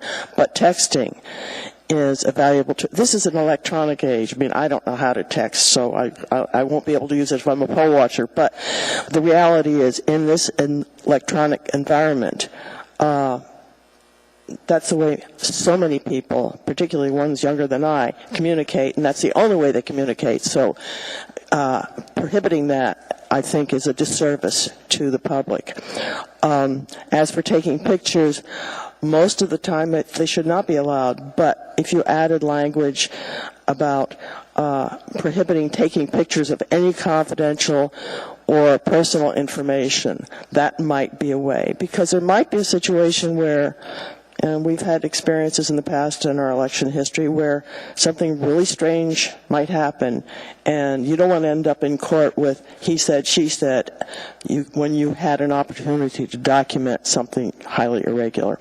So those are the two concerns I had. I also want to thank the members of the commission for bringing changes forward, and it's a good thing to do. Thank you. Got a couple of questions for you. Mr. Trombley? No question, just a statement. Just want to let you know that we'll have a Ethics and Elections Committee meeting on this, and I ask that you please do attend so that we can address those issues. And while we usually don't take public comment at our committee meetings, I'd be more than happy to open it up to some public comments to make sure that we get this right and that the public's happy with it. So there'll be another opportunity to discuss this with the committee. And how will I find out when that is? Those committee meetings are posted online. And you can always contact the clerk's office and ask them when that will be, but it won't be until January. Okay, perhaps one of my assembly representatives will let me know.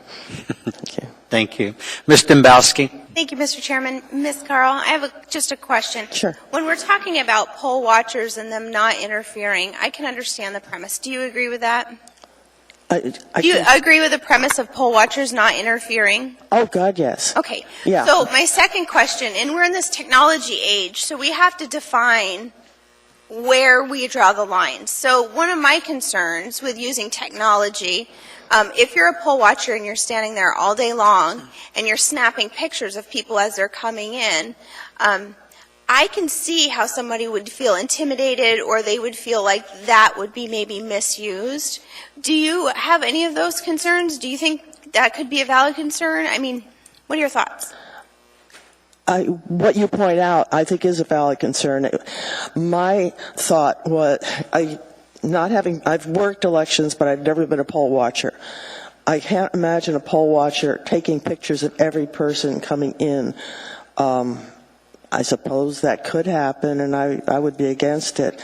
But common sense would dictate some of that, I think. I would say, and my thing is, I want to protect. I don't want to see voter intimidation. I want to make sure that doesn't happen. Agreed. And so I can't imagine somebody's going to take a picture of every single person that walks in, but if somebody walks in to vote and somebody sticks a camera, a cell phone up and snaps a picture, you could see how it could make somebody feel uncomfortable.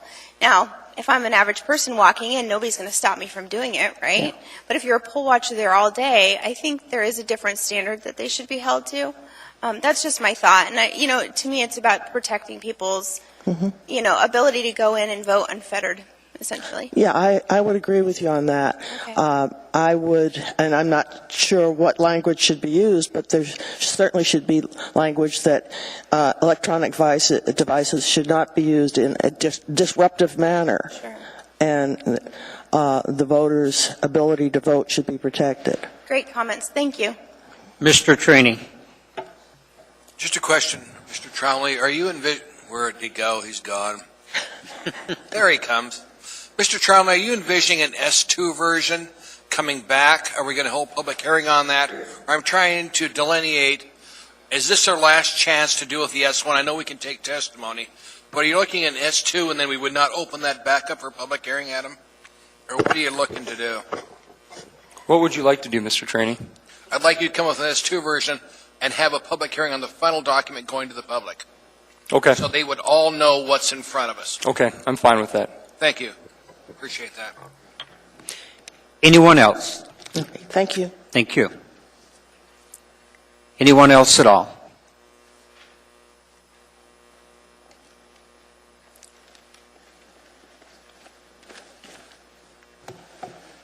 Eugene Haberman, Haberman. Tonight you're receiving public testimony with regard to the proposed ordinance number AO 2013-130, an ordinance amending an Anchorage Municipal Code, Title 28 Elections, and related code sections in Title 14 Administrative Enforcement.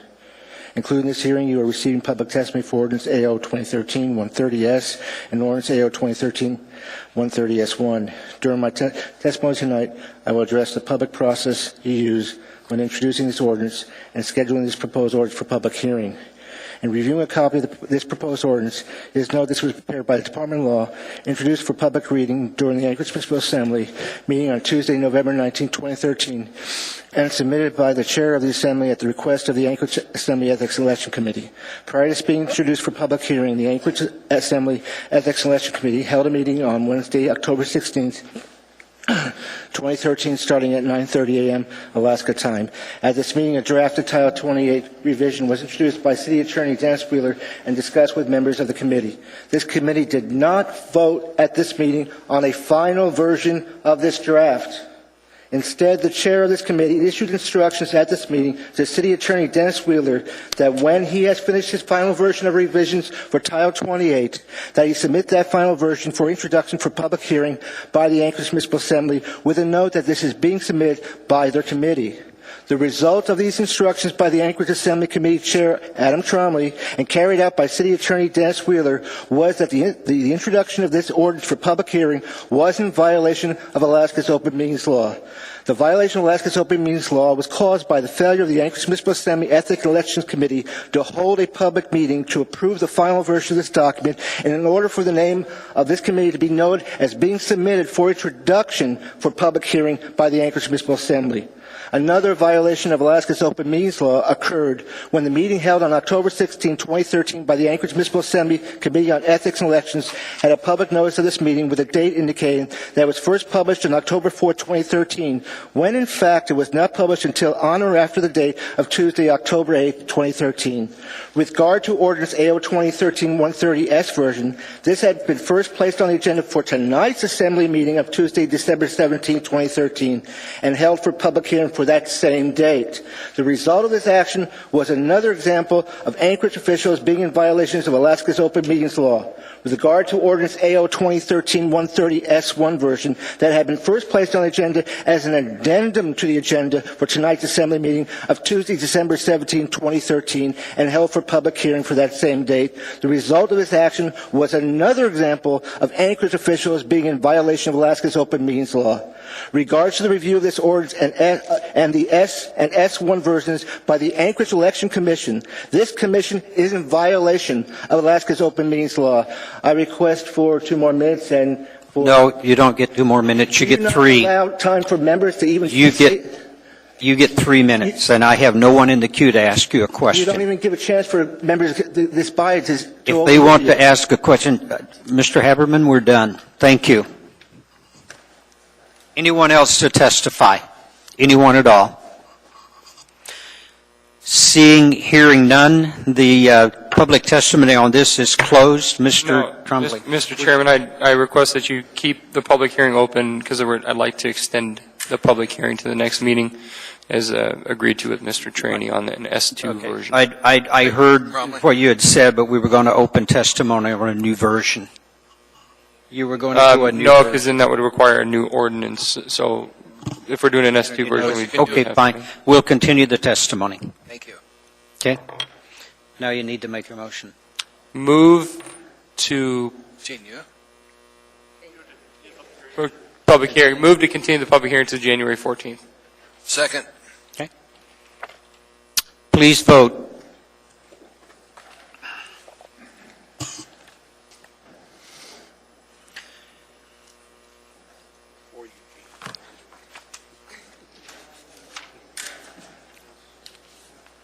Motion carries unanimously. We now have before us item 14L, AO number 142, an ordinance amending Anchorage Municipal Code, Title 17, Section 17.05.010, definitions to redefine chronic animal noise, amending Section 17.10.015, animals creating disturbances or nuisance, and amending Section 17.15.090, inspections. This item is before the body for public testimony. Anyone to testify? Good afternoon, Chairman. Good evening. And Senator members. My name is Will Johnson. I'm a long-term resident of Anchorage, Alaska. My family is a retired military family, and I am also a retired school counselor. So I kind of echo the sentiments of my former speaker. This is a fascinating process. A fascinating process. It would make great educational reality TV. And as a former counselor, I think we should make it a mandatory field trip for every high school senior. That may get that 25% up, because they don't really know what's going on. I didn't even know what's going on, so I appreciate that. I want to thank the Assembly members that have been working along with me and encouraging me. This has been a long road, the issue that's before us regarding animal noise in the city. So I want to thank those Assembly members, especially Ms. Gray Jackson, that have been encouraging me. And I also want to express great appreciation for the Anchorage Animal Control Advisory Council. I've worked in partnership with them for over 3 years, and we are finally here before you. You know, Albert Einstein made a quote one time, and I'm paraphrasing. He said that it's very, very difficult to solve today's problem using yesterday's mindset, yesterday's thinking. And I'm going to bring that to light tonight. The issue before us is this. Currently, in order to do anything about noise reduction or noise elimination of animals in the community, a person has to take a recorder, either a literal recorder or an audible recorder, for 7 minutes during the day, and there cannot be a 60-minute gap in that, and I'm sure you know of the ordinance. At night, it's 5 minutes. For 3 years, I've been trying to comply with that, and I'll get up to like maybe 6 and 55 minutes, 6 minutes and 55 seconds. And as a result of that, it doesn't meet the code. But I can get, and I have repeatedly had many recordings that are at least 5 minutes. So that's the issue we're faced with here today. Making it possible that we can alert animal control in a way that is very, very reasonable. Now let me make this a little bit broader. Today, the world has changed. Because of our economic situation, there are many families working 2 or 3 jobs. My wife is a nurse, and she works usually graveyards from 7 to 7. To me, sleep, appropriate rest for your body is like gasoline to an automobile. Without it, your physical well-being, your emotional well-being, cognitive and psychological well-being is going to be impaired. I'm sure most of you may know of people that work shift work. Currently, I feel that the status, and I want to stop right there. I'm going to obey your 3 minutes rule. That's fine. I've got some questions. There are people in the queue here. Mr. Steele. Yes, sir.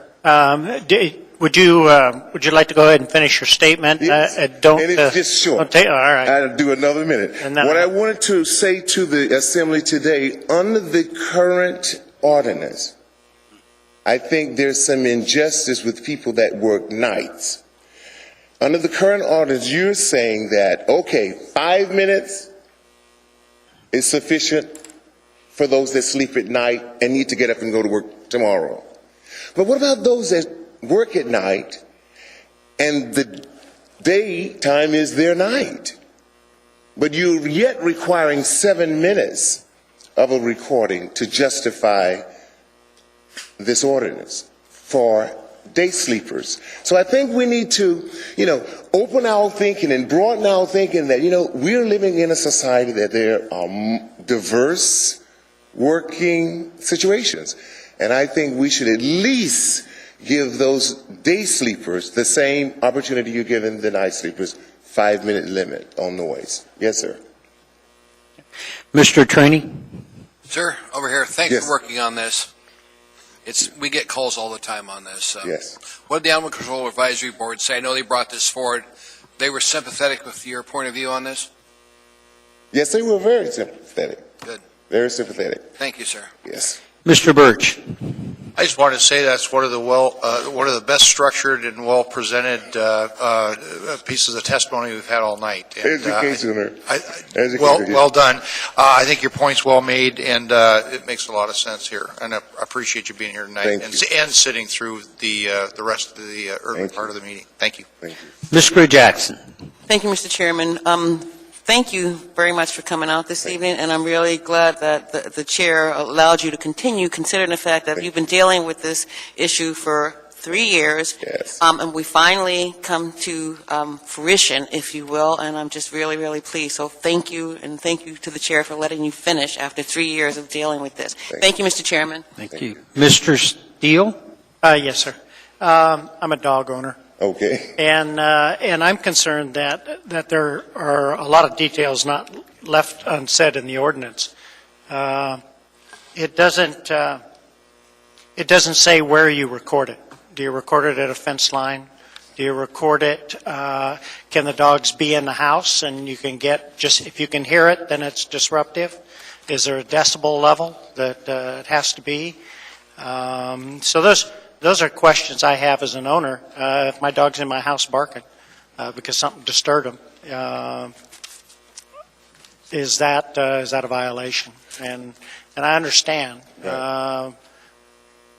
It's just whose rights are you going to protect? Right. Well, one thing I'd like to add to that, whenever you confront this issue with your neighbors, it is going to cause stress. It's going to deter relationship in the neighborhood. So you may think it's not a disturbance, but your neighbors may have been dealing with this, and they are afraid. You may be friends. They are afraid to come forth with it because it may, interrupt your relationship with them. So they're suffering in silence. So I'm thinking that let's not assume that this really should be common sense, but let's not assume. We may need to put it in an ordinance to be clear on what's beneficial and what's not. My point of view is we need to get along and we need to be sensitive to others. Absolutely. So. Ms. Dembowski? Thank you, Mr. Chairman. Mr. Johnson, I must say, I've heard a lot of public speakers, but you are probably one of the most eloquent and vivacious ones I've heard in a very long time. But beyond that, I think you make a very good point, and I just wanted to thank you. Sometimes we do forget about those people that work nights, and there is that need for sleep during the day. And, as a dog owner myself, I try to keep my dog, when he's outside, I hear him bark a couple times, I go grab him and bring him back in.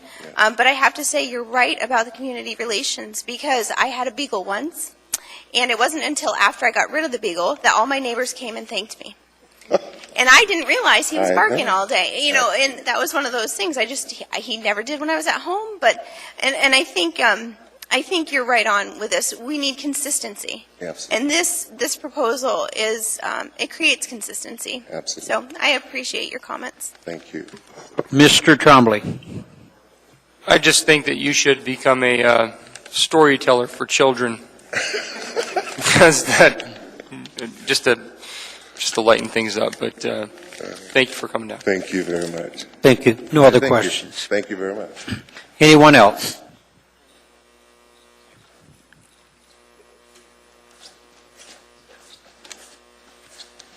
Mr. Chairman, members of the Assembly, my name is Christine Roloffs. I am here on behalf of the Chugiak Dog Mushers. I might disclose a potential conflict of interest. I was recently appointed to the Animal Control Advisory Board at your last Assembly session, but I have not worked on the Title 17 regulations. I'm a brand new member of that. I am also an Iditarod finisher last year, and I have a kennel of 24 dogs in Anchorage. Very well-behaved dogs. So the Chugiak Dog Mushers would like to thank Deanne Falco for all her work and keeping us included in the municipal process.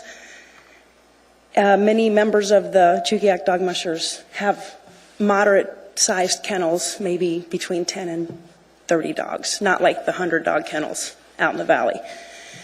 So we are very appreciative of the collaborative process. We are very much in support of the 5-minute, the 2-minute decrease during the daytime to keep it consistent with the evenings. We like the 20-minute time for the multi-dog facilities for the feeding and the loading and unloading. Most of us can feed really quickly and get the noise done and then go back and pet and love everybody when everybody's quiet and fed. We are very much in favor of the adoption restrictions, where if an owner has to put up their dog for noise violations, they are not allowed to readopt that same dog if the dog goes back up for adoption. And the 72-hour notice for facility inspections is very appropriate, and we are all in favor of that. So really, we don't have any issues with the way it was written, and we are very, very appreciative. And, you know, Alaska is just a phenomenal place to live, and dog mushing is a huge part of our history and our economic viability during this winter. And we would like to see that be able to be continued in the urban setting. Thank you. Thank you. Mr. Trainee? Ma'am, over here. Yes. So you haven't attended a meeting yet with the Animal Control Advisory Board? Have you attended a meeting of the board Yeah, yet? I was out of town last week, so I did a phone-in meeting, and that was my first Are meeting. you the vet that's on the board now? No, I'm a dentist. Okay, dentist. My wife Sandy's on the board. She said we were getting a vet or a dentist, so That would, yes. she's on that board. She's been there 9 years, so you'll have fun working with her. I'm very anxious to meet everybody there. Thank you, ma'am. Yes, Mr. Honeman? Right here. yes. I want to thank you for taking your time to serve on the committee. It's fair commission, board. It's very important work. I know we've had some members come before the Public Safety Committee, and I know there's some concern about maybe someone participating. I ask people that, like Mr. Trumbull said earlier at the committee meetings, sometimes I ask for input from members of the community, and so I'm guessing that you've kind of did the precursor of advising. You're not speaking on behalf of the board, or you're just speaking as a person, a citizen. Tonight I'm on behalf of the Chugiak Dog Mushers. Okay, and as a citizen, okay. And then, so you're really not, you don't see an issue with the way this ordinance is drafted, or is there something that you'd prefer to see amended?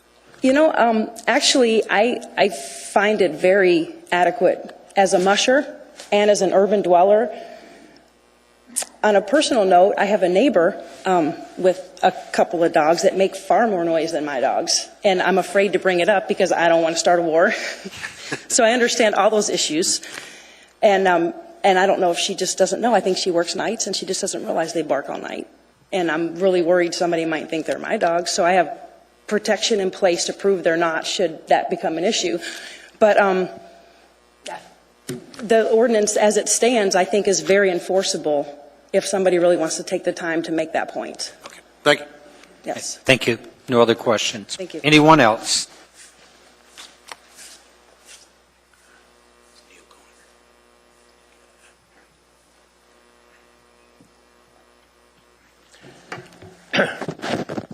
Mr. Chairman, members of the Assembly, I'm Neil Kerniger. I'm the current chair of the advisory board, and I'll try to keep my comments brief. We've been working on these particular revisions since we were requested to by this body last spring. In that process, we worked with animal groups and stakeholders throughout the community, held special public hearings, actually had a couple of proposals that we threw out that got blasted by the stakeholders, and we went back and reconsidered, reevaluated, and what we brought before you is the end product of that.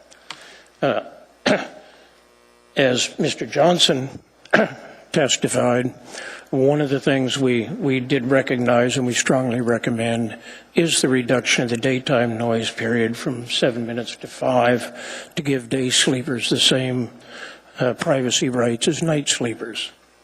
The second change we make in that same section is to require that multi-animal facilities that get the noise exemption, as Dr. Roloffs was talking about, the 20 minutes to feed and load and unload, only apply to facilities with dogs and only to facilities with 4 or more dogs. We actually have had situations where we had legitimate multi-animal facilities, one that had 6 cats, and required a facility license, but they had 1 dog that they left out in the yard and it got to bark for 20 minutes. And that's totally inappropriate.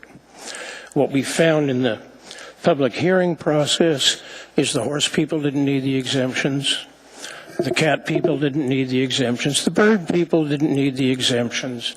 It was only the folks who dealt with a significant number of dogs, and particularly the mushers, the folks who do dog rescue, and some of the dog daycare facilities where they have to exercise the dogs during the day. So that's why we proposed that change. I think the other 2 changes are very specific and they're technical. The change in Section 2 really is grammatical more than anything else. The current code read that if we went through the forfeiture process on a dog with more than 3 NOVs for chronic noise during a year, the Chief Animal Control Officer may adopt that dog out to a person other than the original owner. Well, without a period there, it implies that they may adopt it back to the owner, and we did not want that. I've got a couple of questions for you, Mr. Trainee. Neil, I'm going to miss you. We've done this for a long time. Yep. What are we dealing with the chickens we're now seeing brought in the animal control facility? I know it's increasing. We're getting a lot more phone calls as Assembly members on the chickens. We actually are getting more chickens into animal control for adoption. Our numbers are definitely up this year. Do you have the ability there to care for these chickens that come in? Yes, actually, right along with the turtles, and we had 6 geese last spring that we took in, and we were able to accommodate those. You sometimes have to wonder when they get adopted out whether they're getting adopted to somebody's dinner table, but yeah. Thank you, Neil. Mr. Honeman? I'd be real concerned if you started getting 9 lords of leaping over there along with the geese. I want to thank you and as well as the members of the advisory board for all your efforts, and of course you specifically for all your years and steady hand as a chair. You're welcome to stick around in my book. And so the concern that was raised by Mr. Steele of more than just a neighbor who's mad at you calling it in. Do you have sufficient resources, animal control enforcement officers that can vet those I guess allegations and accusations? Actually, from a staffing standpoint, we're definitely low. I think the board has recommended it's kind of an annual activity that we ask for additional funding for our animal control officers. For a community the size of Anchorage, we probably are understaffed on our animal control officers, given the demographics and the geography, by approximately 10 officers. I did want to address Mr. Steele's concern about the code not having the language in it about doing your taping or getting your statements. Actually, in under 1710.015A 4, the specific requirements are defined in the code. They're not in the noise changes here, but they are in the code.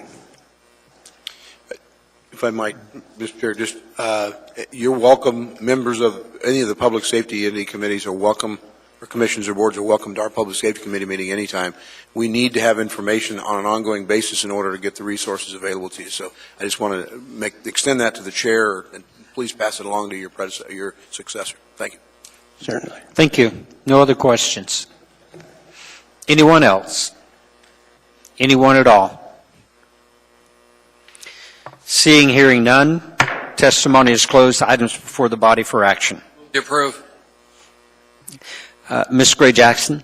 Thank you, Mr. Chairman. I just want to take a moment and thank Mr. Koniger and the entire Animal Control Advisory Board, and also Deanne Feckel from Health and Human Services, because, Mr. Trainor, I'm sure every other colleagues have had issues too, but we've had issues on Nickel Street and Mr. Johnson, and we haven't heard from either one of them in a while, so we knew that things must be coming along. I was happy to see this ordinance, and I thank you so much for your time and finally dealing with this situation.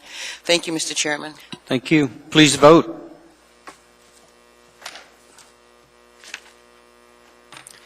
Motion carries unanimously. We now have before us item 14M, AR number 317, a resolution of the municipality of Anchorage appropriating State of Alaska grant and Senate Bill 18 when tendered of $10,500,000 to the Public Works Department for various facility improvements. Waive reading. Thank you. This item is before us for public testimony.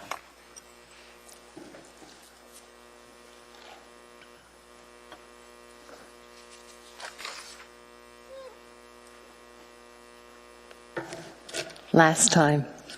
Kathy Gleason, President of Turnagain Community Council. Thank you, Chair and the Assembly, for allowing me to continue my dialogue that I started a little bit earlier. One of the things that Turnagain Community Council was told was this is going, assuming the municipality is moving forward with this project, the tennis facility, multi-use facility at the Dempsey site, is this would be a design-build RFP that would go out. It would be combined. But based on your discussion by several of you that the design process was going to determine really the final funding amount that's going to be needed for this facility, I don't know enough about how a design-build RFP combined would work to actually determine the cost. So just want you to be aware that perhaps it might be prudent to separate out the bids for the RFPs for design and then construction, because then you'd know the cost, and ATA would know the cost, the municipality, everybody would know the needed cost to adequately build the facility to the standards that it should be. One of the things that I have testified on before, but I'll remind you one last time, is Turnagain Community Council's support of this facility is conditional. We have kind of a laundry list of things that we have passed recommendations on that we want addressed, because this is not an ideal site. There are real problems with this site, and we see these problems getting worse if this facility is built. But there aren't things taken into consideration to address and mitigate those concerns. And so I guess I would want enough funding to go towards this project to be able to address and mitigate all of those concerns if there's dollar amounts attached to those solutions. Again, way too premature to know. Again, there was specific reference to the mayor and saying that the design that they have right now adds 73 new parking spaces. Turnagain Community Council has not seen any kind of design in this process. We were shown a conceptual, very vague, very hard to look at drawing in February when we first became aware of this at our council meeting presented by the Alaska Tennis Association. Our committee met 6, 7, 8 times starting in July through about September At no time were we presented any updated design to show where those parking spaces would be. I believe Mayor Sullivan referred to more parking added to the south, but one of our recommendations that we did pass as a body, council, is that to the maximum extent possible, that tree buffer remain, that existing landscaping be retained. So I'm seeing a disconnect on how this is all going to come together, assuming that this facility is moving forward. And I'd love to have some guidance and some help, support from all of you to work with the council to see that all of this comes out the way we hope it does, one way or another. Thank you. Mr. Honeman. Well, first of all, I want to thank you for staying with us on the whole process, and I hope that your community council stays engaged. I'm not sure what our future sees in a public facility. You know, I'll say it again, I have no problems with a publicly owned tennis or multi-use facility anywhere in town. I do have some very serious concerns, and I think I share that with you in that particular site. One of the things that I heard as well is the parking, and I don't see how they could squeeze it in there. And frankly, trying to open a gate with the schools with the way we've been charging each other back and forth, I could see the municipality having to pay for its, use of space or some sort of statistic. I don't know. It's just, there's a lot of dynamics that is at play. So I'm with you, and I'll do my best to try to stay involved and keep you involved as well. So thank you. Thank you. Thank you. This completes our agenda. We have no special orders or, pardon? We got a, pardon? I haven't got to that yet. Yep. We are to audience participation. No, Ernie, we need to postpone. Ernie, you've got to conduct the public hearing and then close the hearing. We can deal with the issue, sir. Yes. Mr. Heisley, you want to speak to tennis courts or something else? This one right here. Okay. Okay. I worked late, so I missed most of what went on, but I gathered that you are probably going to table this indefinitely. Done talking. I'd just like to tell you how disappointed I am, especially as I was walking in through the back door tonight, because the front door was closed. And it just kind of escapes me how you know that federal funding is going to be reduced in the next few years, and you know that state funding is going to be reduced in the next few years, and you know that somewhere along the line you're going to have to make up money in TERS and PERS and pay that. And right now in our budget, we don't seem to have enough to take care of the things that we've already built to keep them up to standards. But yet we've thrown down to make something new already, something else new, when we can't afford to take care of what they had. And if I did that with my home and, say, built a new addition before I redid the roof or something like that, that wouldn't work out so good. And so I'm kind of curious how you guys figure that you can make this plan work out, knowing that you're going to be short in the budget in the future. And it escapes me. And on the next assembly meeting, I'm going to ask probably Mr. Steele, Mr. Hall, or not the next assembly meeting, but the community council meeting, what the plan is to take care of these things that we have in our future. Because I'd really like to know, because it makes a difference on whether I can continue to live in this town or not. Because at some particular point in time, if all these forecasts that they're generating are true, I will not be able to make enough money to pay for the taxes on my home. That's all I got. Ms. Dembowski. Thank you, Mr. Chairman. You know, Mr. Isley, you echo my sentiments. I mean, I think you're right on point. There comes a time where you're going to have to pay the piper, and I'm afraid of that time because the horizon's a little bleak. So I think your comments they resonate with me, and I appreciate them. Thank you. No other questions. Anyone else to testify?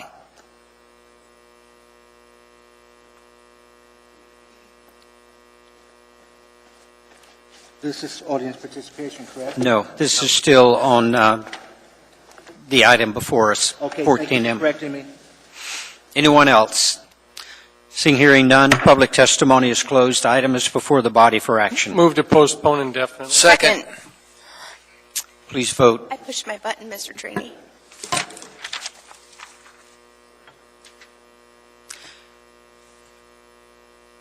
Motion carries unanimously. Mr. Chairman, I urge immediate reconsideration and a no vote. Second. We got a motion for immediate reconsideration and no vote. Please vote.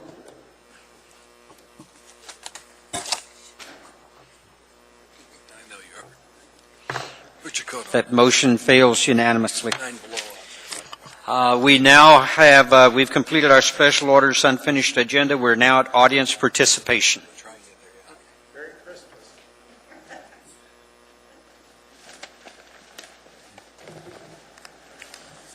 Eugene Haberman, continuation of what I was trying to talk on. Regards to the review of this ordinance and the S and S1 versions by the Anchorage Election Commission, this commission is in violation of Alaska's open meetings law. On December 5, 2013, starting at 1 p.m., the Anchorage Election Commission held a public meeting to review this ordinance. Prior to this meeting, a request was submitted by me by email on Thursday, December 5, 2013 at 1:51 a.m. Alaska time to the attention of Amanda Moser, Deputy Clerk for the Municipality of Anchorage, calling for the rescheduling of this meeting due to the risk to public safety for those who wish to attend this meeting. In this communication, I requested this communication be forwarded immediately to the attention of all members of the Anchorage Election Commission. A copy of this communication to the attention of the Anchorage Municipal Assembly, Mayor Dan Sullivan, and Barbara Jones, Municipal Clerk. I received an acknowledgement by email that this was read by Amanda Moser. Mr. Haberman, I have had a very valid point made to me. This is a continued item on the next agenda. You're not allowed to speak on that during public appearance. Excuse me, on audience participation, you have gone on record to allow on any issue. No, sir, not anything that's on the agenda. Any topic other than an agenda item. You are not Mr. correct. Haberman, you're out of You've just order. violated what you've said. Anyone else for public? We got a motion to adjourn? Wait. Here, comment. We've got a public comment.